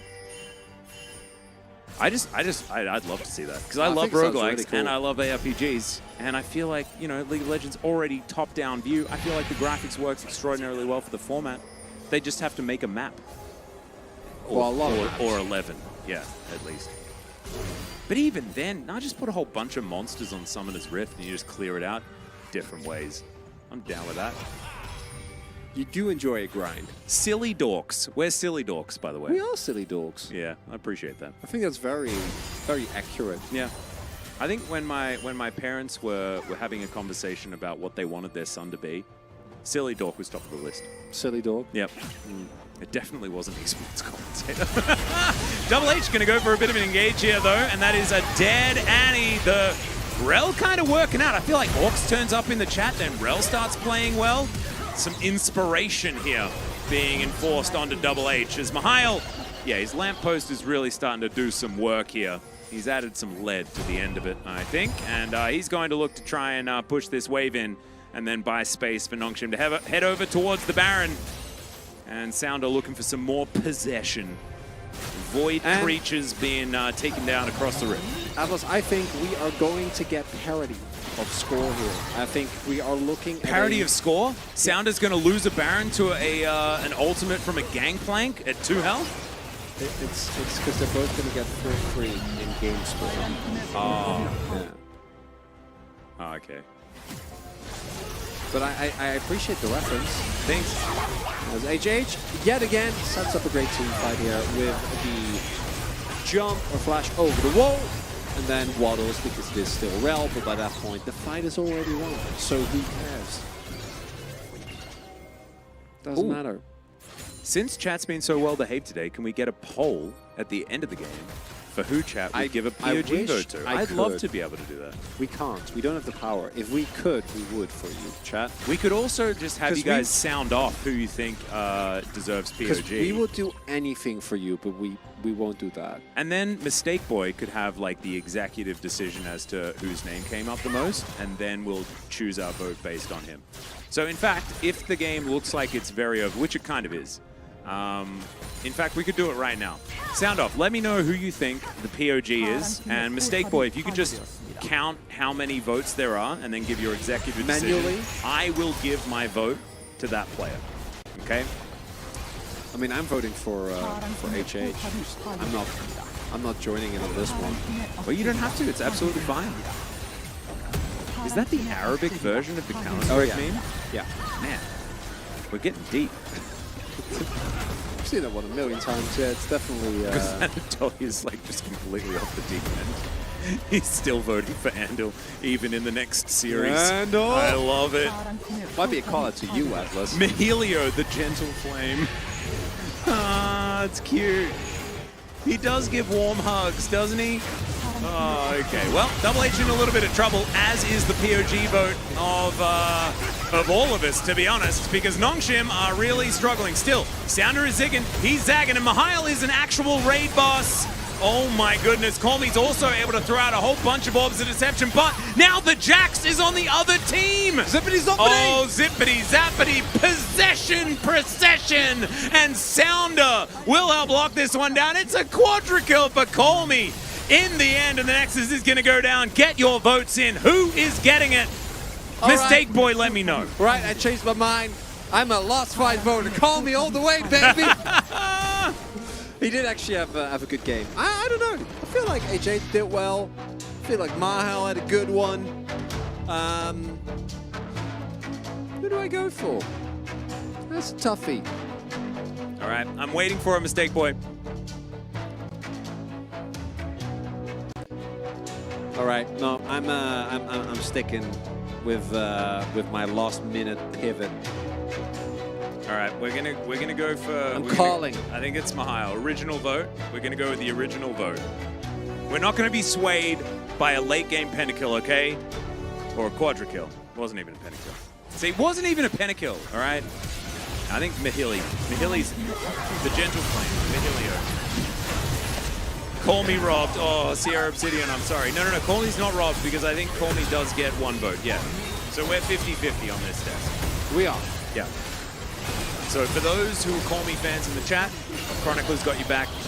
I love the rest of you are sticking with Mihilio. Like popping off of corpses that we have, because we have both. Yeah, it's the double. It's the double death resetters. It's beautiful.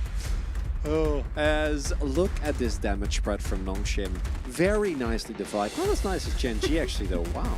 You know, if Winner had just or sorry, if Zest had just built Sunfire, it could have actually been up there with the rest. Yeah, I know. It's a huge failure, actually. Yeah. Honestly, like, if Zest had built Sunfire, then they may have just won the game. Yeah. Instead of just memeing with his 6669. Actually, shout out again to the casters for today, Zayan and Mistake Boy. Doing Yeah, a really you good guys job. did an amazing job. I'm really glad that I can see you guys appreciating each other there as well. Just Very really cute important. stuff. Love to see that. Camaraderie with your co-caster, very, very important. You guys are exhibiting it gorgeously. Yeah, one would even say that, you know, the bonds between casters makes truly great duos, which is why it's so unfortunate we don't like each other. Yeah, no, it really sucks. But sometimes you can't help when G-Sun makes mistakes with hiring. Wow. What can you do? Okay. Yeah. Well, Way to throw you G-Sun know. under the bus, I guess, but I had to say it. You were her fault. She wasn't even the producer at the I time. know. Orcs is also one of those mistakes. Oh, True. man. Yeah. I'm not, though, because she was working for Spo TV when I moved over.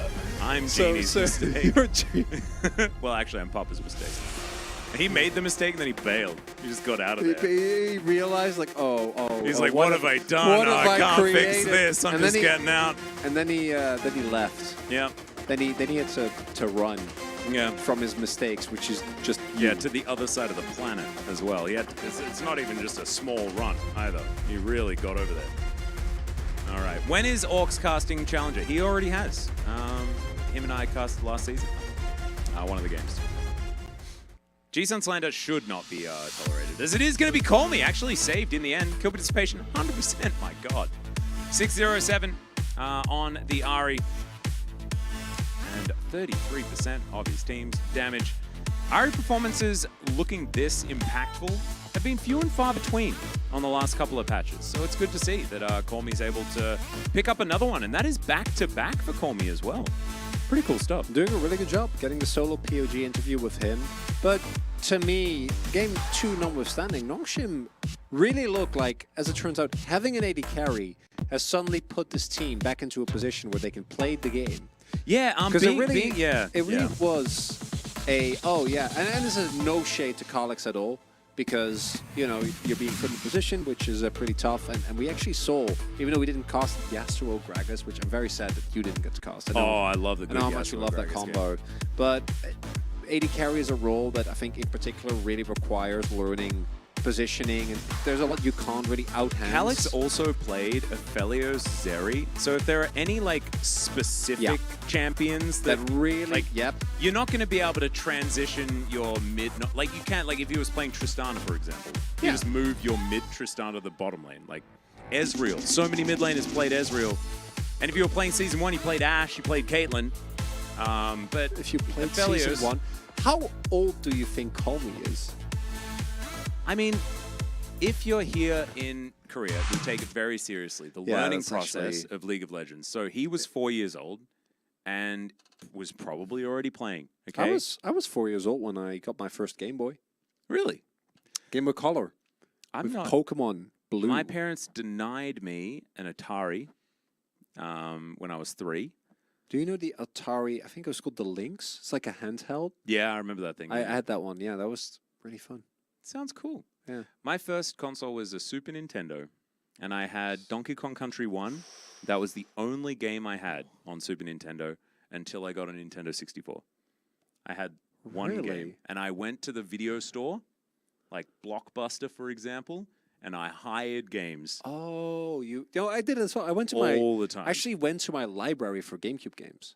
What? They had a great- they That's had, a like- dope library. Yeah, they had like Final Fantasy games. Oh man, that's I so played cool. like Mario Tennis. Yeah, no, they had a wonderful lineup. And it was really sad, right? Because cartridge games. Oh my God, you're so old. Oh, Yeah. Chad, Yeah. you're not wrong. Yeah, super duper old, mega old. It's actually really surprising that I haven't died during this broadcast of old age. But so far, so Well, good. you're We not take it real. one day at a time. So- Yeah. Your video store rented out N64 games. Yeah, I know it was dope. But what I was going to say is that it's unfortunate that we didn't get to the disc era, and then still really had like a renting meta, because Then you had memory cards, and so you could just get a memory card and then hire all your games, and then you could keep hiring them but still have your save files. It was save files that was the real problem. Because I remember I hired Ocarina of Time from the video store, and I wasn't going to beat that in the 3 days that I could hire it. Hire so I had to buy that one. No, I didn't. I just lived in a small town, but the library just had games as well. That actually sounds super dope. Yeah, Dutch libraries were great. And that would have been cheaper as well because it's a library. I spent a lot of time, at my local, because I also really liked reading. I wasn't very popular in high school as one. Didn't need to be. You had all of your friends within the pages. Oh, yeah. This also, in high school, I got into World of Warcraft, so, it was like, evened out in terms of social contact. Yeah, it's perfectly fine. That's how you learn social skills, I think. I think World of Warcraft is really the way. Like, look at pinnacles of, like, social aptness. To be fair, like Asmongold. That's when I first learned about Azil, and that man is actually at the peak of he's a world champion. Yeah, literal world champion. Yeah, no, and he transitioned that world champion power into being the best at social interaction as well. Yeah, I know. Isaac Cummings Bentley, what an incredible guy. As Brendan, are you okay? What's the matter? Oh, it probably is like one of the moments where there was like an audio glitch. Sorry, chat. I assume it's not one of us. Oh, did it do one of the boops or something? Yeah. Our bad. Feedback glitch, yeah. No, these things have been happening a little bit. Apologies. So we have one more series today, and it might be an 8-gamer. I think that we... Could be. I think we'd be unlucky if it wasn't. We would. Yeah, well, I mean, like, I at this point, I have no emotional investment anymore because we don't have the 9-gamer. So, like, I'm fine with 7, I'm fine with 8. But it doesn't feel as I need to get it done. No. So what? We got Live Sandbox versus Halma Life Esports. So theoretically, it should be a Halma Life victory, especially after they came off a 2-0 very recently. But what about Plan B? Exactly. And there is always Plan B. This is the thing. Like, Live Sandbox just, they live their life with a fallback. And Vincenzo. And they already don't panic. We didn't have a 9 games day yet. No, we know. We were talking about this. We've had one in spring, which was me and Atlas. And we were really feeling it today. Yeah. I was thinking that we were going to get there, but then somehow Kwangdong Freaks won 2-0. Yeah, that's really... That part, I still don't... I mean, I understand is Ilima actually playing well and Bull being good. It was a very strange situation. It was a... Patched in, perhaps? I mean, I don't know. Bull, like, last year was not... He was not the best, but he wasn't as rough as he was this spring. So I think maybe Bull looked better because Bulldog was in the mid lane. Yeah, the Bull synergy. Yeah, it could be the case. I think the team did definitely look better with Bulldog in the mid lane. I don't know what that's about. No flame towards Cleaver, but Plan B illegal in 13 states now. Oh no. Viper is mommy. That is a name. Plan B is actually he's legal all over Korea, so it's absolutely fine. He's doesn't even need to worry. Can't wait to see what this patch will do to LCK. Yeah, because I'm not sold on the B1 Kaisa, but I definitely expect her to shoot up in priority given the fact that there's often some similarities between challengers and LCK. I don't think it's like 1-to-1, but I very rarely see teams like things like Ivan Ban and Ivan Ban, Rel priority, Kaisa priority. I would be shocked if they don't get seen at all. I don't know if they'll be as high prio, but I often we see some movement. I think it'll differ from team to team. I don't think we'll see the Ivan priority quite as high for everyone. But I think if you've had, like, we'll know the teams that have been Ivaned in scrims. We'll know those teams because it'll be like first ban. Immediately. Like, I am not dealing with Daisy 3-shotting me. I'm just not ready for it. Yeah, it's also... I'm hoping we do get to see some of that in our next series, though. Like PTA Ivan. Yeah. I want to see, like, solo lane Ivan. I just want every annoying on-hit effect Ivan. That's what I want. I don't want to see this Moonstone, Staff of Flowing Water garbage. He had 4 items. It was actually kind of crazy. Yeah, it was looking pretty good. It Peanut really is a noted Ivan enjoyer. And, yeah, and they definitely do play through bot lane. And we thought that maybe that would change with Ruler leaving, but it has only become more powerful. Shiv, Nash's Wits End, Ivan. Yeah, or is that, at that point, I think that's Shiv, Nash's Ivan. Shiv, Nashor's Wits End, Daisy. Yeah. Not Ivan. No. Yeah. He's not going to do that. Why didn't you think Rel? I think Rel was fine in game number 3. Worked out. Yeah, I think great. actually Double H did very, very well in game 3.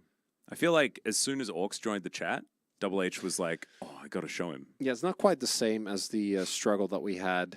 Daisy or Tybers? Daisy or Tybers? I'm more of a Tybers kind of guy. But I just want to see how dumb it is to see Daisy go like I actually, slap people. yeah, as far as like the two, I think I'm always going to be Tibbers. But I think Daisy's I think autos are cooler. Tibbers' outfits are just really good. It's hard to match. And there's like so much variety as well. Yeah. And I think like reverse Annie is like too awesome. And having like giant Annie that you drop on people as Tibbers, mini Tibbers, it's actually just great.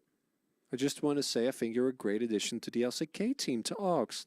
Aw, cute chat. Aw, I Am the Sky. Only saying wholesome stuff. I've seen I Am the Sky saying a few other wholesome things as well. Nice. Just the best. Really enjoyed that. Anniversary Tibbers. And we're going to have to stop comment. So we will be back after a short break for our final series of the evening. We'll see you there.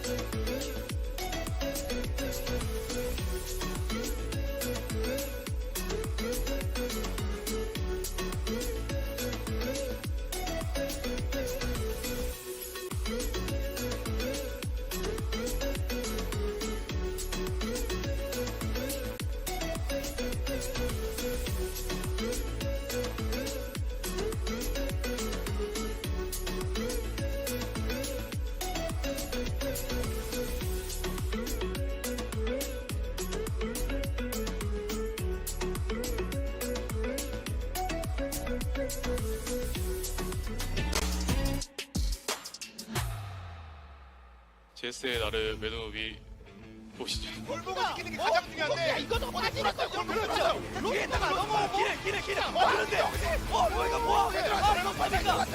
나를 역습. 여기서 들어가. 그리고 카르페. 지금 데미지 한번 빠지고. 다시 한번 나를. 야. 아 이거 빠져요. 이거 빠져요. 게임 박살냈는데요. 이게 됐어. 나를.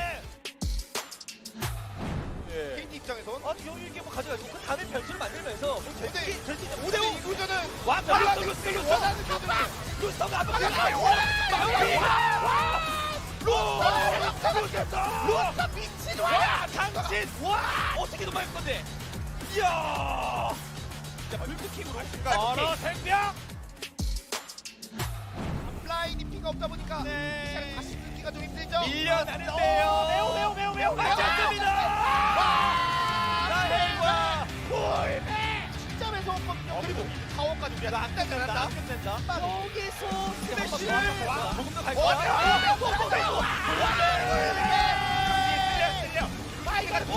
도망가야 돼요. 살살로 못 이기고 있잖아요. 프리딜 막을 수가 없습니다. 빅플러스야. 잭스를 사이드에서 못 막으니까. 바로.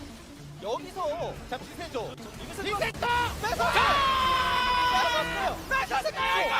그리고 근데 이 싸움! 그리고 집! 싸움도 본진다림이거든요? 이거 끊을 수 있나요?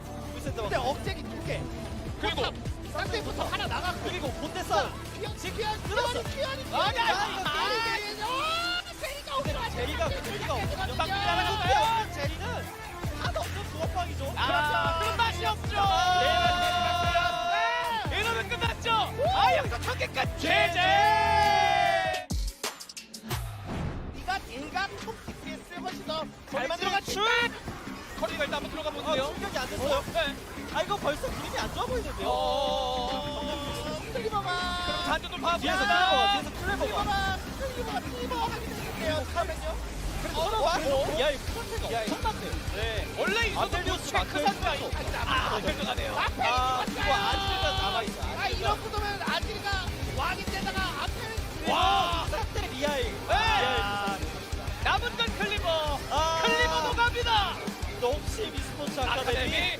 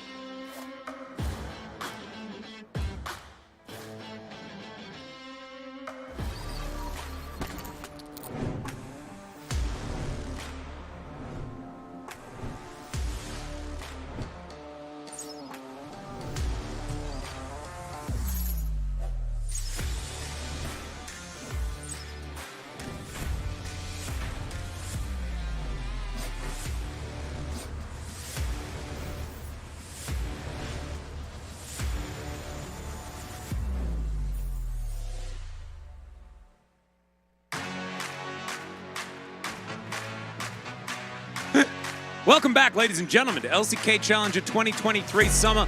I'm Atlas, joined by Krona Hickupler, and we are ready to get into our final series of the evening. Live Sandbox taking on Harma Life Esports. I don't have the hiccups. That was Atlas acting.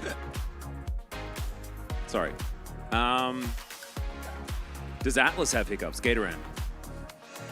We'll never know. Right now, I don't. If I hiccup, I will, and immediately afterwards, I won't anymore. That's how hiccups work. You're not in a permanent state of hiccups. You only have the hiccups whilst hicking up. I don't think that's entirely true. I also don't think hicking up is a thing. Yeah, good enough. Yeah. So, have you tried scaring him? No, I don't think I can be scary to Atlas. I also need to remember that I'm not a fish. I'm trying to But what figure if out a way in which I would be, and I don't see it. I think I can be scary if someone doesn't know me. Yeah, you can I could be see that. You're a tall man. But if they do know me, I don't think the option is there. No. It goes away pretty quickly. Australians don't know fear.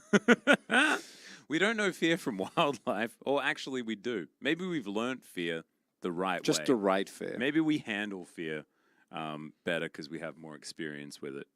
Because I know that like not a lot of people have the upbringing of try not to step on a tiger snake because otherwise you'll die. And we had a lot of those experiences growing up. It's just how it goes. Yeah, we don't have... I remember stepping out of the car when I was like a kid, and my aunt was like up at the house, and we were about to walk up the driveway, and she's like, "Oi, there's a tiger snake, so just walk around him." That was a thing that happened in my life. And tiger snakes are one of the top 10 most venomous snakes. Yeah, that's just how life is. That's how it goes. Wouldn't you, like, call someone? Like, just accept it? Just accept the risk of the snake being like... Well, you're going to call someone to catch it or something? Yeah.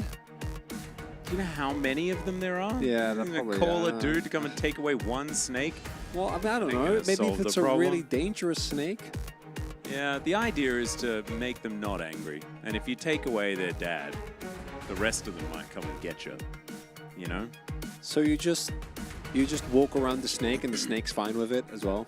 I mean, the snake doesn't want to attack a human because we're a bit big for them to take down. Because the venomous snakes generally eat smaller things. It's the pythons that want to eat big things, but they strangle them. They don't poison them. So yeah, no, I'm aware of you're generally all right. That specific distinction. That's cool. Yeah. Thank you. There we go. For sharing a bit of a childhood snake experience. lesson. Let's jump into Live Sandbox's challenger roster here. Dahyuk, Vincenzo, Goody, Diablo, and Plan B, baby. I love this team. This team has great names, not gonna lie. Are they great when it comes to play? Sometimes. Do they have individual skill sets that bolster one another? It depends on the draft. But they do have Diablo, and that kid is cracked. He's like 15, Yeah. and he's bopping people left and right, and the team doesn't really seem to know at Diablo the time 4. what's going on. Exactly. Oh, look at that. Some fans. I see a Dahyuk fan. Diablo fan. There we go. Fan. I see some great art in the top left. And some expressive eyes. Heck yeah. Look at this. We also have a hot tip from Astro Nautilus saying that if you want to deal with snakes, flamethrowers are really good. So there we go. If I had known that when I was a kid, I would never have been scared. That feels a little bit over the top. Although... but who said it? Astro Nautilus? Yeah. Well, they're from Texas, so in that case, I understand. I respect it. Fair enough. And this is the team which should be the favorite here today. Rooster, Grizzly, Roma, Lure, and Duro. A double whammy of bear and chicken. And moving around. And being bait for the chicken. Yeah. And I don't know what Duro's deal is, but he's really good. He's like one of the top tier supports. He can take a lot of damage without suffering breakage. Because he's durable. Yeah. Yeah. That's what I went with.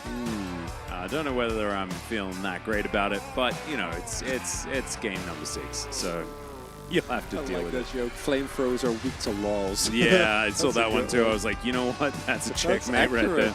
Yeah.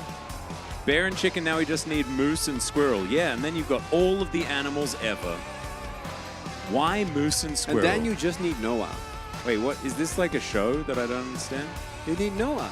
You know, you bring them together. Interesting. And thus far, apparently they're looking for 5 straight wins. 5 That's what the fans are hoping for. straight Thank wins. you, production, for giving us the heads up. Maybe with some new buffs, they will be able to super dive their way to victory. Super dive. Because perhaps Life Esports were predicting a change in meta so that the super dive could work out. Super dive. I actually kind of think that, I know I don't want to deviate to the LCK too much, but I do kind of feel like Viper looked amazing on Kai'Sa, and a dive meta really suits Clid. And Zeka? Yeah, and Zeka. Zeka on dive But is... Zeka doesn't need very much help. Clid needs a lot of help. That is very true. So if Clid has some better options, Rocky and just go in is a kind of good one. Bullwinkle, you uncultured cast. What's Rocky and Bullwinkle? Yeah, I wasn't a real Rocky and Bullwinkle guy. I don't know I have to admit Gabo that Jago? I do am. know Gabo Jago. Gabo Jago is great. It's one of my favorite emotes. I drop it in our chats all the time. Yes, you do. All the time. I've been told it And just Yundo means, knows let's that, go. because he's the one that responds to all of your Gabajagos. Gabo Jago. Guti is one of the players in Challengers. I don't have a strong opinion about him. I could tell Yeah, I mean, with that introduction. Yeah, he's there. You know, I think that Guti is one of the players where down the line I could see him turn something amazing, or I could see him just not really Peter out. You never But know not in a good way what like the Peter. trajectory is for players that haven't been playing for very long. Are they getting better? Are they going to plateau? You That's don't the know. question. Grizzly hasn't played enough Volibear, so I just, bothers me. Even Udyr would do at this point, man. I mean, just give us Annie. something. Even Tibbers, just play reverse Annie. You're still a Grizzly, right? Just a small one. That'd be fine as well. So, Atlas, are we continuing on the unexpected trend? Is Sandbox just going to 2-0 here tonight? Well, I mean, that would be what the heart of the cards should tell us. However, we're not on a fixed universe, We're on a chaotic universe. Anything could happen, and it's not like we're going to get the synergy that the evening might be alluding to, based on the upsets that we have seen thus far. Yes. And so we'll just have to see what this draft has in store, because already we see a Rel being banned away. You can see Live Sandbox, not mounted champion enthusiasts. So the Nunu ban should be pretty obvious Sure to here. follow. Yeah. It'll be Kled. Yeah. Plenty of different options here. Quinn, get rid of it. First pick Renekton. Love to see that. Be absolutely fantastic. Nico and Ivan, seeming to be some pretty mainstay red side bans. And isn't it beautiful? There's no Yuumi. There's no Melio, permaban or anything like that. We're just getting into it, and we're just going to mix things up with our drafts as well. We're going to hear Vi say some things in Korean. Pretty cool. Very mad at us. If they actually banned Nunu, we would lose our collective minds. Maokai B1 doesn't give anything away. Strong pick into a lot of what is the meta at the moment. And hard counter has been removed, so no fight tree with tree. Can't do it. Nope. Impossible. Astro Nautilus's advice could prove good, as trees are weak to fire. So we'll see whether the newly reworked Rumble is going to come through here for Life Esports. Probably will not, as Renekton up and available. Sejuani was banned, so the Renekton-Sejuani combo not going to come through here. But Kai'Sa? Grizzlies Lee Sin could be a thing. I'd like to see Kai'Sa, though. Understandable high priority here in LCK Challenger. Grizzly's just showing some of the champions that he plays before locking in lead. Aww. He is a Korean jungler after all. Can you believe that a Korean jungler plays Lee Sin? Isn't it nuts? I know. I kind of love the Sandbox comp. Like Maokai, Azir, and Varus, that's a lot of front-to-back power. Heck yeah. Our Life are probably knowing LCK and Challenge is going to double down on playing all hard engage, all... I there we knew go. it was going to be Ari. And Of course. I was already mad. Yeah, no, I mean, they're hard committing. We're going to go all in on early to mid game. I thought you were going to say all in on losing the game. Well, could be. Could be the case. very much so, yeah. Yeah, not a huge fan. I found that every time Ari is picked into Azir, the Azir's like, oh, cool, I get to win. Isn't that great? And that seems to be the result the majority of the time. We'll see whether Roma can actually turn that one on its head. And we've seen the Ari and the Lee Sin be a good combination with one another. So for Hanwha Life, we're going to be looking towards support. Okay, the Brom. That's good. Yeah, I think just Maokai makes it hard enough as is. Probably Brom Renata? Because you really want to go... Oh, well, Kai'Sa's gone. But you want to go Kai'Sa Nautilus here if you're Hanwha? Yeah. So I really like a Renata ban here. I think if you lock in like anything aggressive, like a Tristana, or that's not Renata. Maybe they want to pick Renata themselves. Maybe, but you can't really pick it here, I think. You can't really R4 it. I think you have to pick an AD carry. And into Varus, that is actually quite tough. There aren't that many great opportunity or options available because a lot of carries just lose straight up. That is a pick. That's an Ashe. No, I think Ashe Qmax is actually quite strong on this patch. Sivir? Oh no! So it's just going to be Aphelios Milio. Wow. Or Aphelios I was Nautilus. so happy until I was so sad. So I think you slap Renata here with Sandbox. There's nothing that Hanwha Life can pick here, like last pick, that's going to make Renata bad. I like Leona. Or Nautilus, okay. The Nautilus is fine. I would have liked the Renata as well, but I think they just wanted a little bit more reliable engage. I'm okay with that. I guess now Hanwha can pick Renata.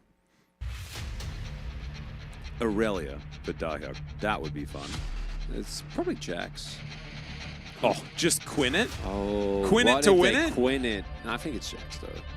It's Jax. Man, this is a very stable composition. Really, you mean stable? You mean could have been more interesting? I'm gonna say uninteresting, but then I felt bad. I use stable as a simile for boring. Yeah. Okay. Thanks. Yeah. I didn't want to call it boring. But this is less boring. We like Blitzcranks. Yeah, I mean, it's okay. Duro loves this champion, so he's going to bring it out here. He's like, you've got an anchor? Well, I've got a power fist. And he's going to be able to use that. We'll see whether the rocket grabs are going to land or whether it's the anchors that are going to be landing. On the side of Live Sandbox, they just have so much late game security. It's just a really good comp. Yeah. It's like you have a lot of CC, you have a mixed damage profile. Yeah, everyone picked their own champion, by the way, on Hanwha. I think the one downside for Sandbox is that you can get completely run over. Well, once you lose control of the map, obviously you're going to walk into charms, you're going to walk into hooks, life's going to be very tough. So this does require some finesse on Sandbox end, which that is not a statement that I think you're going to feel great about if you're Sandbox. Hanwha Life's comp, just run at them. Just run at them real hard. Yeah. And again, it's into Azir and Maokai, so it's by no means an easy task. But if you can get backline access, then can very quickly swing fights in your favor. And early objectives should all go to Hanwha as well. You'd expect so. We'll see whether we have a good soul as well to help try and solidify any win conditions for Hanwha Life Esports. Pretty much just means that if Chemtech rolls around, Live Sandbox are going to be pretty happy about the situation. Unless they can get themselves some cheeky Drakes in the early stages of the game. I do think that Goody should be able to keep Roma down relatively effectively. Dahyuk, I mean, Jax in general into Renekton has not proven to have too much of a rough time, even though Renekton can definitely take some control. And I just feel like so much of this game comes down to whether Grizzly can do stuff that's good. Is that going to be possible?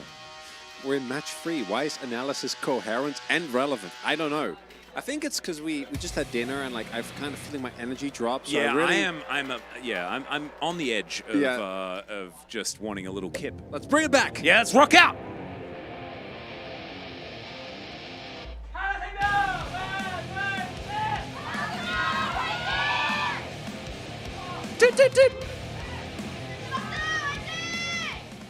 Mal left me on my own for the doo-doo-doos. Yeah, I'm completely. I didn't even hear that it was happening.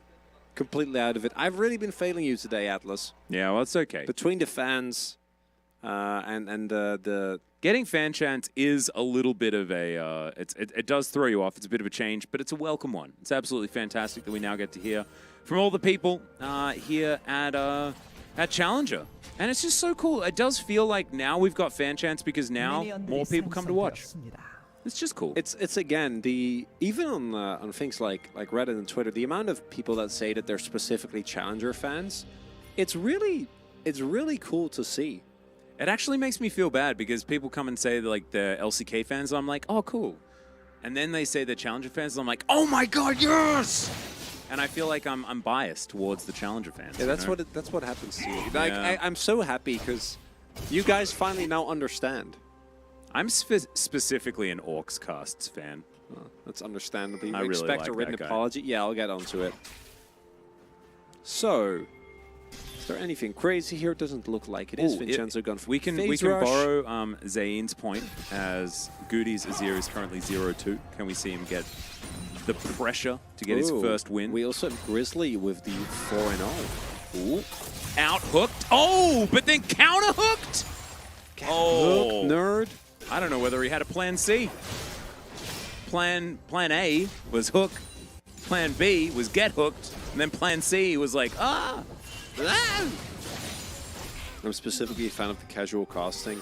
Yeah, it really is. Because of our work schedules, none of us can really stream. But really, Challengers is just us sitting here and doing a stream. Squidazard, I don't know whether you're being sarcastic, So, but if it is, it works very well even in text. No, it's not. It's Squidazard. They're always super wholesome. Oh, I don't know. They're pretty fun. They are. Might be both. Might be a double-layered one. And Squidazard also knows that I overdo it on Plan B jokes. So You do. Yeah. So being a Challenger fan is like drinking port. In what? Like I genuinely am wondering, like, what does that mean? It's like you really like things with a little bit more effort, you know? Because pour-overs are great, but they do require more manual labor. Wait, what? Pour-over, like a pour-over coffee, where you have like the the filter on top, so it's not like a traditional filter machine, but you pour it over yourself. Ah. You manually you manually pour it over the filter, and then you get your coffee.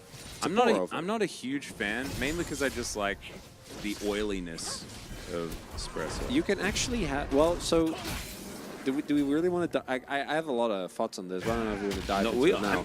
We got time. All right, so if you, which makes sense because you like mocha pot as well, right? Yeah. So you can also get filter coffee with a more textural experience by getting cloth filters or even metal. There's even ways to get filter coffee with just a metal filter. Uh-huh. And then more of the oils will come through. Cloth in particular is insane because it gets you a lot of the clarity that paper filters do, but it doesn't strip away nearly as much of the oil. That's pretty cool. Yeah. I don't know. I feel like my upbringing just goes against filter coffee. As an Australian, we're just really like very your against it. espresso. Yeah. I mean, I like espresso drinks generally more, but specifically when it's like really nice medium or light roasts, filter coffee's just the best. I'm not enough of a coffee snob. I just really like coffee. I think of coffee more as fuel in a lot of ways. Everyone just tuning in. Who are these casters? I'm only familiar with saying. No, I'm not a, like, I really like when I get my own coffee, but I'm also fine getting Starbucks or whatever, you know, right? Like, yeah. I'm a bit the same, and I'm like, you're a bit more of the pure fuel while still enjoying it. I am, and I'm also like a bit of a snob. You know, I am from Melbourne, right? So I kind of have to. I have to be a little bit you do snobby. have, what, like 2 coffee setups and a grinder, and you grind your own beans? Yeah. Which I wouldn't say makes you a snob, but it does show that you care about your coffee. True. Yeah. I don't have like the actual espresso machine yet. No, I know. That's- but you have that's to give coming. to eventually. You will. Yeah.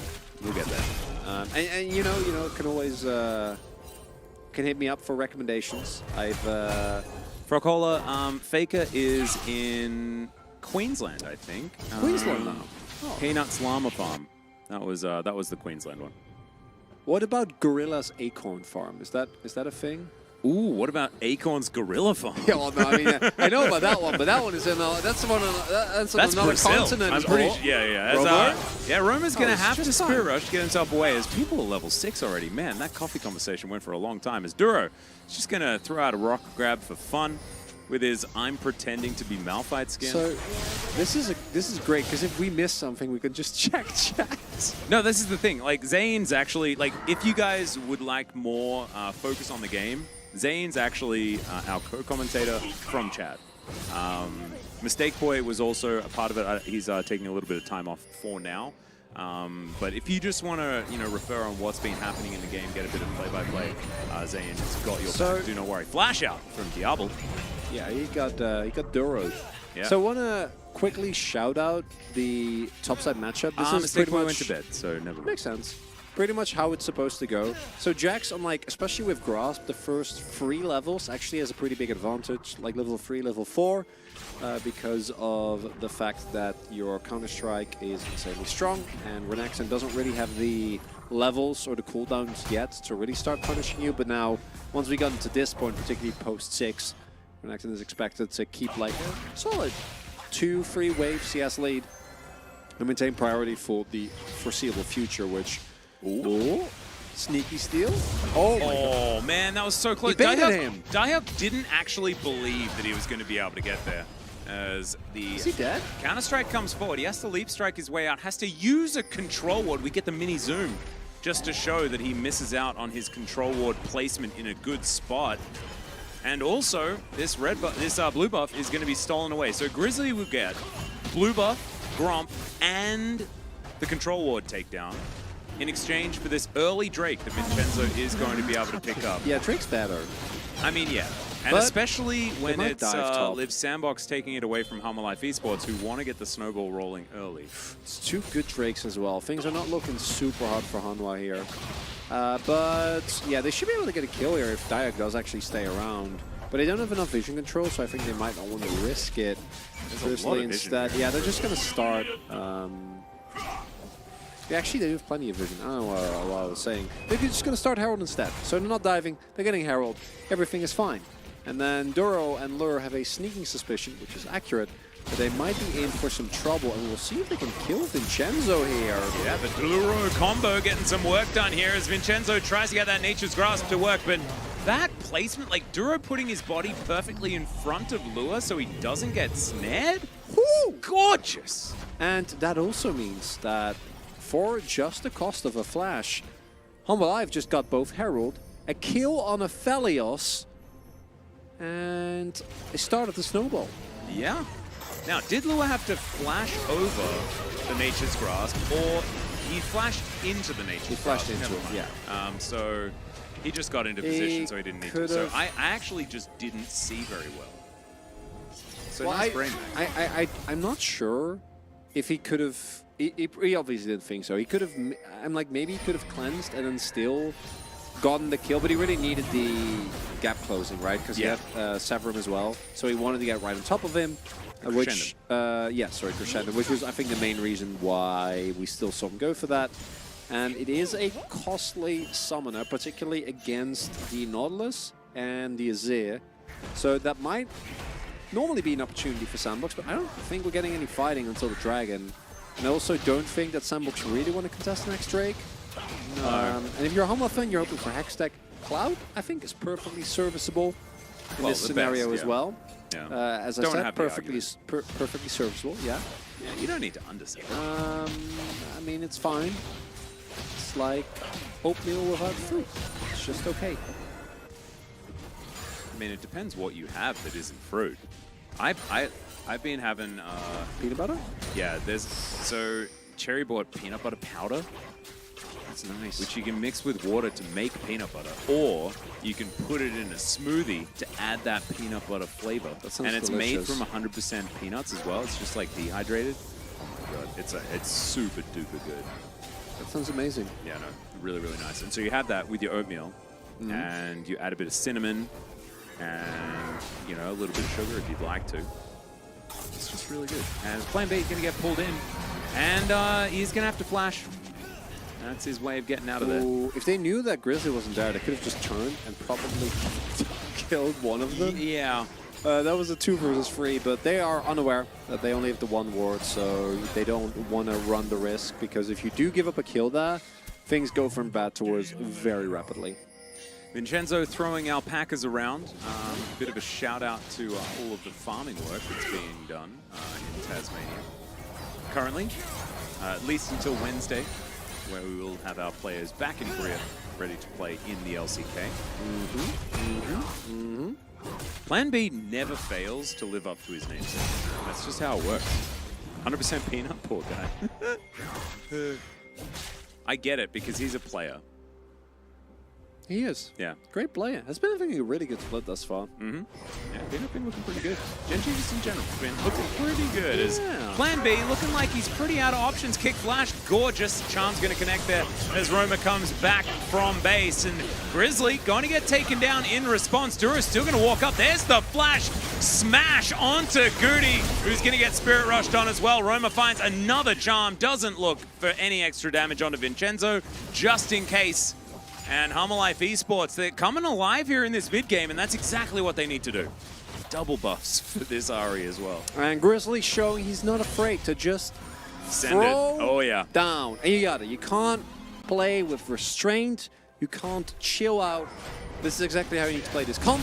As he goes in, actually gets the flash just before the ultimate hits him. And then we see Big Roamer actually attempting to help him out as well, but even with the safeguard, not going to be able to get away. And then really well done here by Duro, able to get the combination of his knock-up and his ultimate so that there is no ability for the Uzir to escape, which gives the kill over the Roamer. And now Humble Life, Snowball looking hot here. Looking real good. As the Herald is going to be put down. Bit of an awkward positioning of the Herald. Three people here to try and welcome Shelly towards this turret. As Charm is going to connect. Hook is going to land as well, and that is a dead tree. Oh no. Yeah, Duro is a really fun player that I've been like hoping that he would really turn it up for quite a while now. He has been alright at times, but particularly given his performances on solo queue, like as a support, to me, are really impressive, because I think support is a role where it's hard to consistently climb like to the very top. Yep. Due to the nature of obviously your role and getting your AD carry there, but even if you do let go and roam at the highest level, people will be able to punish your AD. As unfortunately for Hanwha fans, it is Chemtech, which is definitely the worst outcome.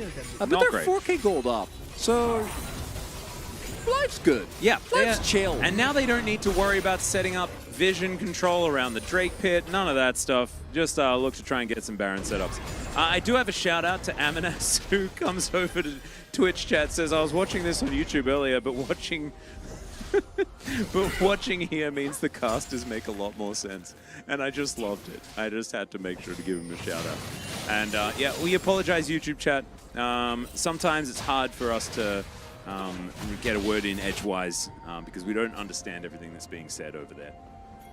So that's just how it goes. But I'm glad you guys, like, it's Zane really that's offering so much. So we're going to see another hook, and that's another dead tree.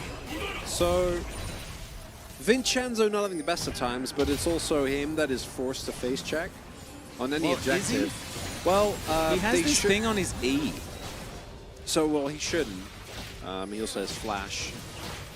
And they also have Plan B, but yeah, I think this is kind of the problem with the Hanwha Life comp, or playing into the Hanwha Life comp, is as soon as you fall behind, this is now just your life. Yeah. But they weren't falling, like everything was kind of okay, and now it's really not. I think it goes, like, I really do want to highlight the amount of like mid-game playmaking as opposed to early? That Hanwha has. Well, just mid-game, like mid-game and early game agency that the composition has. And you can also just give everything up, but like you're also, when you look at the priority, you're just going to get shoved on and then this happens. This is exactly the problem. Yeah, it's just continuing. Yeah. Emperor's Divide comes down, it's a celebration, and yeah, they just prove your point as you're making it. Yeah, the Hanwha comp wholly relies on if they do stuff. If they don't do stuff, this comp is not good and nothing will happen, and then you will get into fights like 20 minutes and lose. But if you do stuff and you don't make colossal mistakes, you kind just dunk on them. Well, Pretty especially hard. if the stuff that you do is this good. Rooster looking for first turret blood as well as Roma's doing the same thing on the other side of the map. Very comfortably collects it here, does the Crocodile. And Teleport going to be invested to save this bot side outer turret, putting out fires. Live Sandbox to the best of their ability. And man, I just have a bushfire theme, you know? Dead trees, putting out fires. Like, what's happening That's here? rough, man. I know. It reminds me of my days repairing fences back in King Lake. Really? Yeah, You were a fence repairman? I did do that. Just as like a side... oh, volunteer. That makes sense. Because there was a very, very, very large and devastating bushfire. So Oh, that's rough. other people needed to do their best to help out. And actually, my former next door neighbors, they moved out to the bush and they almost lost their house completely. And so well, actually, no, they did lose their house. Oh. But their insurance paid for it and repaired it. Well, that's So nice. they have a house now. But yeah, no, it's really rough. So, you know, do your bit, help out. But anyway, that's I'm probably thinking why of, there's like, you know, trees and fires on mine. As Roma gonna get Emperor's Divided. He's gonna so get knocked dead. into the sky and he's really dead. Yeah, epically dead. That is so many R buttons. They pressed all of their available R buttons. I know I say so many, it is just 3, but it is 100%. That is actually so many, though. Yeah. Like, that's a lot of buttons. Yeah, they do all of them. And that's like buttons on 3 keyboards So as first well. the trees go, and now the foxes? Yeah. That's a pretty big gold swing, to be honest. Although I'm pretty sure Homelab's going to answer back here. Yeah, this is the thing, because now they don't have those buttons anymore. And so Harmo just moves towards the mid lane and takes this turret and probably gets a free charge on the next. No, we're here. actually never mind. We're sitting on like enough ammo to maybe throw Wait. and all. Wait. Oh, so they do get another charge. So there you go. I thought that charge might be denied.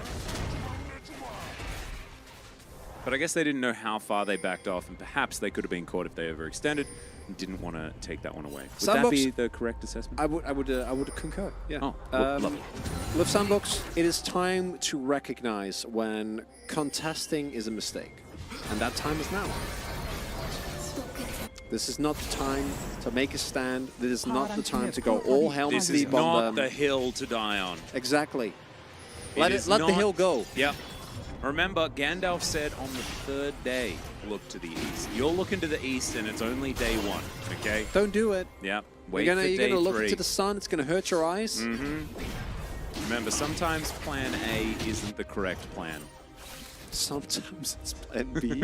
Yeah. All roads lead to plan B. Absolutely. No, it's good. You know, it's just one measly Kimtech dragon. Yeah. Don't need to worry about that. However, it's a large amount of being tenacious on Live Esports that they might need to be Which worried is- about. It actually is pretty decent because it works on Nordless autos, works on Counter-Strike. Diablo's ults, works on Vincenzo's ult and W, and then works on Counter-Strike. But it doesn't work on Plan B's Hook, Ultimate, or Gucci's Emperor's ult. Divide, and yeah. But like obviously they're still triple nerf threats, and Chemtech's still gonna be nice. It'll be fine. A little bit of value. Also, you get towards an Elder Drake that could So help you. I can't believe how dedicated to our job we are. Yeah. Actually, talking about the video games and all that sort of stuff, very, very strange. I took a little bit of a random tangent to talk about Bushfires, other stuff. Yeah, bushfires, but I didn't really I'm trying need to to think do of what volunteering I've done, but it's not that much. I did like a lot of volunteering in my student days, just helping out with events and whatnot, organizing things. But I don't know if that really counts as volunteering. I also volunteered as a skateboard instructor, as Cute. someone that doesn't skateboard. Which is interesting. No, because you're I'm a rollerblader. rollerblader. But I did know how to drop in on a skateboard because I dropped in on rollerblades. And it's the same theory. So it worked. So there we go. Parasocial _ is very confused about the fact that we were talking About the game. about the game. Yeah, And we're sorry. about We'll that. try to be better. Atlas just yelling at kids at the skate park. No, I was the guy that everyone yelled at the skate park. The amount of times I was asked to do a backflip, oh my god. Just thinking about it makes me want to like commit murder. It's Casters just seem to be meandering away from the topic of the video game again. Quite the bold play considering the state of their careers. what state are our careers in, Monk? Well, we're casting challengers. We're not doing LCK today. Atlas committed fraud as an unqualified skateboard instructor? No. I did a lot of time at the skate park, okay? And that gives me the right to teach like 5-year-olds how to skate. I think. And they weren't 5, they were like 10. But still, like when you're teaching a kid how to ollie, like I can ollie, obviously. I can't do a 50-50 grind down a handrail. You know? I can't, nose blunt a fence. Yeah. But I can drop in and do an ollie, right? And I can, what's it, nose slide? I can do a nose slide. That's like the easiest one. There you go. Yeah. Can I do you know what? Most me fan? That's well played. Chat should cast the caster's current state of casting to. Oh God, too many it's layers. getting too meta. It's getting too meta. Please, no. You can teach how to use a skateboard in self-defense, double as a self. That's a good first chat. We should rank first messages. First chatters. This is high This up one's there. definitely high up there. This is like a especially because I banned for 2 weeks the 2 other first chatters that I've seen. There There weren't the guy that came over from YouTube chat because he was confused. No, that's fine. It's just the people that come in to just shit talk and then immediately get hammered. Like, oh. Okay. Zane has transferred from actually casting the game to casting us casting the game. No! It's happened! Oh no. It's a disaster. As wards are being cleared in the meantime. Yeah, I mean, the game's happening, but is it really? Yeah. Because we both know that this game is not going to reach its conclusion before Elder or Nash. So when either of those get started up, we can talk. Yeah. Well, let's talk item spikes. The jungler and top laner have the same I don't ones. Talk about items. You know, we've got a Gale Force. We've got a Kraken killer. What do they mean? Well, so we've got Barons.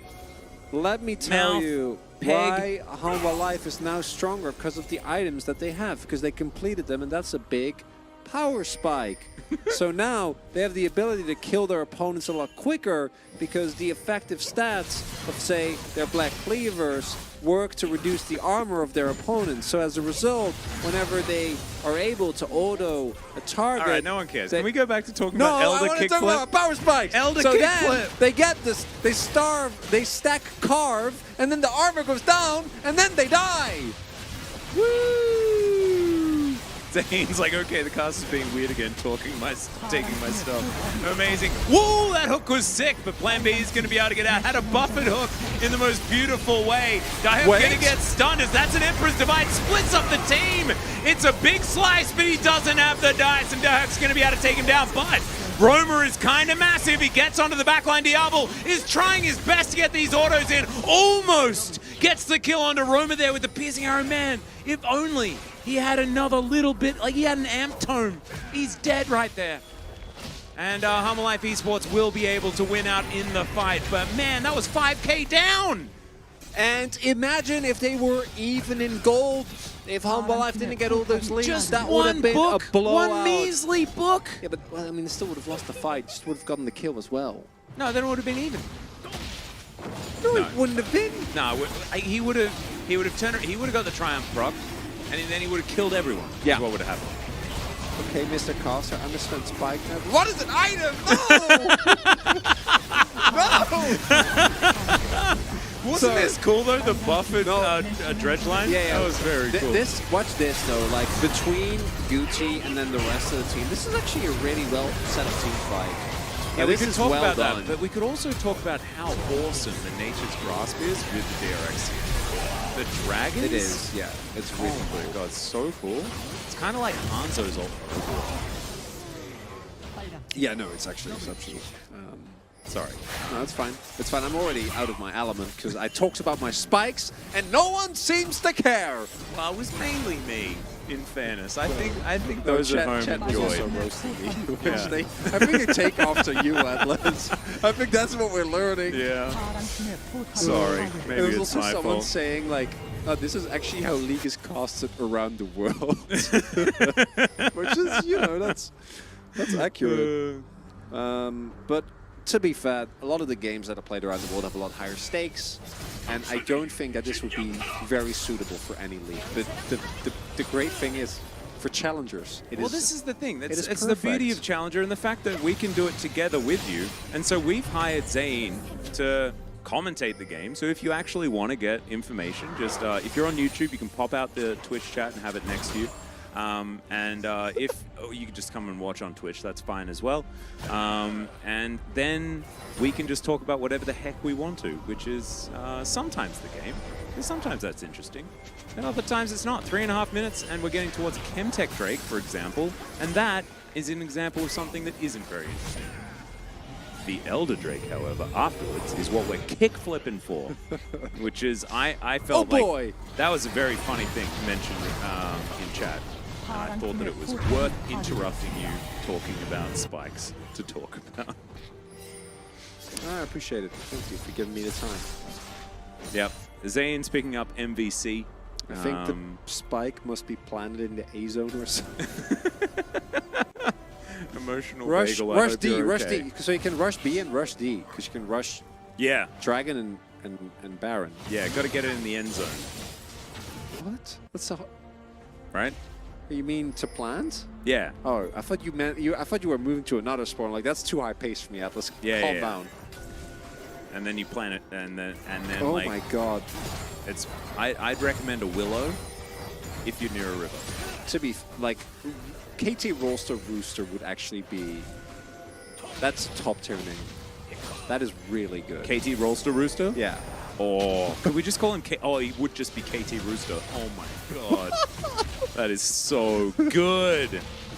And then you get Roamer as well, so you got KT Rooster and KT Roamer. Oh my, that's actually so good.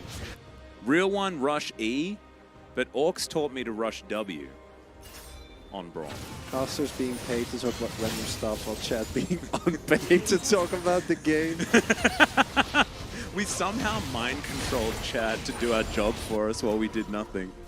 This is perfect. I feel like a CEO, you know, from one of those big businesses. Oh, where you're like, oh yeah, I'm delegating. Yeah. My talent is to delegate. I delegate very well. Oh yeah. By the way, don't forget, shareholders need more money. Okay, we shouldn't do this. I'm gonna talk about the uprising. And, Yeah. No, I it's- shouldn't.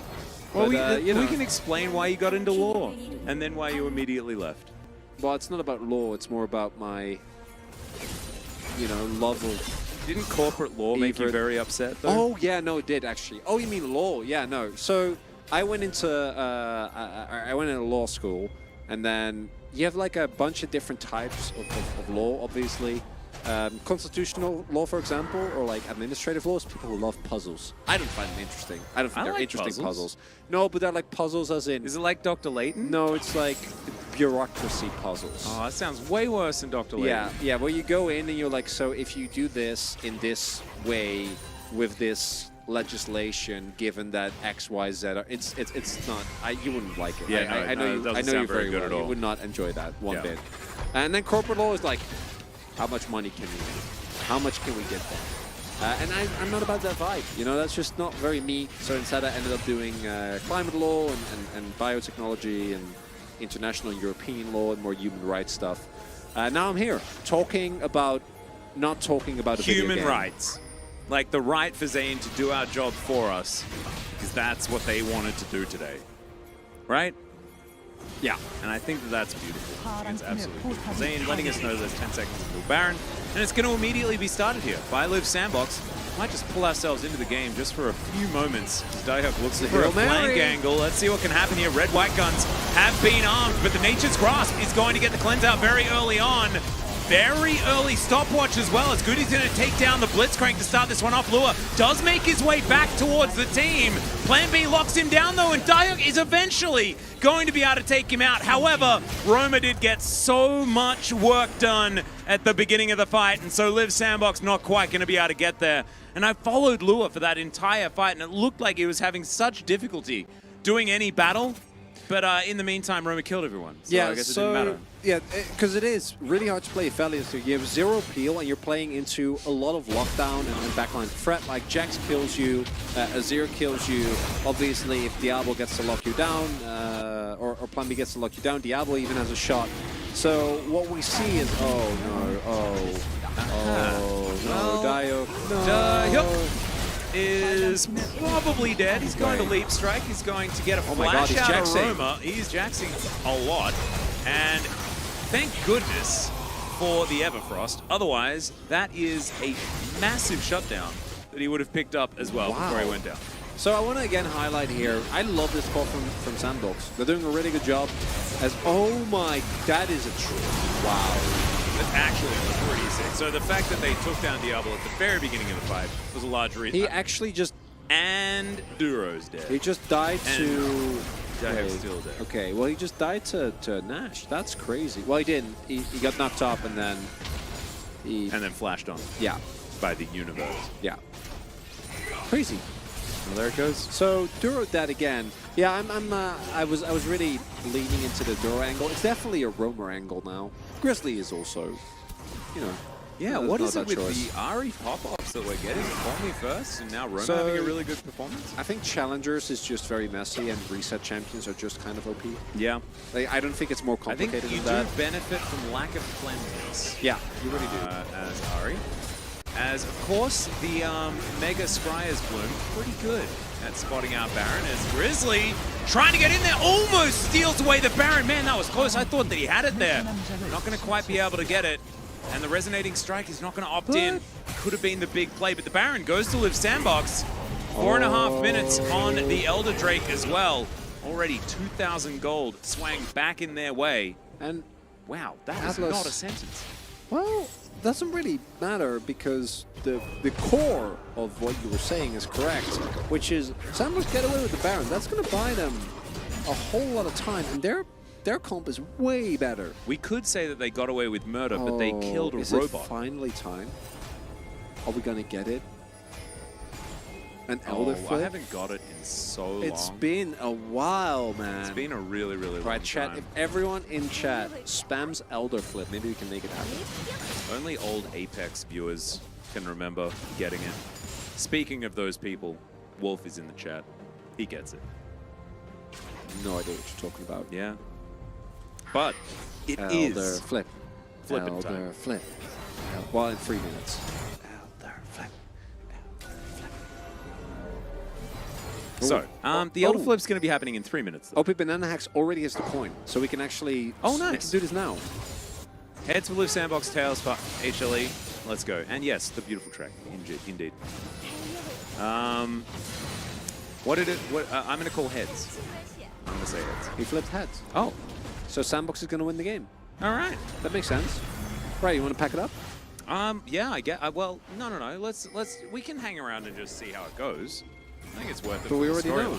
No, we know, but I like. Just see how we get there. Yeah. Yeah, I think it's the journey, not the destination. No, and we know the destination is Liv Sandbox wins, but the journey might be really cool. Yeah, This is something that I've had with spoilers, where it's like sometimes I feel like spoilers don't really bother me at all because they really don't take away from what happens, and it really is all about the journey. Yeah, it's like if someone, but it depends. If you're about to read Lord of the Rings and someone tells you they take the ring to Mordor and kill it, yeah. I doesn't don't matter. think that's doesn't matter at all. That's not. But if it's like it. a Fight Club or a Sixth Sense situation, then I don't. Then it is not cool. I mean, you broke the rule already, didn't you? By talking about it? Yeah, it's the something movie's like 24 years old. I think people will be fine with me talking about it. You know how my YouTube algorithm is just a complete disaster. I was recommended a video of Brad Pitt forgetting the first rule of Fight Club. Stop exclamation or capital D. When was double? So when Come on, chat. When did Tolkien write Lord of the Rings? Oh, it's like it's like 100 100 years. ago I or feel it's something. less, but I feel like it was around like 1930s maybe. It's First World War, wasn't it? That was when he wrote it. Tyler Darden is a ghost. Or was it? I think it was. It was. Chat, stop! I know he wrote about Mordor in the trenches. I seem to remember. Anyway, Bruce Willis was dead the whole time. So there is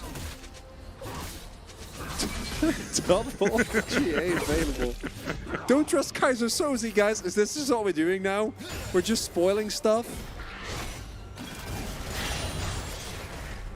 All right. Who's going to win this game? Because the gold lead, while there, is not as important as how are these fights going to play out. And if Home Alive don't blow up a target in the first, like, I want to say 3 seconds of the fight, it's going to be a tough one. Mid lane control is being contested pretty heavily here. We see topside is pushing in, as is bot.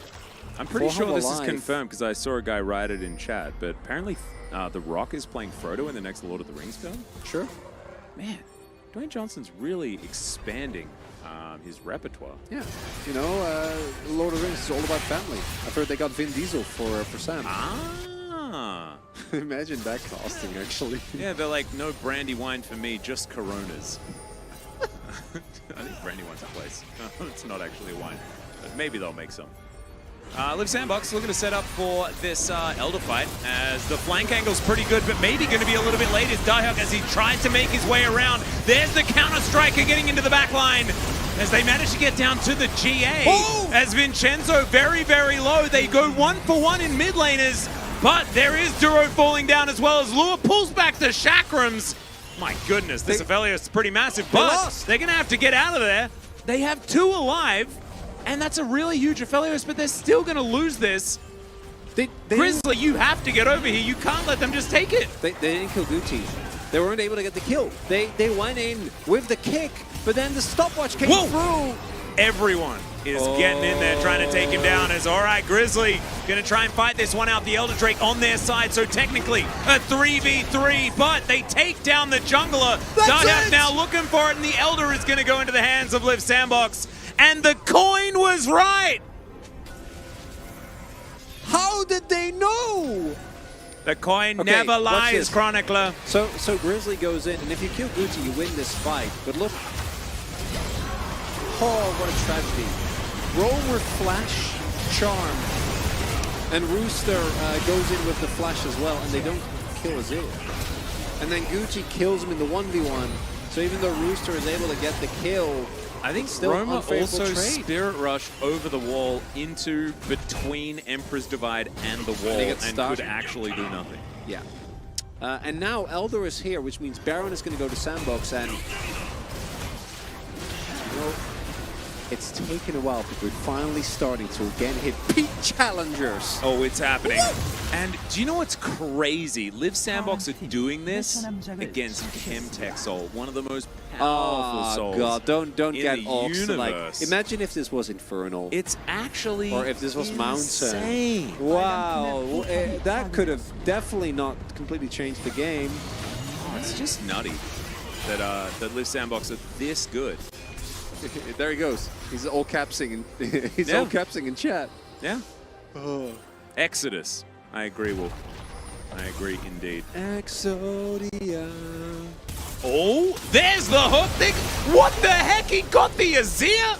Oh, this man's a god. Well, I mean, I guess he's getting POG again. Yeah, that was the problem. They just, the Duro didn't hook Azir. Yeah. Just hook the pigeon. Yeah. Hook the pigeon. Hook the pigeon, you got it. He hooked the pigeon. Pigeon dead. You know, sometimes you don't go fishing, you go birding instead. Pigeon. Hey, he went birding. That's all right. Hooked him. Yeah. That's called winning the game. Watch him. Boop. I was aiming, and he also got the stopwatch out of Diablo. So big. Such a big win. My goodness. Well, I mean, it was either he hooked the pigeon or he hooked Diablo. It was just always going to be good. Well, Diablo could have, or Guti could have also just used. They could have both stopwatch, but then they all get to move up, and then they kill both of them, right? Don't they? Might. Yeah. It's really hard because of Maokai Ultimate. But there might have been an opportunity. Nature's Grasp. They got the Nature's Grasp. So now, I mean, the Baron So now push nothing is still happens. very good, but they're not No, going to break the base. No. And you know what that means? We go again! Another flip! Oh. My energy's back, Atlas. All right, do we have the coin? Woo! We're gonna need the coin for the next one. Brolix 369 didn't know CL exists, and I'm already a fan. Good. This is peak gameplay. Hell yeah. Romer! This is it, we've done it. Okay, another Nature's Grasp going to come forward as Roma does make his way out the hook. Oh, just barely scratching the backside of Vincenzo. And Roma now going to be able to go back. Does have teleport available. You can see the Crocodile dealing with the minion wave in the mid lane. Gold completely tied up at 77,000. And that means absolutely nothing at this point in time. 6 items have been completed as another hook is going to go wide. If these land, it means the Blitzcrank is useful. If they miss, it means the Blitzcrank may as well just be a caster minion. And even then, maybe a caster minion's better because they spawn more often this stage of the game. I think a vision, you know, that you can sacrifice them more easily than Duro. Yeah. Give less money to the opponent. But if he lands the hook, oh my goodness. Could be a life or death scenario. Atlas. Oh, Baron is timed out. We are so flipping it. Oh, it's happening. And now, no more Baron. Cost us coins at Hanwha. No, didn't it say Sandbox? The first one, the coin now is Hanwha. Oh, next coin. Next coin is Hanwha. All right. All right. There's So no way are we coin going gets into a an fit. ultra late game Baron, like Elder Flip, and somehow this comp from Humble Life Esports is supposed to win? I mean, it can. If it takes out a target, like there is a full item of Aphelios and double GA. It's not easy. I don't think they should be able to, but we saw in the last fight again. Look at Diablo's items, man. This is sick. Yeah. Yeah, he is That's he's a big boy. 6-item Jax.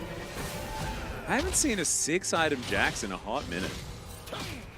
That's it's a glorious thing. Between Diok and Diablo, they have a lot going on. Oh yeah. I'm also firmly of the belief that Liv Sandbox under no circumstance should actually try and 5v5, just shove sides and have Jax win the game. Yeah, no, I think that is definitely an advised scenario. But they're not going to do that. Diok is going to walk over a ward. We're going to press the ultimate button.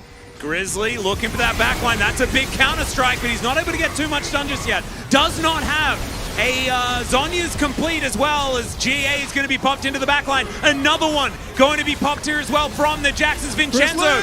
Goody's going to be able to take down the kill on the jungler, but that is a full health Aphelios. Difficult for them to get on top of him. 35 seconds on the Elder, though. Oh, no jungler. And Grizzly's not going to be there. Okay, Humble Life need to try and retake tempo here. Duro! Oh, he gets the hook on the other hook guy. Okay, Wait. that is going to be the kill. Rooster? And now, Rooster trying to get out of there. Definitely needs to do so as Aphelios is hitting for a large amount of damages. He's got no shoes. No shoes, just damage. Oh. And the dragon will be up. All 4 right. versus 4. Can Lua and Roma make this one happen? Rooster is extraordinarily low. Duro not going to get the hook because the Zhonya's was there. The Crocodile trying to get onto Diablo. And oh my god, they're doing it. How is the coin this correct? Wait, oh wait, my wait. god, Look, Vincenzo. Elder! He's so extraordinarily golden. And Rooster, he's going to go back home. It looks like Elder's going to be taken. It's just not enough. No, they can't. It's a mega cone. They need Grizzly. It's the Valdez item. No. Okay, Duro's got this. Duro's not gonna let him. Oh, the alpaca providing vision. Oh, he's just gonna get out. Oh my god. The coin! It's an Elder apiece. How did the coin know? How does the coin always know? Oh my goodness. All right, the third one. What's the coin say about the third one? What about third Elder Flip? As Guti again gets max value, Rooster is having some of the highest impact I've seen of a late game Renekton. Not to mention late game Blitzcrank doing actual things as well. Look at the health force on Romer and Rooster. What is happening? This game is absolutely nuts. Okay, so now they get both. Yeah, now they get both, So and now now we Hanwha see wins. whether Liv Sandbox can do anything about it. And this is also second Elder, right? And so second Elder, no matter who takes it, is going to last for a bit longer. It's now ticking down from 2 minutes. And so Harmalife Esports now have 2 full minutes of Exodia, full Exodia. This game is so stupid. I love it. This might be the most challengers we've challenged. Oh, I am so challenged. I have been exceedingly challenged by this series thus far. Look, they're just wandering towards the enemy because there's no way. They have the double whammy. The triple whammy, dude. You're forgetting. They have the soul. Chemtech Soul. Look at the snag. Oh, that's a charm. That's going to connect. And Diablo in so much trouble. He's going to have to get back to the fountain. Going to buy them a lot of space as Duro's playing with his Hex Splash. Having a good time. They might need another inhibitor, but they don't have a lot of waves set up. The bottom wave, well and truly outside of their purview right now. They're going to continue sieging these Nexus turrets. Roma is so incredibly low, but oh my god, the Wrath of the Dragon comes down. And that is plan B, not having an extra plan. They do manage to take down the Crocodile. Still a fair bit of damage available here from Diablo, who does get that health bar back, but Roma doing a decent job getting his health back as well.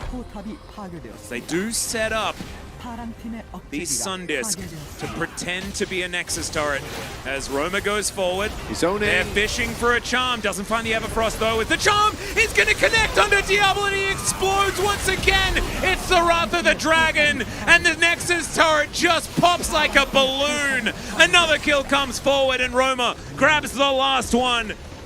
46 and 44 seconds is going to be the end game time, and the early game composition walks away with a win. This is peak Challengers gameplay, and it comes from Challengers Atlas. Who would have thought that the Challenger gameplay comes from Challenger? No one! Not me! No one would have! I'm giving it to Duros. I don't care anymore. I love the hooks. Because honestly, if you've got a Blitzcrank on your team and you win a 46-minute game, that Blitzcrank did some stuff that was better than he should have done, right? All hail the coin! Zane, Duropog, and I vote Zane. I'm there. I'm with you. I'm with you. Okay. And honestly, if we could vote for the coin, we would, because that was absolutely insane. Oh my god. And the fact that like the coin also said Harmalife Esports before any of the setup happened. Yeah. Before anything. Yep. They just knew. Shouldn't we both have votes? Yeah, so I voted for Romer, but Romer and Duro, if either of them get it, I don't care. As long as one of the two of them picks it Banana up, Hacks, don't worry. Yeah, two more of these? Absolutely. 100%. I mean, how does Harmalife Esports back this up with a win? I just don't think it's possible. You can't do it. Nope. Because they will also now go into the next game thinking that this was a good draft. And they're going to be like, oh, Ari, hard counters is here. Look, they were like almost 10k gold up at the like 20-something minute mark. Right. And they're challengers, so they're... Wait, oh no, they're not. They're not clean enough to play this out. Huh. But what a whack. The goal graph is just like... There's one thing that a crocodile literally took a bite out of the goal graph. I will never change is Duro and Blitzcrank. That man... Oh, yeah. He's earned his Blitzcrank card. It doesn't matter what the game... I don't care if he's playing into like Ezreal and 4 other Death Champ. That man gets to pick 100%. Blitzcrank. Oh my god. What a game. This was definitely a video game that we had played today. We witnessed it. We saw it happen. And at the beginning, we were talking about nothing. But as the game went on, we got swept it drew away. us in. With each passing moment, it became more and more exciting. Oh, could not believe it. Yundo, you were there. We were all there. And we all loved it. What a time to be alive.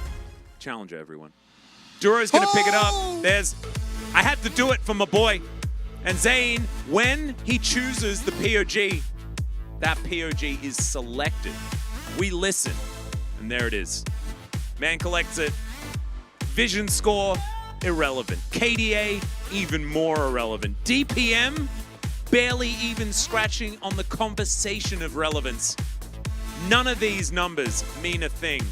But he landed the hooks that mattered. Honestly, that one on Goody probably won them the game. Yeah. Well, there was the one on Goody, but what was more impressive to me was the one where he actually went for the flash over the wall, because that's like that can lose you the game.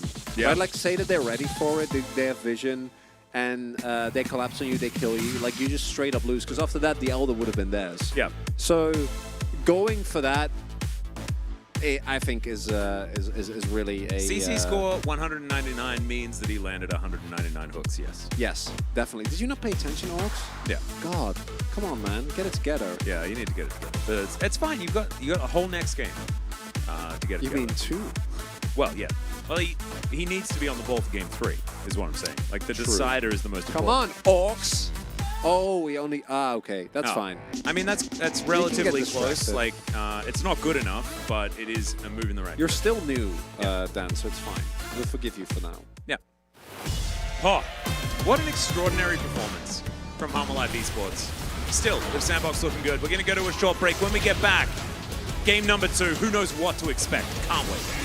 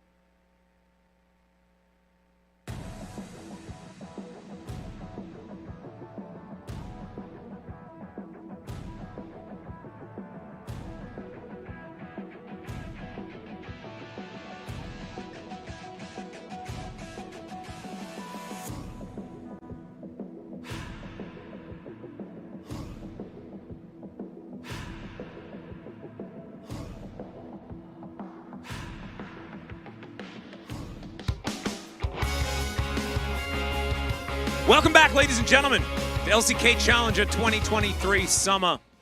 And my goodness, what an incredible game. I had to take a sip of water from this glorious LCK tumbler in order to stay hydrated and stay prepared for what we could be in store for game number 2. Oh my goodness. Chronicler, do you think that Halma Life Esports has a chance of losing in game 2 so we can have 3 games? I have zero thoughts on the matter. Oh. Zero input. Okay, cool. That game... No, that's enough. Zane, what do you think do we have to expect from this one? That game didn't teach us anything, Atlas. If anything, it taught us that anything is possible if you just believe in it. If you believe enough. You can make your Blitzcrank hook point and click. You can have a coin dictate the fate of a match. You can have a composition with Renekton, Lee, and Ari win a late game fight. And Blitzcrank. Yeah, win a late game 5v5 against what really is just a top-notch teamfight composition in Jax, and Maokai, and Azir, and Varus, and Nautilus, and Still. Gatorade, you can only have one of these tumblers if you fill it with Gatorade. That's the only way. Zane says that we're going to see some of the same picks, most likely, from Halma Life Esports. And I would hazard a guess that we certainly could. We are going to see that Red Side has been selected by Live Sandbox. And we'll see what that does to change up how this draft is going to go. As we have seen Red Side rise in priority as far as where teams want to be. Live Sandbox backs against the wall if this next one. Vi and Nico to be banned away as we dive headfirst into the draft. And I say dive headfirst. Maybe we super dive headfirst into this draft. Sorry, were you saying hashtag super dive, the slogan for Halma Life Esports? I was indeed saying that. Hashtag cool kids never panic. On the other side, which is of course not the Live Sandbox Challenger roster slogan, but the slogan for their main team. Good enough. Absolutely. Pig Lady, indeed, has been banned away third as the mystical magical tree Ivan and Daisy both banned away here. That's 4 bans for the price of 3. One final one. What do Live Sandbox not want to see? You know what my main takeaway is from what we've seen today? And which is something that I'm sure will spark joy in anyone. no cat. Yeah, I know. Isn't it No glorious? cat. A cat's dead again. Do you know what's not dead? Super cool hair. We thought that when Ophelia left, we'd have to deal but we with had no regular idea. hair. And then Rooster comes along, he's like, huh, whatever.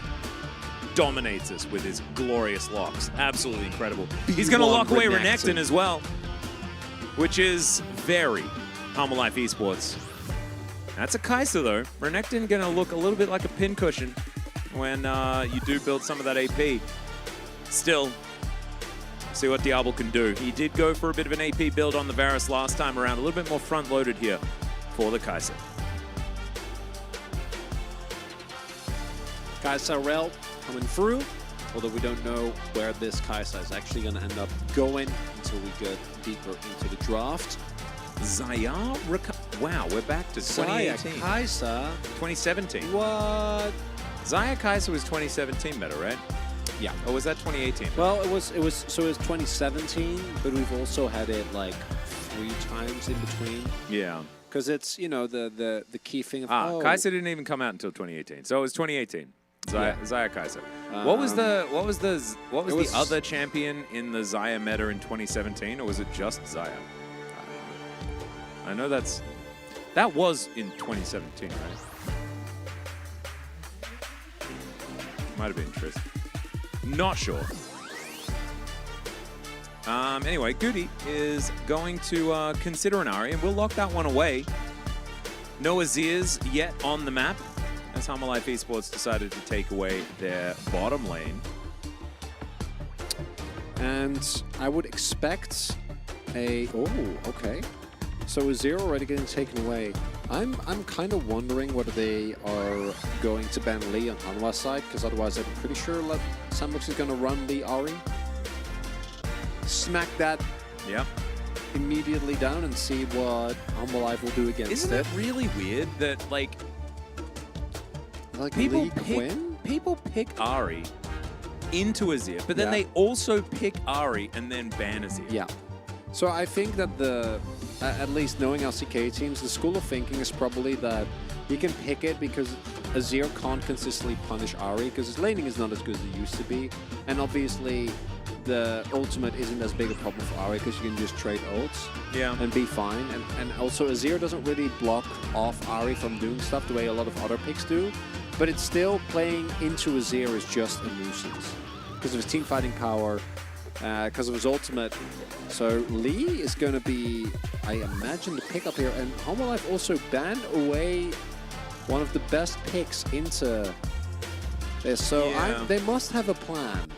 Well, I wonder what the plan is going to be, as Grizzly will have to reveal The Rek'Sai. Yeah. Ooh, Nidalee. Gragas Yasuo. Gragas Yasuo. Give it to me. You know what? Oh. Nidalee. Oh. Let's go. Yeah, not a Viego fan, but it's better than Wukong. Alessandra? Oh man, they've got a dude with a sword that could have been Yasuo, and then they're gonna pick Gragas anyway? Boo. Wow, I'm extraordinarily sad. I feel like this composition is doo-doo. I like that a lot This more. is way better. Yeah. Oh yeah, absolutely. So it is Roamer, not BDD, which does make me a little bit more worried, but the value of Taliyah into the Sandbox comp should be self-explanatory. This is a full short-range comp. Ooh. Yeah, I guess see you just Gwen, I get Jax. scared. I don't love the Gwen. I feel like into Gwen the kind of gets Renekton. pummeled early. She too does, much. yeah. Well, I feel like it's very similar to Jax actually. Well, like the first few levels you're fine, but once Renekton gets good, he gets good for a large amount of time. And we saw Rooster was good for the whole game in a crazy way. The Jax is going to be the decision though. Diehook back on it once again. See what they're going to be able to get done here as Vincenzo no longer under the shackles of being a majestic tree, and instead is going to try his hand at a blind dude running around the jungle. See how that's going to go into a guy that's trying to steal hearts and stuff like that. Viego lore is a little bit too intense for me to really recite here. But as we know, he's a bit of a king on the prowl. see how he's going to do up against the Lee Sin here. We do see this a lot. Diego picked into Lee Sin. So not a surprise that Harmalife Esports went that way, but still something that doesn't exactly make us excited, one could say. Yeah, you can, you know, when Lee starts his ult animation, you can buffer with your ult. You actually can match his early skirmishing power. Not an ability, but, you know, when it comes to all-in. And the setup with Taliyah is okay. I don't think it's great. I don't love it. I actually really like the Xin hover that we saw earlier. But Xin is obviously not in the best of spots. And the Harmalife comp, it's pretty much just half dive in, half kite back, which is a little weird. Sandbox's comp is very cohesive. It is all all in, all dive. And Harmalife's comp, it feels very similar to the previous one. Like, if you execute it well, I'd love Taliyah and Xayah into what Sandbox have. Oh yeah, everything. But if you everything gets wrecked by Taliyah. Yes, but if you make mistakes, if you don't put down good E's, if you miss position, the Sandbox comp, I think, is very straightforward in just booming you real hard. All right, got two questions as we get into this. What's Roma's name, and what is Taliyah good at? Roaming and roaming. Amen. Amen, brother. Knew you had my back on that one. It was a difficult question. Let's rock out a little before we get into the game.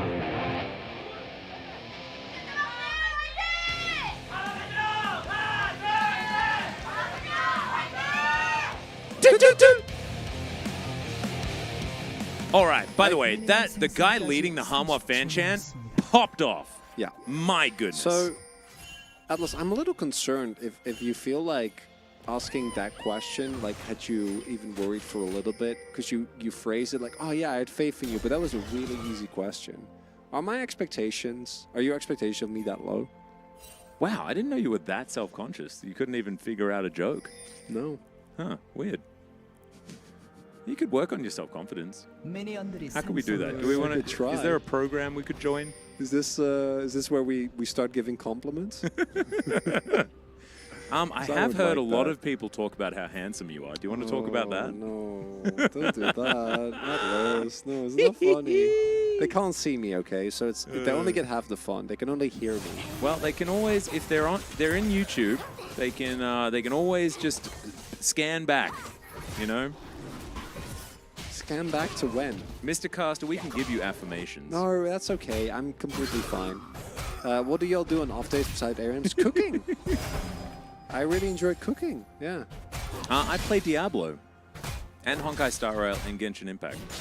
Genshin Impact, I took some time off, but I'm back on again. Back on the horse? Actually, there was an event where you had to kill like a whole bunch of like bosses, and you had to up the difficulty to get all the rewards. And I had to do it within 2 hours, and that was intense. This is like the most intense Genshining I've done in a very long time. We got there, by the way.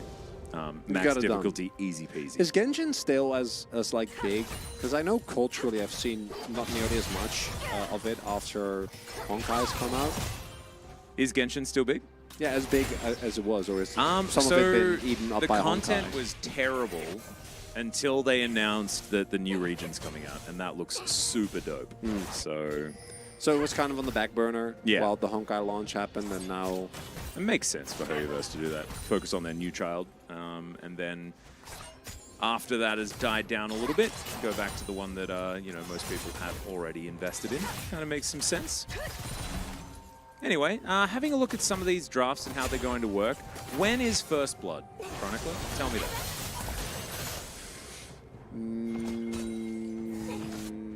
7 minutes. 7 minutes? 7 minutes. All right, so we've got 4 minutes to continue talking about nothing, or talking about how some of these setups might happen. As Roma possibly in a bit of trouble. Well, it's a lot of game talk, but you know, I'm willing to give it a go. Yeah. All right, Roma just going to walk back. Everything misses, and he's going to be able to find a seismic shove onto Goody, who takes so much damage here. Down to about 100, and Roma, as he gets ganked, doesn't flash and does way too much damage to the Ahri. as Grizzly is now looking for a flash. Might be able to find it here. Flashes over the charm. Gorgeous moves. Here from the Viego, level 4, looking to chase after him. Does get the Foxfire. Because now Vincenzo wants to fight this one out as best he can. Cute little dash as the Q is going to be used to get the heck out of dodge. 7 minutes. Yeah. 7 minutes is coming in 3 minutes time, but maybe we're going to get it a little bit early. Never mind. It's happening now. No. There's the flash forward plan B. They dive on top. And Lewis trying to get the damage down, but First Blood is going to go through so early onto Grizzly, and everyone on Liv Sandbox limps away. I'd like to just say, for now, robbed, 100%. Although, is it actually a win for Liv Sandbox when mid lane loses like a wave and a half? Yeah, and also a lot of damage goes down. I'm going to say probably worth. So the reason why Sandbox or Humble Redder really go all in is mainly because of the fact that you have low advantage on Grizzly and it's a Viego, so like once it works extremely well. But unfortunately, they don't have the lockdown, and Crashdown combined with the burst on Grizzly is more than enough damage. Will be the kill going over to plan B, which is a little bit of a rough scenario, but as you pointed out, between the gold lead for Rooster, unsurprisingly, and Roamer actually pulling out ahead, still pretty good. And I'm going to stick with, if Grizzly had just backed off and he would have gotten his, 7-minute first blood, things would have been fine. Yeah. And Kevin Kim agrees with you. Zayn actually getting a correct prediction on the first blood timing, and we've been asked when we're hiring him for the LCK. Anytime you want to send over your resume, very happy to have a peruse. I'm at Atlas TV on Twitter. Just chuck it in the DMs. Maybe throw it to the very active YouTube channel. Yeah, or my very active YouTube channel. You can just leave it in a comment. I'm going to make a flurry build. So unironically was hoping for the Diablo. Yeah, so I have it's still being iterated on, but I think I'm going to move to rapid fire. So I'm going to do my my flurry build very, very soon before I make the switch. Nice. That's the theory. So that one's how it's going to go. And actually, I'm going to film it tomorrow because I have my day off. Awesome. I can't wait. I'm really excited. What if I want to become G-Sun's assistant? We have to DM G-Sun. Yeah. She's at Z2 on Twitter as well. I'm pretty sure she could use, people. She's doing a lot. Yeah, we were talking about people's abilities to delegate, and G-Sun not very good at that. She does a lot of, I'm just going to do it myself. And she does a great job. She does do a great job, but it does leave her with a lot of bandwidth missing. And not really having free time, which we don't love. Oh, Zalorian. Very excited to get into it. I played a bit of it, but I think my build was bad, so I'm keen to start it again. I just like playing combo points, and the other time I was playing something else, Inner Side, I think. Didn't like it that much. If we're Atlas's assistant, will we be playing Genshin all day? If so, I'm qualified. Daniel, that would actually help me out a lot. If you do that, that would be absolutely fantastic. I'll fill you in on exactly what my daily routine is, so that you can help me out there. Sounds brilliant, as that was actually a cute little maneuver from Rooster. Not able to get a kill or anything set up there, as the Ruthless Predator was on cooldown. Grizzly, speaking of Ruthless Predators, Chronicler, is going to come on over and steal away his rock people. That's ruthless. Not the people of the rock. The people of the rock. And he's not even the Ruthless Predator. I know. That's his top laner. We should honestly have a conversation with Arnold Schwarzenegger about what makes a Predator. Does anyone play Terraria? I have played a lot of Terraria. I've played a lot of Terraria, yeah. It's a great game. I liked the shark gun. Can I be Chronicler's assistant if Yes, absolutely. Groceries your assistant, dishes. Yeah, groceries would be the groceries and dishes, that's it, really. Help me procure some ingredients that are hard to find in Korea. Although it's gotten, oh my god, it's gotten so much easier. Oh yeah. It's unreal. I'm going to Emart Traders on Tuesday, which is like Emart's version of Costco. Oh. Yeah, I'm pretty excited. There's one in Goyang, which is around the corner from us, so I'm really excited. Please report back. That's I will let you know. Very exciting. And yes, I'll be rolling for Kafka. I've already pre-built my Saval. I'm very excited. What are your favorite things to cook? Very tough. I really like cooking anything that requires a little bit of work. Just the cooking itself and perfecting recipes is very good to me. as Grizzly. Can find a cute little stun on a Vincenzo, but the ward goes down, doesn't take any meaningful damage, and lives Sandbox in a good position. I say good, they are still down 500 gold. Or 6. Yeah, but you know, gold is relative, Atlas. Yeah. It's about what you can buy with it, and 500 gold buys you like so many controllers. You know, longsword and some potions and maybe a ward. It's kind of. Well, now it's only 100 gold. But Shelly well, may warp the whole situation. Yeah, no, but now Homa is ahead again. They were behind. I know. It's crazy how it just like, ping-pongs back how and forth. How did they get that? Is it like, was it like a big... I'm looking for like a core or something, but I just have been the big wave. Plus the Shelly gold. Yeah, Shelly local gold's actually pretty big. As they managed to take that one down. So Goody shoves a wave in. My headcanon is that Chronicler doesn't actually play video games. I play a ton of video games. He just pretends that he does, and otherwise he's a dad who doesn't have a kid yet. That's basically my headcanon as well. For me, that actually tracks. Yeah, that makes a lot of sense. And when the thing that you do in your time off is play board games with your friends. Yep. I kind of want to play board games. Me too, man. You wanna? We could. We could try and figure something out. Yeah. I mean, I would invite Laura, but I know she's not. She's out and about. She's in Busan right now. We can do, you know, Yumi, maybe some we Daniel. can get Mr. Aykroyd, yeah. Yeah, we can maybe even invite the Sun. Ooh! I know. The Key Sun? Or the G Sun? Either of them. Although both will be kind of tough. I don't think we have that much space. That's true. But it could be good. It could be fun. G-Sun might be interested. I'll throw out some pointers, yeah. Yeah, that sounds dope. We should, oh my god. Imagine playing the new June, yeah, with G-Sun. Oh, yeah. So if you guys don't know, June is all about how much you can frustrate and annoy the people you're playing with. And I imagine G-Sun would really pop off. Really fucking good. Yeah, I reckon she'd be really really great good. at it. Yeah. That is your second, by the way.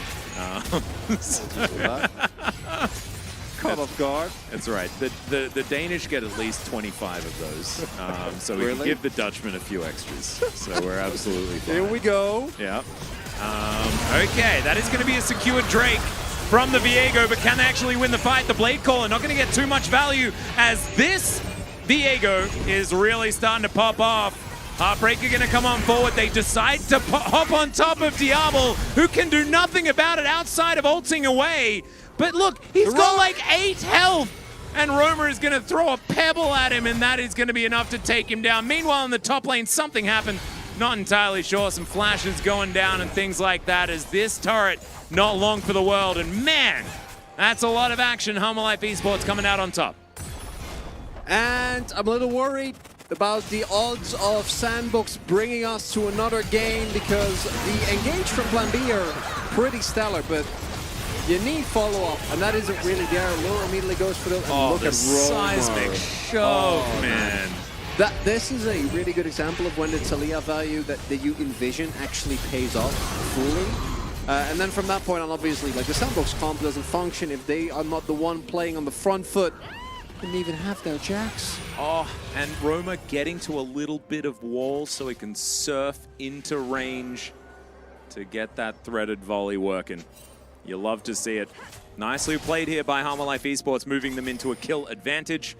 It is going to be about 2,000 gold, their lead here at 12.5 minutes. And we were talking about the significance of gold leads and things like that. Well, this one may translate into an Infernal Drake, and then another one, which equates to a Soul. And we were talking about the value of Soul in the last game. It just went from 0 to 100. Pretty cool. As we may, like Dan Harrison may have something to say about how valuable this Drake is in comparison to the one that we had in the last game.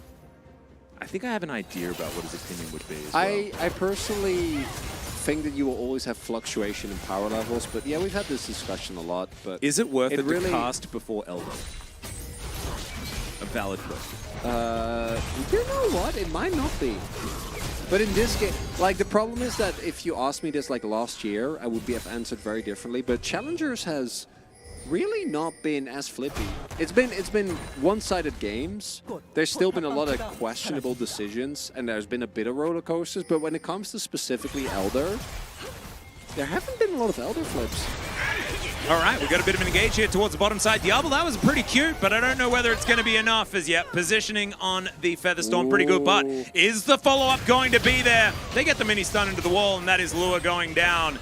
Not going to be able to grab Duro as well, as he will back away. So a 1-for-1, both of the AD carries dead for the moment. And a good answer there from Liv Sandbox.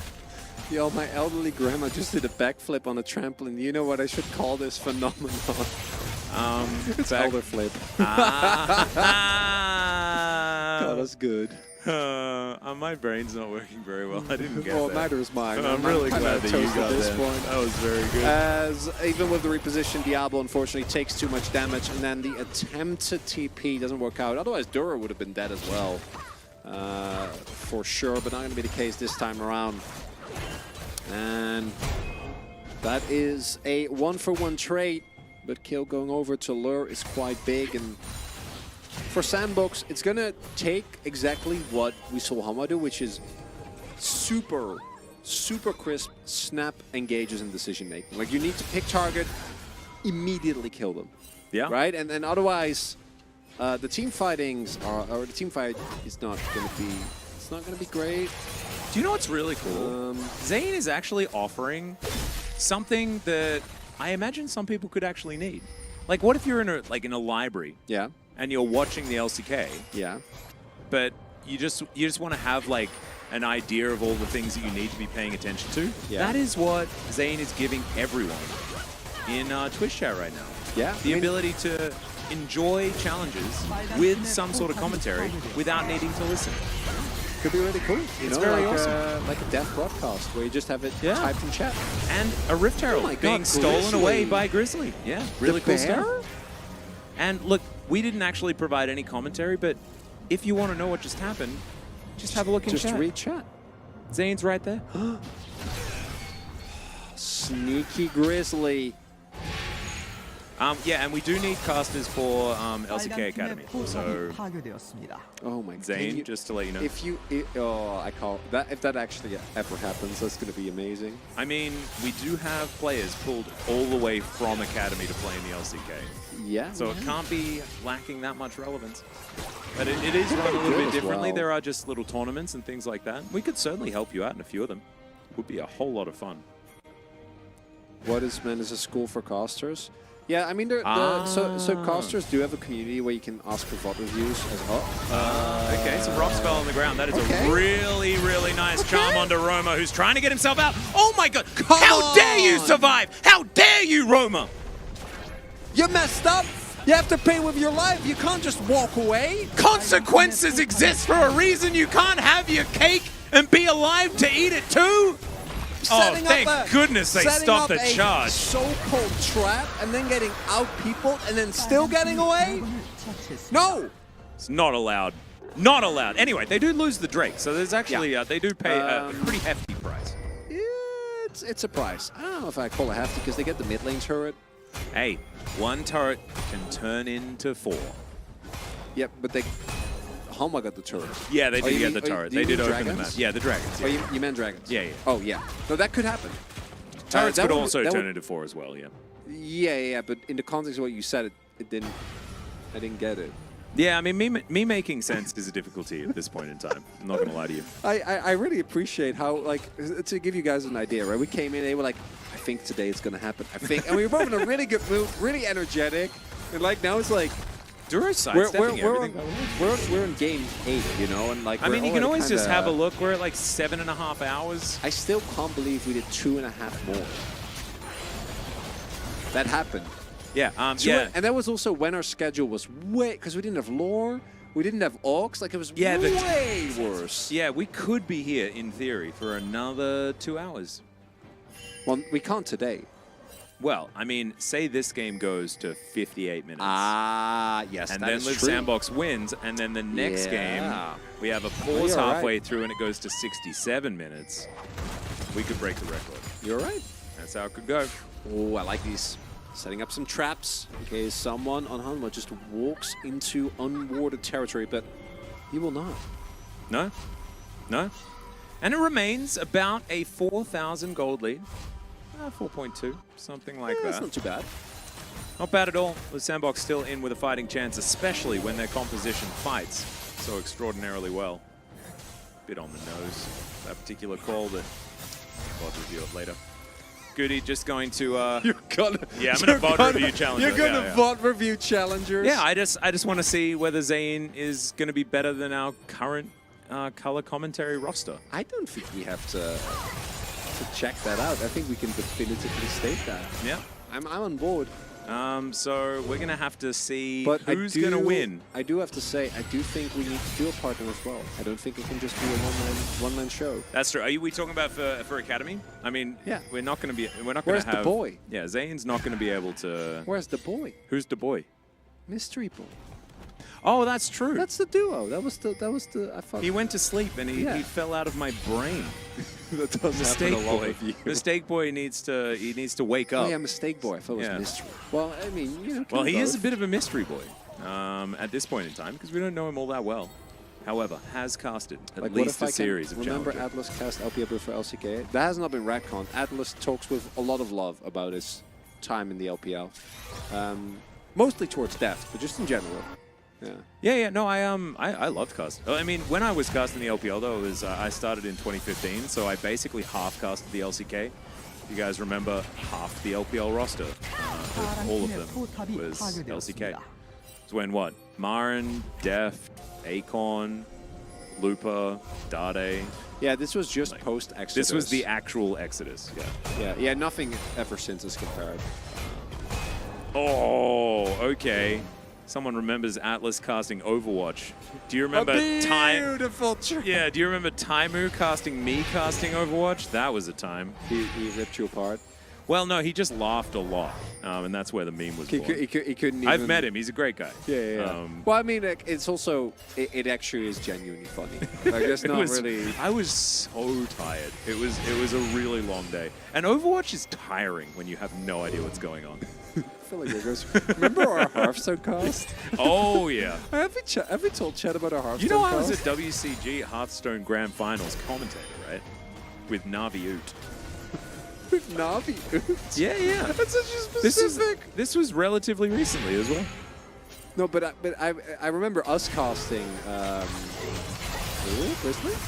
Yeah, Grizzly could be in trouble here as he does manage to buff the Heartbreaker. And look at that. They managed to get themselves away. Still, a lot of buttons are used, but they do get an outer turret for their trouble. Teleport to come forward here, and it's just Roma making his way back. You can see Rooster going for a reset here. Has the ability to teleport in if he would like to. And there it is. It's a big flank. They don't know. Oh, Diablo, there could be a croc, but it's Cootie that's the target. He has to flash because he doesn't have his ultimate available. Good target selection here from Hummer Life Esports.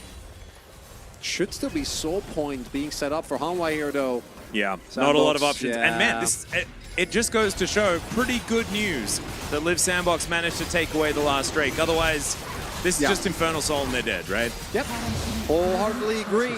Rooster also finishing his Sterix. I know we talked a little bit about power spikes previously, but this is that's a big one. What's Grizzly buying?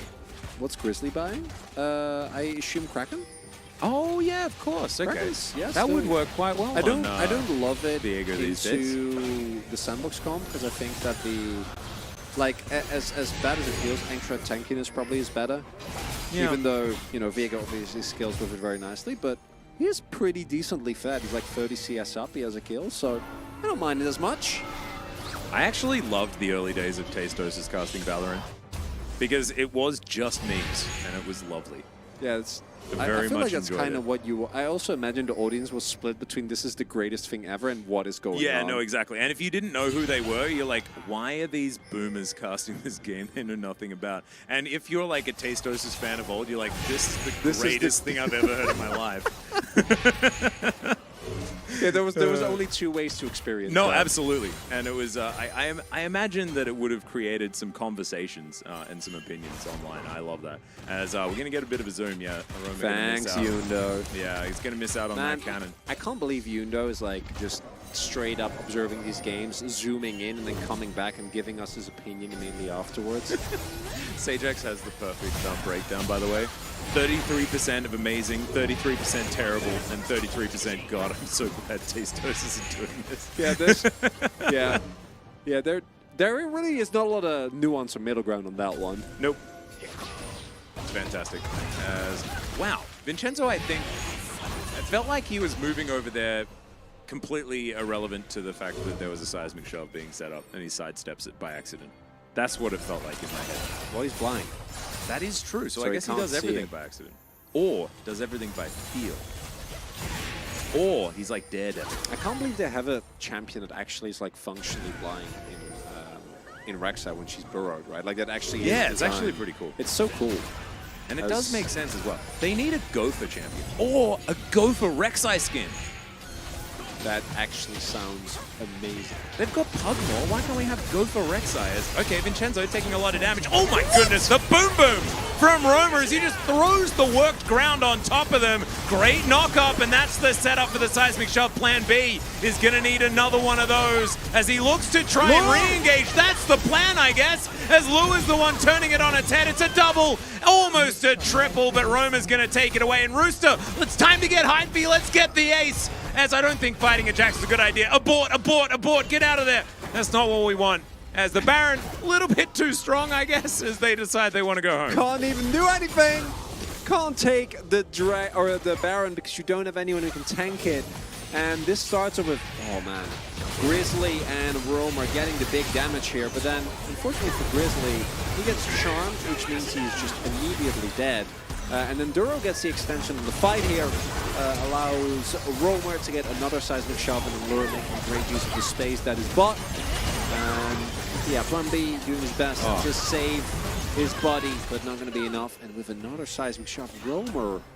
Lure also using the Feather Storm in such a weird way. Yeah. Because he managed to get almost max value on his Blade Caller after using it to gap close. Yeah. Pretty much. I personally really appreciate Romer in particular. Talia, to me, having played a lot of her, it can be such a thin margin between Talia being good in theory against the champ, because the thing is, obviously Talia is really good against dashes, right? But you're also, if you make a single mistake and they get on top of you, you just die. You have zero ways of dealing with a Jax or a Lee right on top of you. Yep. So your positioning in fights and how you use your E is so incredibly important, and it's always really cool. BDD is obviously the #1 example.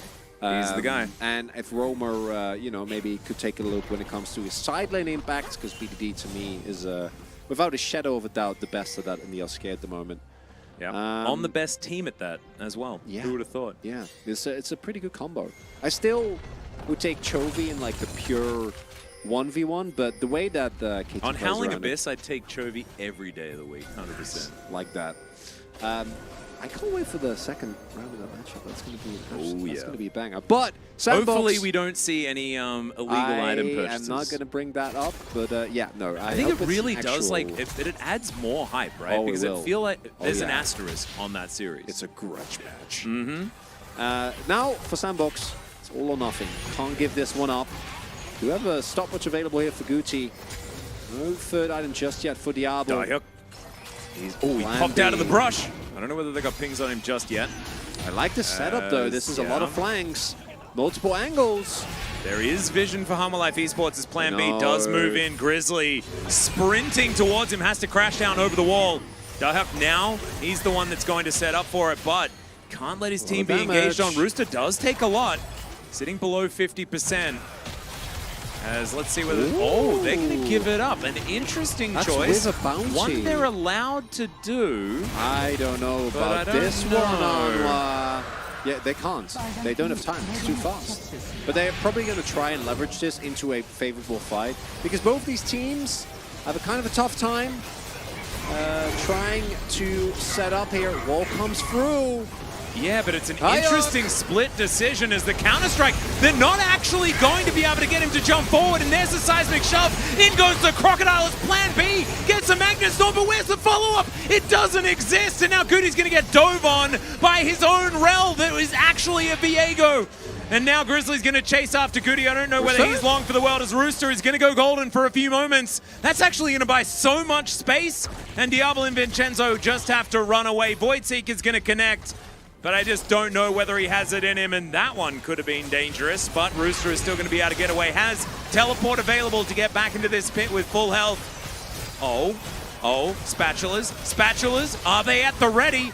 Vincenzo not going to go for it. Dura, good positioning. They guarantee the Baron. Pretty clean play here from Home Life Esports. And a really good salvage. I was kind of expecting him to really suffer after giving up the Dragon, but the turn that they find here on Dive is actually perfect.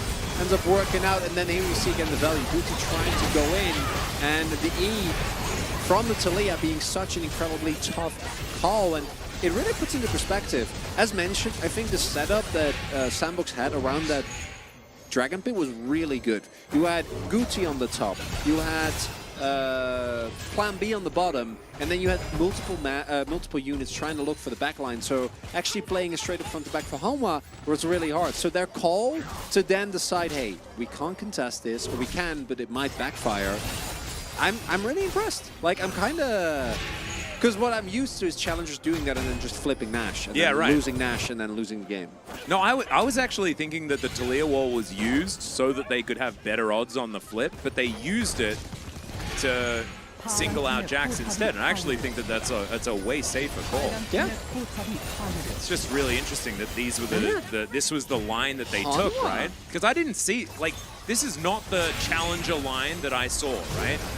But they saw it, and it's working out beautifully here as the Weaver's Wall going to be used, but Liv Sandbox will at least defend their inhibitor for the moment. Still Hanwha with a whole lot of control. The Crocodile moving towards that bottom side to stop Daihak from pushing this lane any further forward.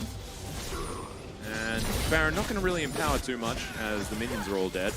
But still, Liv Sandbox should be able to get all of the control in this enemy jungle that they would like, go for a reset, and then set up for another soul fight. But as these dragons keep getting denied and given, like, this Baron needs to give them enough control to guarantee the drain. Yeah. I mean, you can notice as well, like, the quality gameplay is good enough that we're actually... It's pretty crazy. We're talking about the game. I know. I know this might be a 2-0 for Hanwha, but this is it's a good 2-0. Like, I'm actually looking at Sandbox as well, I'm like, okay. Yeah. You're currently 2-4. You might end up being 2-5, but the thing is, I like what I'm seeing. Liv Sandbox, they're looking at what Home Life Esports are doing, and they're making intelligent decisions about how to respond, and then getting outplayed in a lot of these situations. Yeah, right? they're also another one of the teams that is just straight up. Like, as far as challengers go, Home Life have a bunch of quote-unquote veterans, right? Romer, for example, has been in the challengers for quite a while. Been on T1. Been Rooster as well, I feel like, has been in a really here for a really long time. I want to say.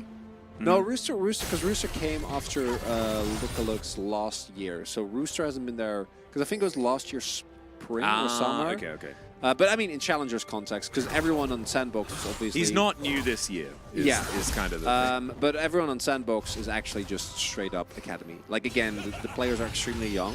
So them not being able to match a team like Hanwha, I think, is completely fine. But I mean, Diablo's like 11, isn't he? He's, 15. Yeah, basically the same. He's 15, man. It's insane.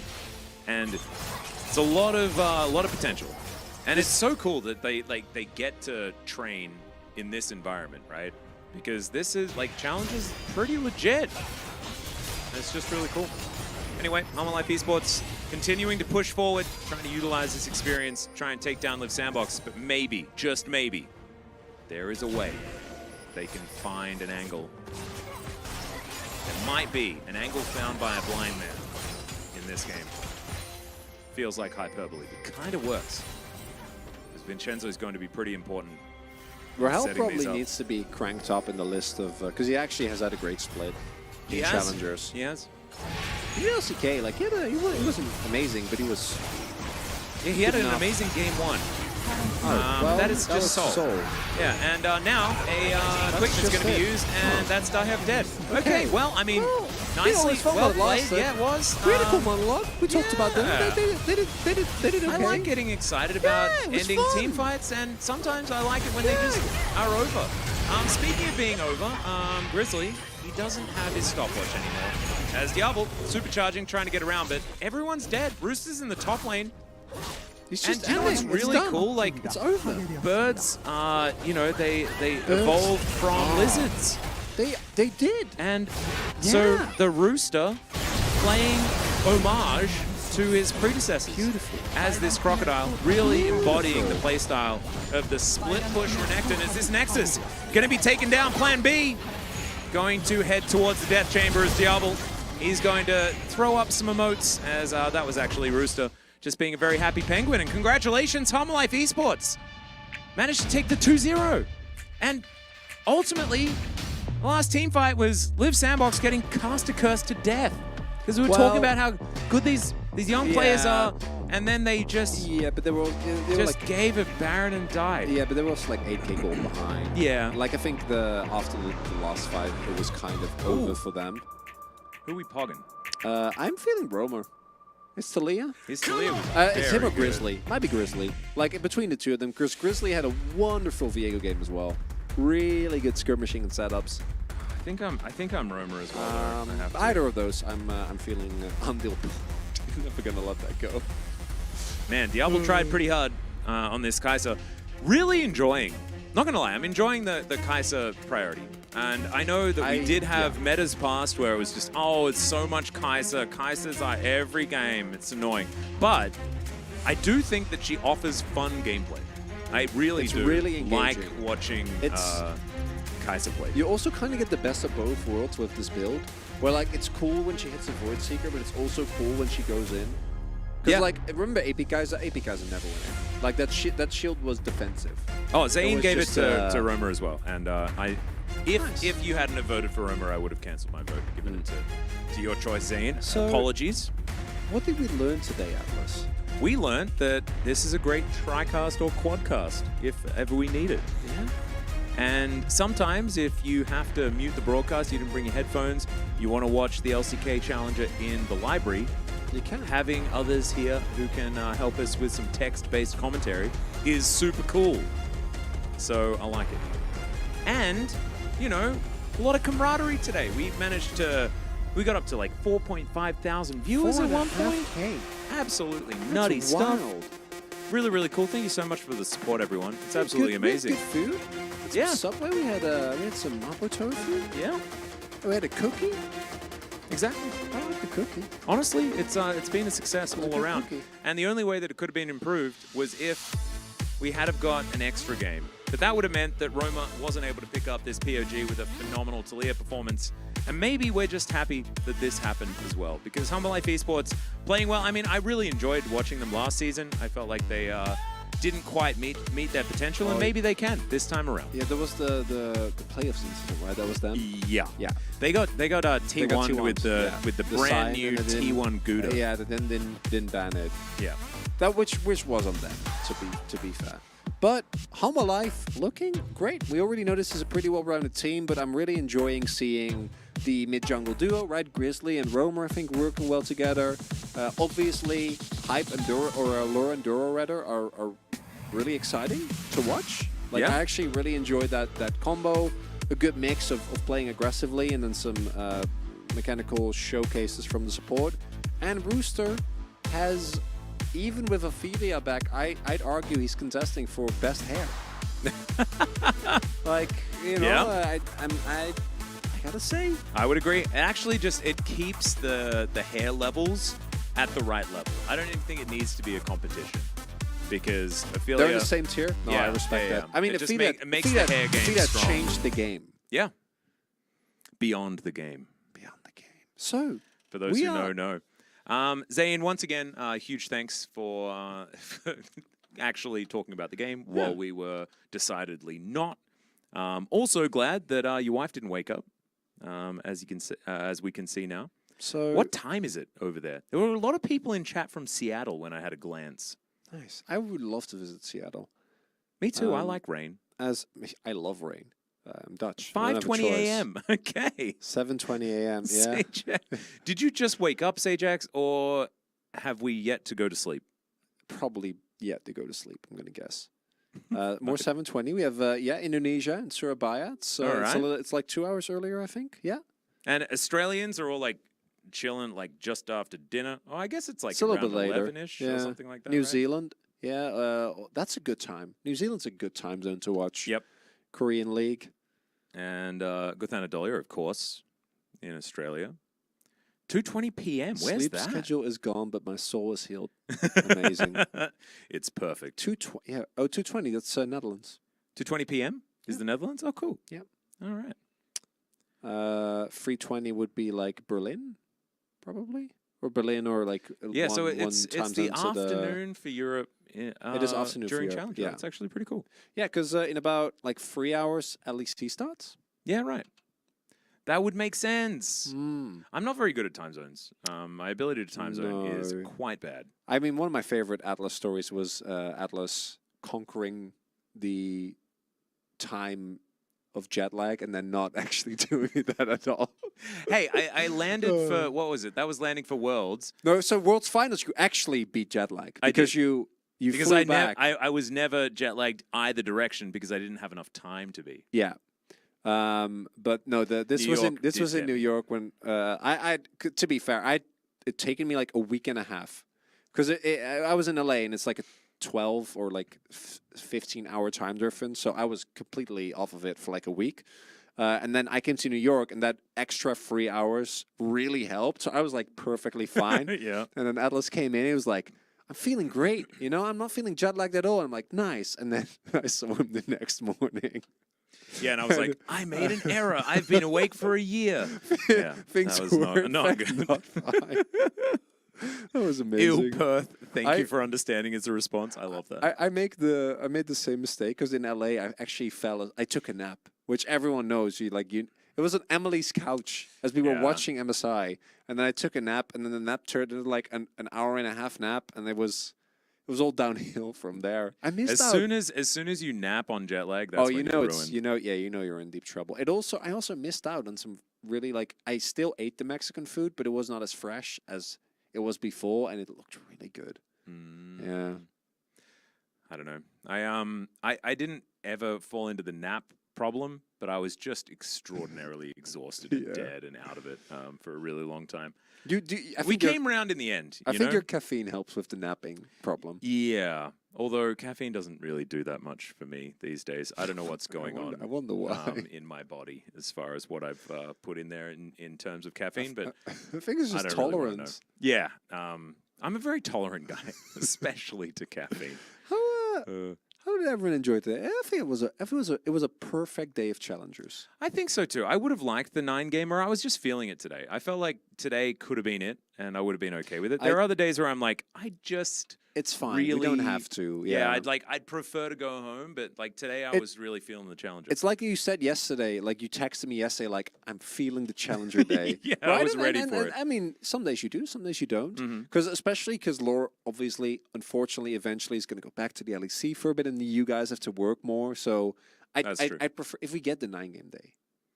Now is the sooner time. rather than later. And I've got a day off tomorrow. Yeah, so because I'm otherwise, chilling. what's going to happen is I'm going to be full of energy, and and I want to be on the same level. You know, we can both be tired or both be energetic. We Ooh. can't mismatch. That's a good question. I kind of want to I want to ask chat, would it be better if I was like way too fatigued or if it was Chronicler? Only one of us can have the correct level of energy. Which do you think would impact the broadcast more? I'm interested. So I think from a viewer perspective, generally, it's more funny if you don't keep it together because the hype moments just start like They make do zero go sense. weird. That Yeah. is true. But I think that I deal with not enough sleep way worse, and my language just starts breaking down, and I start making any sense, or and I then stop saying making the any F word sense. by accident. Yeah. No one actually colon D. You didn't have any there of were it. like there There was a few. couple? Yeah. Ah, okay. Yeah, but that I isn't felt like even- you didn't get so, punished So very that actually is for another reason, which happened the first time it ever happened to me on broadcast was also because I was talking about Augs. It's like when I talk about my friends in what normally would be a very casual manner. That's when it happens. I wouldn't even get cranky. I just completely lose. I think everyone just wants to hear me not be able to play-by-play correctly. And No, therefore because think it's you would be more this. funny. You would be this. So during the hype moments, I guarantee you would be the same energy. Like on average, it'd be lower, but it would make zero sense. Oh, yeah. Yeah. Yeah, And that would probably be funny, I guess. I'm sure It would be less, like, because that could sound like I'm being big-headed or something, but I think it would be funny at my expense. Yeah. Almost would be. entirely. Yeah. Cronny cranky. Crunny Cranky. Doesn't happen a lot. Yeah, OP Banana Hacks. Yeah, I like that one. there you don't need a drunk cast. You can just watch back the 9-game day VOD. Oh. And like by like game 5, we're completely gone. I've always wanted to talk about this. There is a golden VOD that exists somewhere on the internet of Pastry Time I've heard and this I story. Yeah. casting a Riot Rumble on Twisted But it's not Tree actually Line. on. It's not on. It's not on the internet. No, Yeah. it does. It but exists on a network somewhere. It does exist on a network somewhere. Daniel Ringland has it. He's currently working in Berlin on Valorant, but he was our manager at the time, and he filmed our commentary as we were drinking beers in the casting booth that we would normally cast the OPL in, and we would just once we finished the beer, we'd put it on the desk. And we just cast all of our colleagues playing Twisted Tree Line with 0 filter. And so but we had some memes in that particular office that were very good. And some of the guys that were playing not really and safe for broadcast. And we were all really good friends, right? And so it got very not safe for broadcast, and I just really want to release it because Pastry and I had such a good time. Oh my god! I still remember Meltix, my boy. His Pantheon was absolutely fantastic. You can't tell us about Atlas. Doesn't have the VOD. No, I don't have Atlas it. has zero access to I have it. no access to it. I can only talk about it and reminisce about it. Can we have a 18? Well, we had a swearing challengers stream. It was just my co-stream. It was not. Yeah. It was not toxic, but I did swear a lot. Yeah, and I think honestly, people think that they want that, but I feel like having the boundaries to go to the edge of them, Yeah. is better than having no boundaries at all. Also, in my case, my casting wasn't really different when I did solo challenger streams. I swore, but that's the only. Yeah. Outside of that, And it also, also depends. Yeah, and you can take bathroom breaks whenever you Yeah, want, and that sort of obviously. stuff, and it's a little bit different. But yeah, I think that we all think that we want the late night, more rude streams, but honestly, I don't know how differently I would even commentate. I don't think it will be that different. Because actually, yeah, the more that you use rude words and stuff like that, the more you can get to the point of being disrespectful to the people that you're commentating, which is not good. That's a really good point as well. Not swearing on broadcast makes the moment when I swore after Deft 1 quarter so much. Yeah, because people still talk to me about that moment. Add emphasis. Because it actually matters. If you say that every other broadcast, no one, it doesn't matter. No one cares. And I think that's actually it's kind of cool. I agree. It's the boundaries that make it so that when you break them, it's more meaningful. It's like when you're a kid and you're I want to only eat cookies, and then I've tried and that. then you only eat quickly cookies, realize, and then you never eat cookies again. Yeah, that's not good. Yeah. Are they still playing? Yeah, we playing. We playing. Yeah, just not League of us. Legends. There's anymore. no league. Yeah, not League of Legends. Yeah, it's only 7. We should have changed to just chatting, actually, unfortunately. We should. Just comment. Yeah, just comment until we stop comment. That's how it's going to work. As our results today, couple of 2-0s, but the Nongshim Gen.G series was actually super dope. Gen.G were considered favorites in that one, but not to be the case anymore. And as it stands, Nongshim and Gen.G now tied up in scoreline. Actually, really cool. I actually liked I loved all these matches. Kwangdong was really good, which is a surprise but welcome.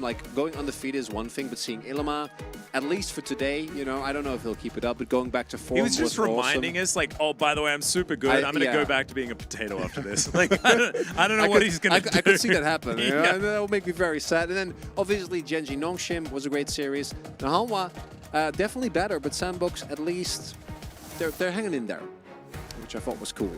It will be, the LCK and Challengers are always on the same patch. Yep. So, 13-12 is going to be the LCK as well, so we'll have to welcome the tree meta. I really can't wait for just so much added foliage to the Rift. Double tree. I didn't mention this to chat, I don't think, but I had a look at Canyon's solo queue, and he's been playing so much Gragas and Jax jungle, and then he has this random pop-off 6-0-12 Ivern game. He's it's like he's dusting it off. He's oh, this champion is broken. Oh, I guess it's fine. And then just doesn't play it again. He plays it one time. Very, very funny. But the VODs are on YouTube if you do want to check them out. I don't think the VODs are kept here on Twitch. But LCK CL Global YouTube has all of the VODs for Challenger if you'd like to go back and watch them. And we have, what, 8 hours of VOD for today? So if you only just turned up, you want to check out some Challenger. Got 8 hours. 8 hours of it to get through with the company of YouTube chat. What was the best game of today? I actually think our middle series was probably the best. Gen.G Nongshim was really, really good. Yeah, in my what was opinion. that was the one where we had like the complete the multi elders and like the multiple elders going over and the complete. I mean, that was game one of the final series, right? Wasn't it? Oh, I don't remember. Yeah, that was blended together. Yeah, that was Hanwha. Sandbox Hanwha. Okay, never mind. Yeah, no, that was my favorite. And tomorrow, the game one was probably series, the best game. Yeah. Oh boy.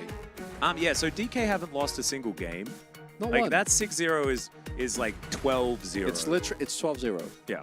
They've played. They're speed running. And DRX haven't been as dominant as they were in the past, but they were the one. They're the one hope that we have right now of a team that can take down DK. The Telecom war, but not nearly as cool as the one we. Actually, the one we just had wasn't that cool. KT kind of bopped him, but really the fact that KT bopped him was cool. Right? For tomorrow, if you're a KT fan, probably expected to also bop. T1 is in complete free fall at the moment. Yeah, their challenger team not looking too crash hot, but we'll see how that one goes. But man, tomorrow's games, Valdez and Wolf are gonna be treated to some quality. They're either gonna be like treated to some quality challenges, or they're going to be treated to not knowing what to do with the amount of time on their hands that they'll have, because there could be a situation where, the DK 2-0 and then followed by the KT 2-0 is just swift. It could happen, but if any team, even more so than Gen.G, can take games off of D+, I would expect it to be DRX should be the team. But I also, like, when it comes to winning the series, like, DRX right now are in a really weird spot where between games they look like, oh my... Who are these guys? What is this team? How are they that good? And then who are these players? Yeah, where's Pioshik? Exactly. And then they go from that to just career like dying 3 times in lane. You're like, I saw you 1v9. By the way, we should re-edit the Chronicler Stream Challenger. Just do it again and just have it for. And we just use the same one. Yeah. And I'll just re-record something over the top of so we can promote Stream, this. and we'll just do it for this. Yeah, I agree. We should actually talk to James. Yeah, that'd be amazing. I hope we can. Yeah, I think that would be dope, because that video is super good. That's on LCK Global. I think it's one of the YouTube channel. Still one of the best things that we done together with the Pulse video. I think also the LCK merch ad that we did. Patch on some patches. Patch on some patches. Only 35K. Oh my god, it was so good. But it is now time for us to go. Thank you so much for watching, everyone. It was an absolute joy. Zayn, thank you for supporting us as well. Absolutely loved your work in the TriCast for the final series, and with Mistake Boy for our Quadcast in the middle series. Great stuff. And we'll see you tomorrow for more Challenger. Good night.